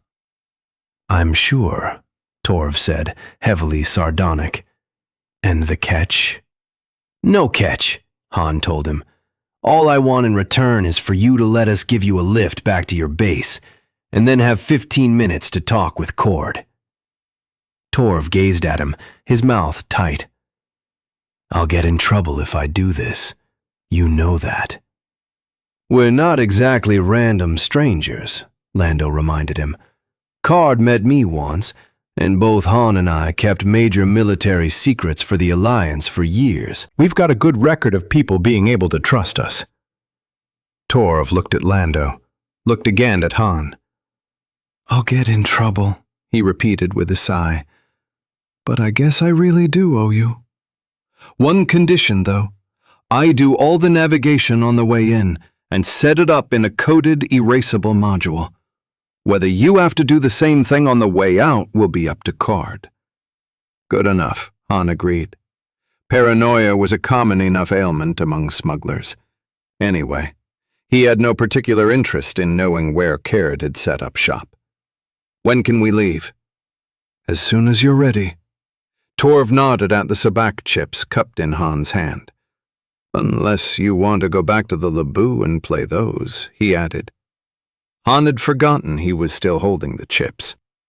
Forget it, he growled, dropping the stack onto the holoboard. I try not to play sabacc when there are fanatics breathing down my neck. Yes, the Reverend put on a good show, didn't he? Torv agreed. Don't know what we would have done without him. Wait a minute, Lando put in. You know him? Sure, Torv grinned. He's my contact with the Hill Clan. He couldn't have made nearly so much fuss without a stranger like you there for him to pick on, though. Why, that rotten... Han clamped his teeth together. I suppose that was his skifter, huh? Sure was. Torv looked innocently at Han. What are you complaining about? You got what you wanted. I'm taking you to see Card, right? Han thought about it. Torv was right, of course, but still. Right, he conceded. So much for heroics, I guess. Torv snorted gently. Tell me about it. Come on, let's get into your computer and start coding up a nav module. Chapter 21. Mara stepped up to the comm room door, wondering uneasily what this sudden summons was all about. Card hadn't said, but there had been something in his voice that had set her old survival instincts tingling. Checking the tiny blaster hanging upside down in its sleeve sheath, she slapped at the door release. She'd expected to find at least 2 people already in the room. Card, plus the comm room duty man, plus whoever else had been called in on this. To her mild surprise, Card was alone. Come in, Mara, he invited, looking up from his datapad. Close the door behind you. She did so. Trouble? She asked. A minor problem only, he assured her. A bit of an awkward one, though. Finn Torv just called to say he was on his way in, and he has guests. Former New Republic generals Lando Calrissian and Han Solo. Mara felt her stomach tighten. What do they want? Card shrugged fractionally. Apparently, just to talk to me. For a second, Mara's thoughts flicked to Skywalker, still locked away in his barracks room across the compound. But no, there was no way anyone in the New Republic could possibly know he was here. Most of Card's own people didn't know it, including the majority of those right here on Merkur. Did they bring their own ship? She asked. Theirs is the only one coming in, actually, Card nodded. Torv's riding with them. Mara's eyes flicked to the comm equipment behind him. A hostage? Card shook his head. I don't think so. He gave all the proper all-clear passwords. The etherway's still on Abrigado, been impounded by the local authorities or some such. Apparently, Calrissian and Solo helped Torv avoid a similar fate. Then thank them. Have them put Torv down and tell them to get off the planet, she said. You didn't invite them here. True, Card agreed, watching her closely. On the other hand, Torv seems to think he's under a certain obligation to them. Then let him pay it back on his own time. The skin around Card's eyes seemed to harden. Torv is one of my associates, he said, his voice cold. His debts are the organization's. You should know that by now. Mara's throat tightened as a sudden, horrible thought occurred to her. You're not going to give Skywalker to them, are you? She demanded. Alive, you mean? Card countered. For a long moment, Mara just stared at him. At that small smile and those slightly heavy eyelids, and the rest of that carefully constructed expression of complete disinterest in the matter. But it was all an act, and she knew it. He wanted to know why she hated Skywalker, all right. Wanted it with as close to genuine passion as the man ever got. And as far as she was concerned, he could go right on wanting it. I don't suppose it's occurred to you, she bit out, that Solo and Calrissian might have engineered this whole thing, including the Etherway's impoundment, as a way of finding this base? It's occurred to me, yes, Card said. I dismissed it as somewhat far-fetched. Of course, Mara said sardonically. The great and noble Han Solo would never do something so devious, would he? You never answered my question. About Skywalker? I thought I'd made it clear, Mara, that he stays here until I know why Grand Admiral Thrawn is so interested in acquiring him. At the very least, we need to know what he's worth, and to whom, before we can set a fair market price for him. I have some feelers out. With luck, we should know in a few more days. And meanwhile, his allies will be here in a few more minutes. Yes, Card agreed, his lips puckering slightly. Skywalker will have to be moved somewhere a bit more out of the way. We obviously can't risk Solo and Calrissian stumbling over him. I want you to move him to the number 4 storage shed. That's where we're keeping that droid of his, Mara reminded him. The shed's got 2 rooms. Put him in the other one. Card waved toward her waist. And do remember to lose that before our guests arrive. I doubt they'd fail to recognize it. Mara glanced down at Skywalker's lightsaber hanging from her belt. Don't worry. If it's all the same to you, I'd just as soon not have much to do with them. I wasn't planning for you to, Card assured her. I'd like you here when I greet them, and possibly to join us for dinner as well. Other than that, you're excused from all social activities. So they're staying the day? And possibly the night as well. He eyed her. Requirements of a proper host aside, can you think of a better way for us to prove to the Republic, should the need arise, that Skywalker was never here? It made sense. but that didn't mean she had to like it. "Are you warning the rest of the Wild Card's crew to keep quiet?" "I'm doing better than that," Caird said, nodding back toward the comm equipment. "I've sent everyone who knows about Skywalker off to get the Starry Ice prepped." "Which reminds me, after you move Skywalker, I want you to run his X-Wing farther back under the trees. No more than half a kilometer. I don't want you to go through any more of the forest alone than you have to.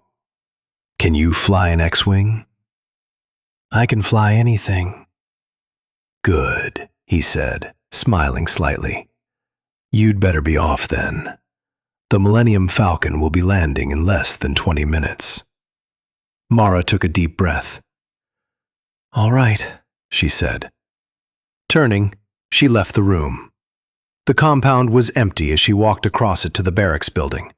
By Card's design, undoubtedly, he must have shifted people around to inside duties to give her a clear path for taking Skywalker to the storage shed. Reaching his room, she keyed off the lock and slid open the door. He was standing by the window, dressed in that same black tunic, pants, and high boots that he'd worn that day at Jabba's palace. That day she'd stood silently by and watched, and let him destroy her life. "Get your case and let's go," she growled, gesturing with the blaster. "It's moving day." His eyes stayed on her as he stepped over to the bed, not on the blaster in her hand, but on her face. "Guards made a decision?" he asked calmly as he picked up the case. For a long moment, she was tempted to tell him that no, this was on her own initiative, just to see if the implications would crack that maddening Jedi serenity. But even a Jedi would probably fight if he thought he was going to his death, and they were on a tight enough schedule as it was. "You're moving to one of the storage sheds," she told him. "We've got company coming, and we don't have any formal wear your size. Come on, move." She walked him past the central building to the number 4 shed, a 2-room structure tucked conveniently back out of the compound's major traffic patterns. The room on the left, normally used for sensitive or dangerous equipment, was also the only one of the storage areas with a lock. Undoubtedly, the reason Card had chosen it to serve the role of impromptu prison. Keeping one eye on Skywalker, she keyed open the lock, wondering as she did so whether Card had had time to disable the inside mechanism. A quick look as the door slid open showed that he hadn't. Well, that could easily be corrected. "In here," she ordered, flicking on the inside light and gesturing for him to enter. He complied. "Looks cozy," he said, glancing around the windowless room and the piled shipping boxes that took up perhaps half the floor space to the right. "Probably quiet, too." "Ideal for Jedi meditation," she countered, stepping over to an open box marked blasting discs and taking a look inside. No problem. It was being used for spare coveralls at the moment. She gave the rest of the box markings a quick check, confirmed that there was nothing here he could possibly use to escape. "We'll get a cot or something in for you later," she said, moving back to the door. "Food, too." "I'm all right for now. Ask me if I care." The inner lock mechanism was behind a thin metal plate. 2 shots from her blaster unsealed one end of the plate and curled it back. A third vaporized a selected group of wires. "Enjoy the quiet," she said, and left. The door closed behind her and locked, and Luke was once again alone. He looked around him. Piled boxes, no windows, a single locked door. "I've been in worse places," he muttered under his breath. "At least there's no rancor here." For a moment he frowned at the odd thought, wondering why the rancor pit at Jabba's palace should suddenly have flashed to mind. But he gave it only a moment. The lack of proper preparation and facilities in his new prison strongly suggested that moving him here had been a spur-of-the-moment decision, possibly precipitated by the imminent arrival of whoever the visitors were Mara had mentioned.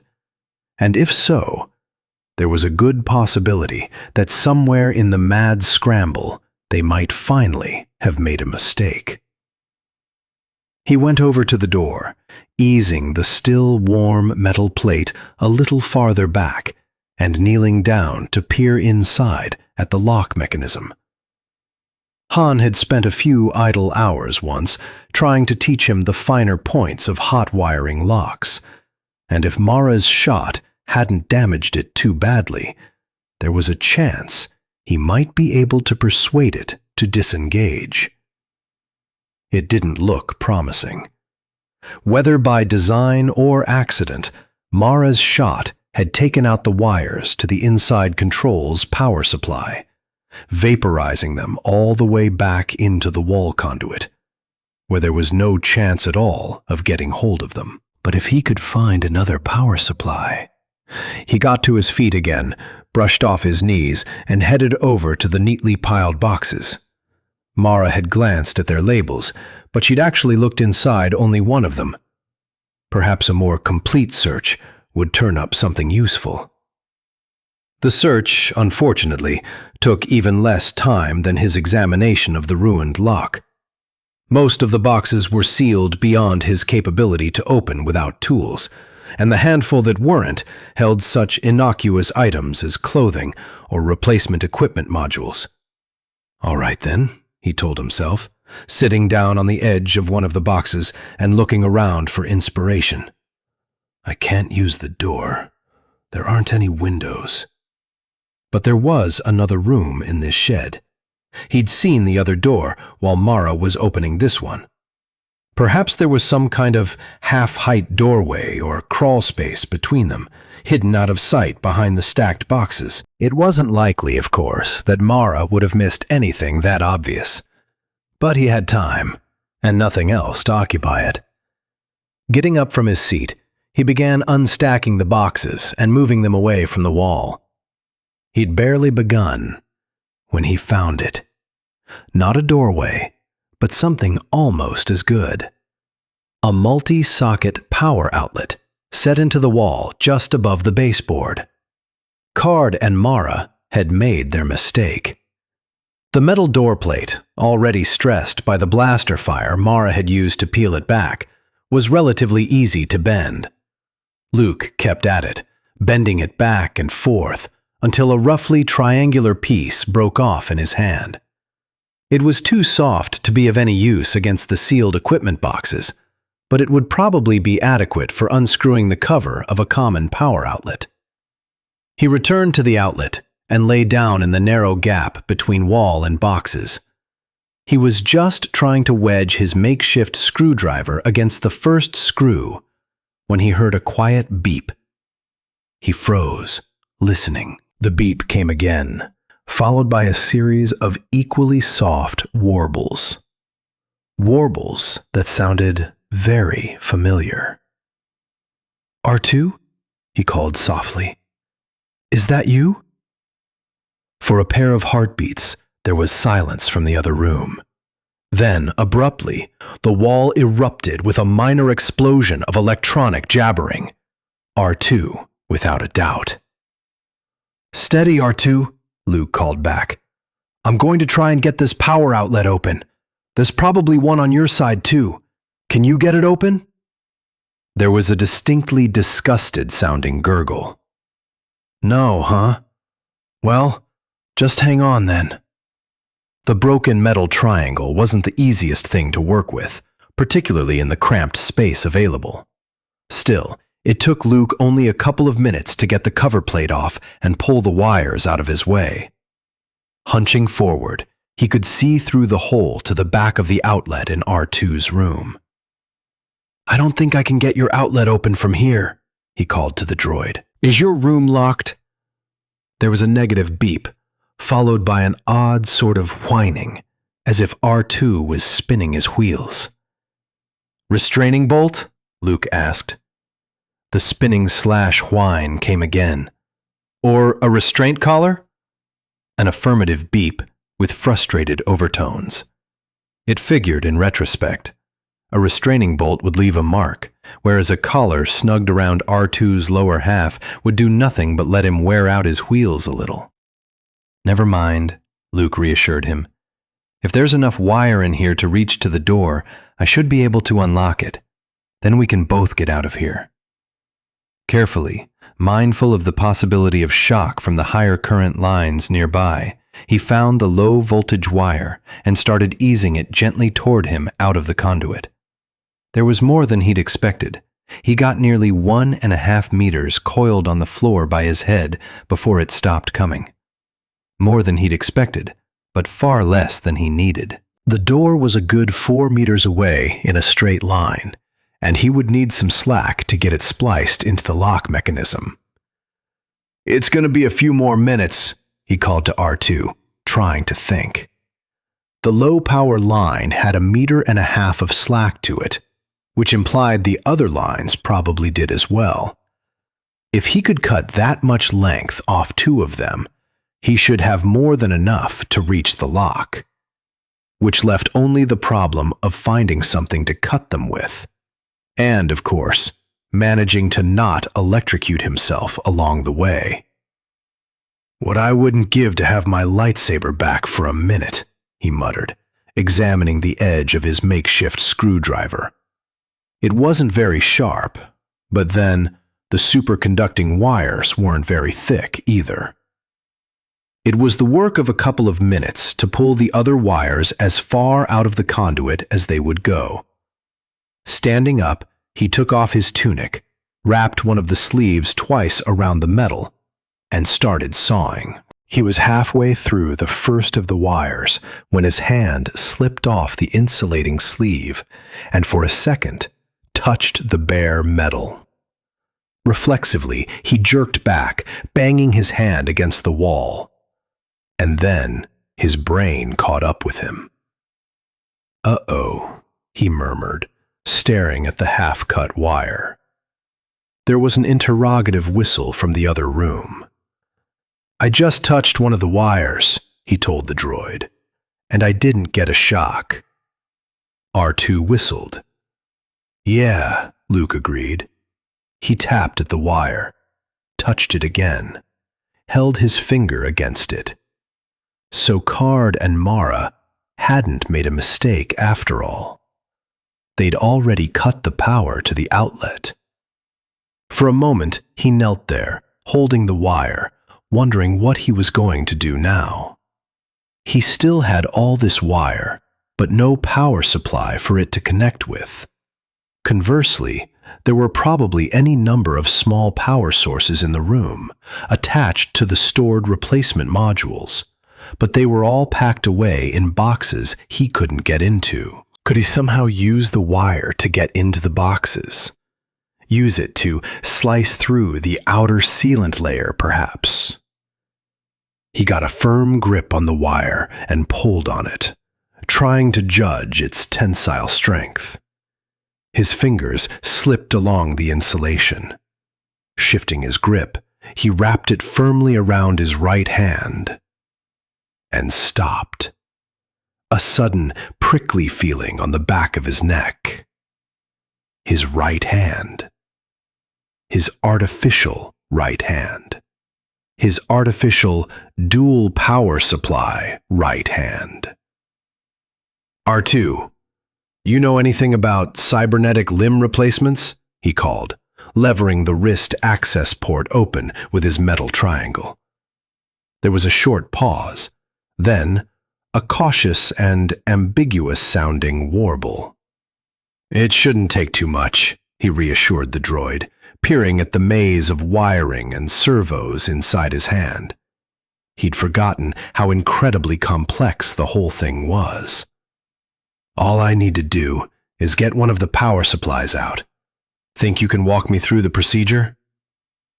The pause this time was shorter, and the reply more confident. "Good," Luke said. "Let's get to it." Chapter 22.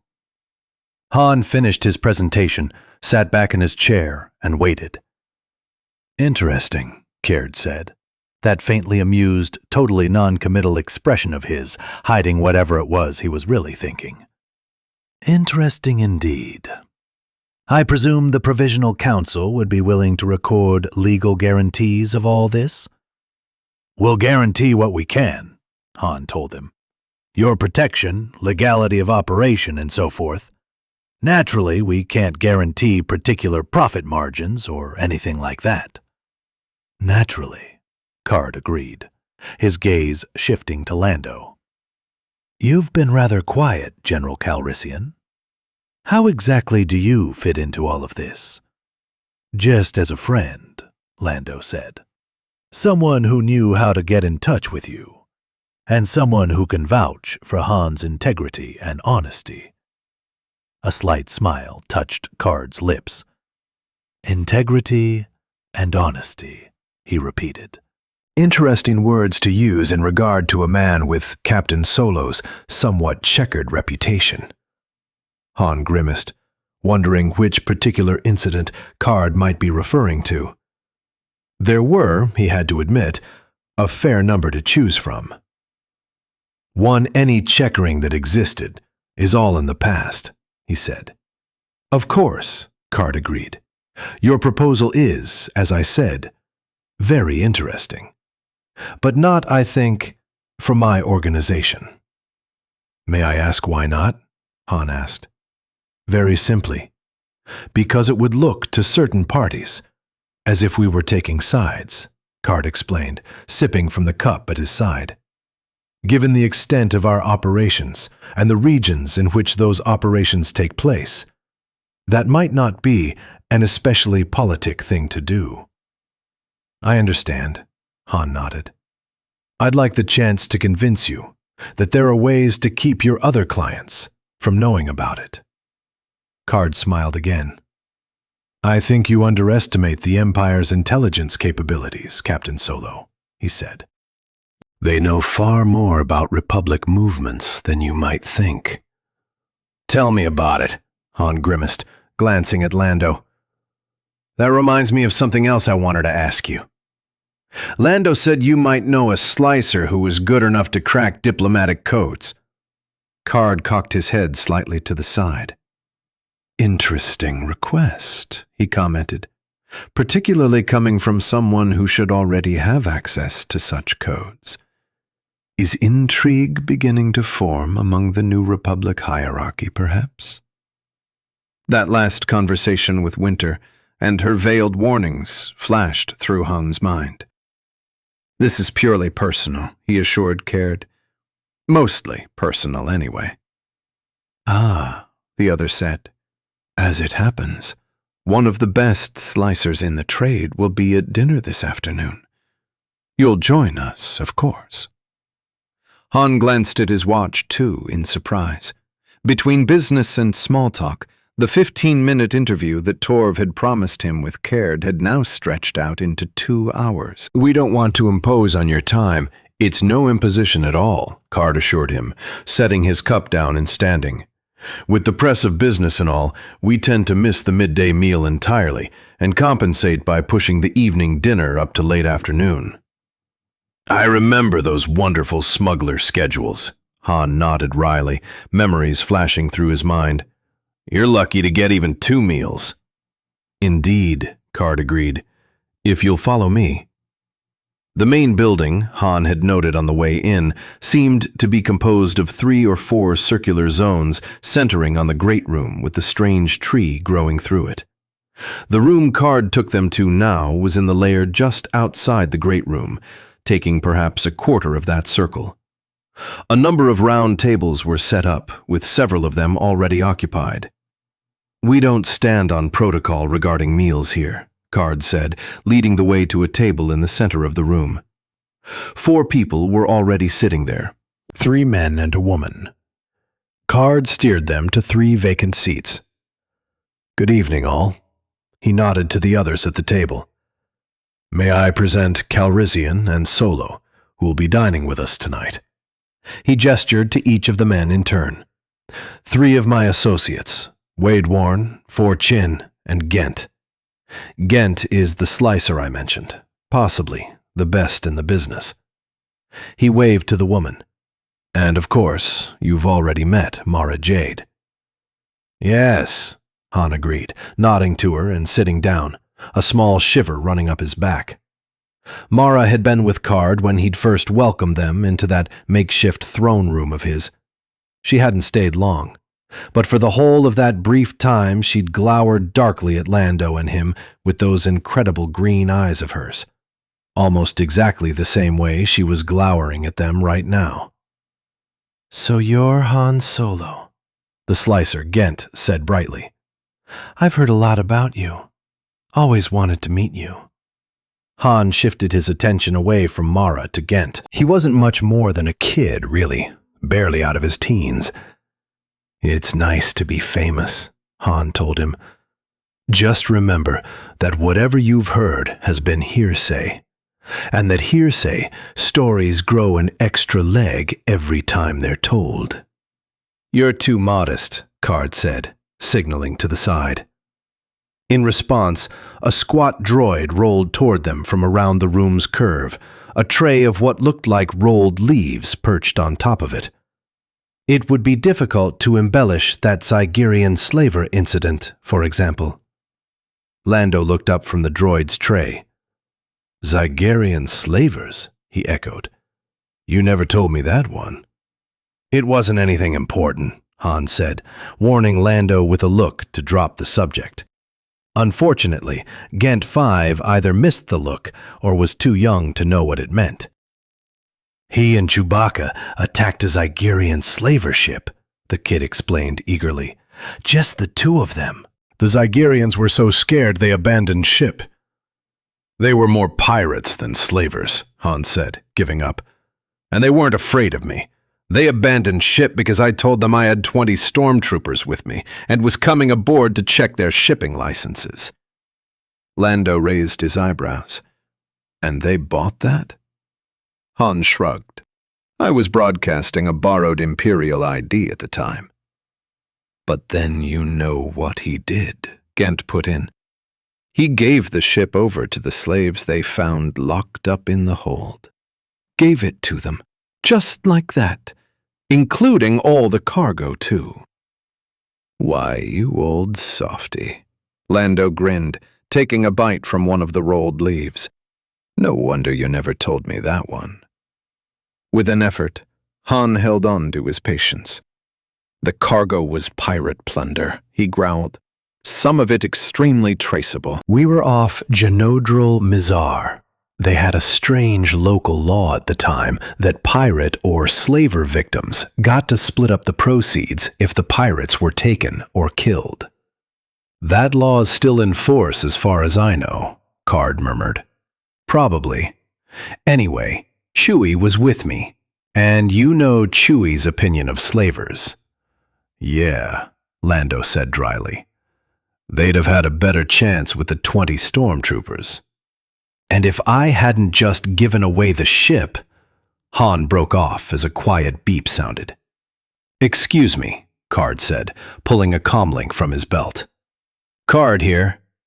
Han couldn't hear what was being said, but abruptly, Card's face seemed to tighten.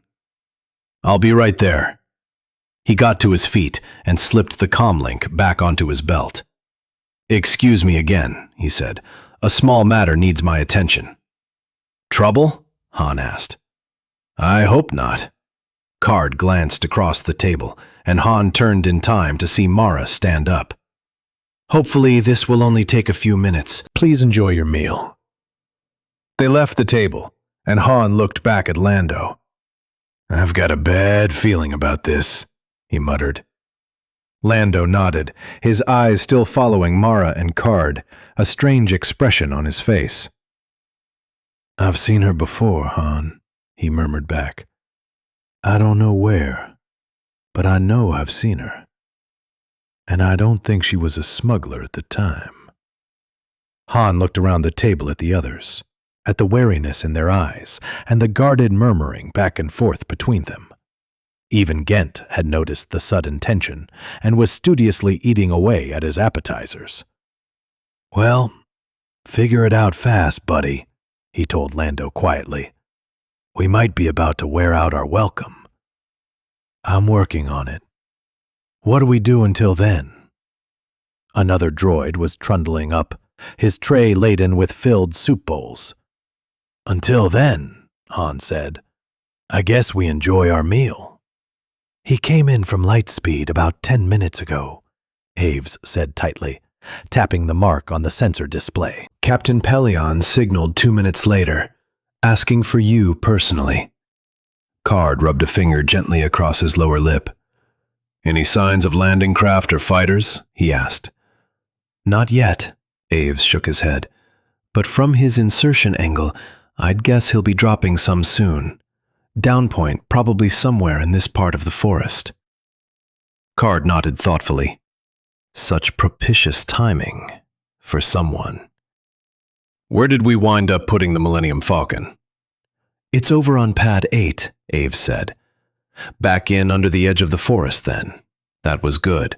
The high metal content of Merker's trees would help shield it from the Chimera's sensors." "Take 2 men and go throw a camo net over it," he told the other. "There's no point in taking chances. And do it quietly. We don't want to alarm our guests." "Right." Aves pulled off his headset and headed out of the room at a brisk trot. Card looked at Mara. Interesting timing, this visit. She met his gaze without flinching. If that's a subtle way of asking whether or not I called them, don't bother. I didn't. He cocked his head. "Really? I'm a little surprised." "So am I," she countered. "I should have thought of it days ago." She nodded toward the headset. "You going to talk to him or not?" "I don't suppose I have much choice." Mentally bracing himself, Card sat down in the seat Aves had just vacated and touched a switch. "Captain Pelion, this is Talon Card," he said.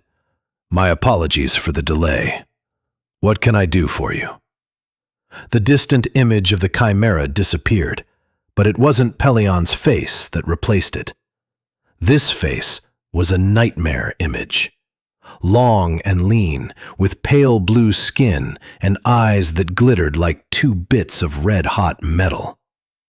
"Good afternoon, Captain Card," the other said, his voice clear and smooth and very civilized. "I'm Grand Admiral Thrawn." "Good afternoon, Admiral." Card nodded in greeting, taking it in stride. "This is an unexpected honor. May I ask the purpose of your call?" "Part of it, I'm sure you've already guessed," Thrawn told him. "We find ourselves in need of more Ysalamiri, and would like your permission to harvest some more of them." "Certainly," Card said, a funny feeling starting to tug at the back of his mind. There was something strange about Thrawn's posture, and the Imperials hardly needed his permission to come pull Ysalamiri off their trees. "If I may say so, you seem to be running through them rather quickly. Are you having trouble keeping them alive?" Thrawn raised an eyebrow in polite surprise. "None of them has died, Captain. We simply need more of them." "Ah," Caird said. "I see." "I doubt that. But no matter. It occurred to me, Captain, that as long as we were coming here, it might be a good time for us to have a little talk." "What sort of talk?" "I'm sure we can find some topics of mutual interest," Thrawn said. "For example, I'm in the market for new warships." Long practice kept any guilty reaction from leaking out through Card's face or voice, but it was a near thing. "Warships?" he asked carefully. "Yes." Thrawn favored him with a thin smile. "Don't worry, I'm not expecting you to actually have any capital starships in stock, but a man with your contacts may possibly be able to acquire them." "I doubt that my contacts are quite that extensive, Admiral," Card told him, trying hard to read that not-quite-human face. Did he know? Or was the question merely an exquisitely dangerous coincidence? I don't think we'll be able to help you. Thrawn's expression didn't change, but abruptly, there was an edge of menace to his smile. You'll try anyway. And then there's the matter of your refusal to help in our search for Luke Skywalker.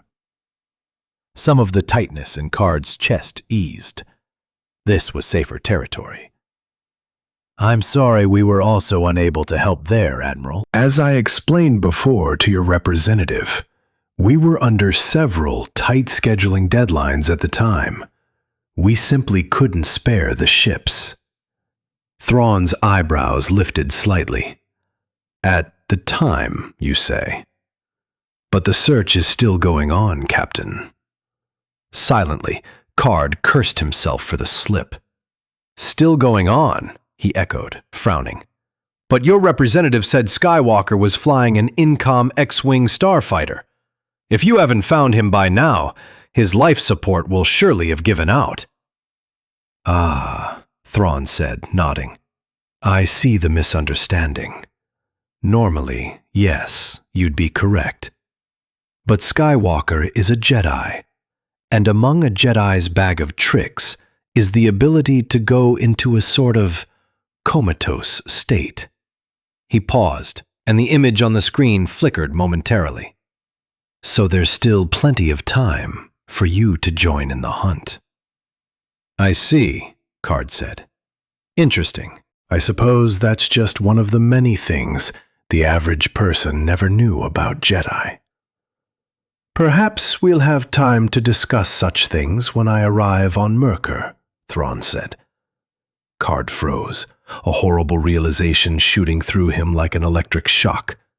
That brief flickering of Thrawn's image. A glance at the auxiliary sensor display confirmed it. 3 Lambda-class shuttles and a full TIE fighter escort had left the Chimera, heading toward the surface. I'm afraid we don't have much to entertain you with, he said between suddenly stiff lips. Certainly not on such short notice. No need for entertainment, Thrawn assured him. As I said, I'm simply coming for a talk. A brief talk, of course. I know how busy you are. I appreciate your consideration, Card said. If you'll excuse me, Admiral, I need to begin the preparations to receive you. I look forward to our meeting, Thrawn said. His face vanished, and the display returned to its distant view of the Chimera. For a long moment, Card just sat there, the possibilities and potential disasters flipping through his mind at top speed. Get on the comlink to Chin, he told Mara. Tell him we have Imperial guests coming, and he's to begin preparations to receive them properly. Then, go to Pad 8 and have Aves move the Millennium Falcon farther back under cover. Go there in person. The Chimera and its shuttles might be able to tap into our comlink transmissions. What about Solo and Calrissian? Card pursed his lips. We'll have to get them out, of course. Move them into the forest, perhaps at or near their ship. I'd better deal with that myself. Why not turn them over to Thrawn?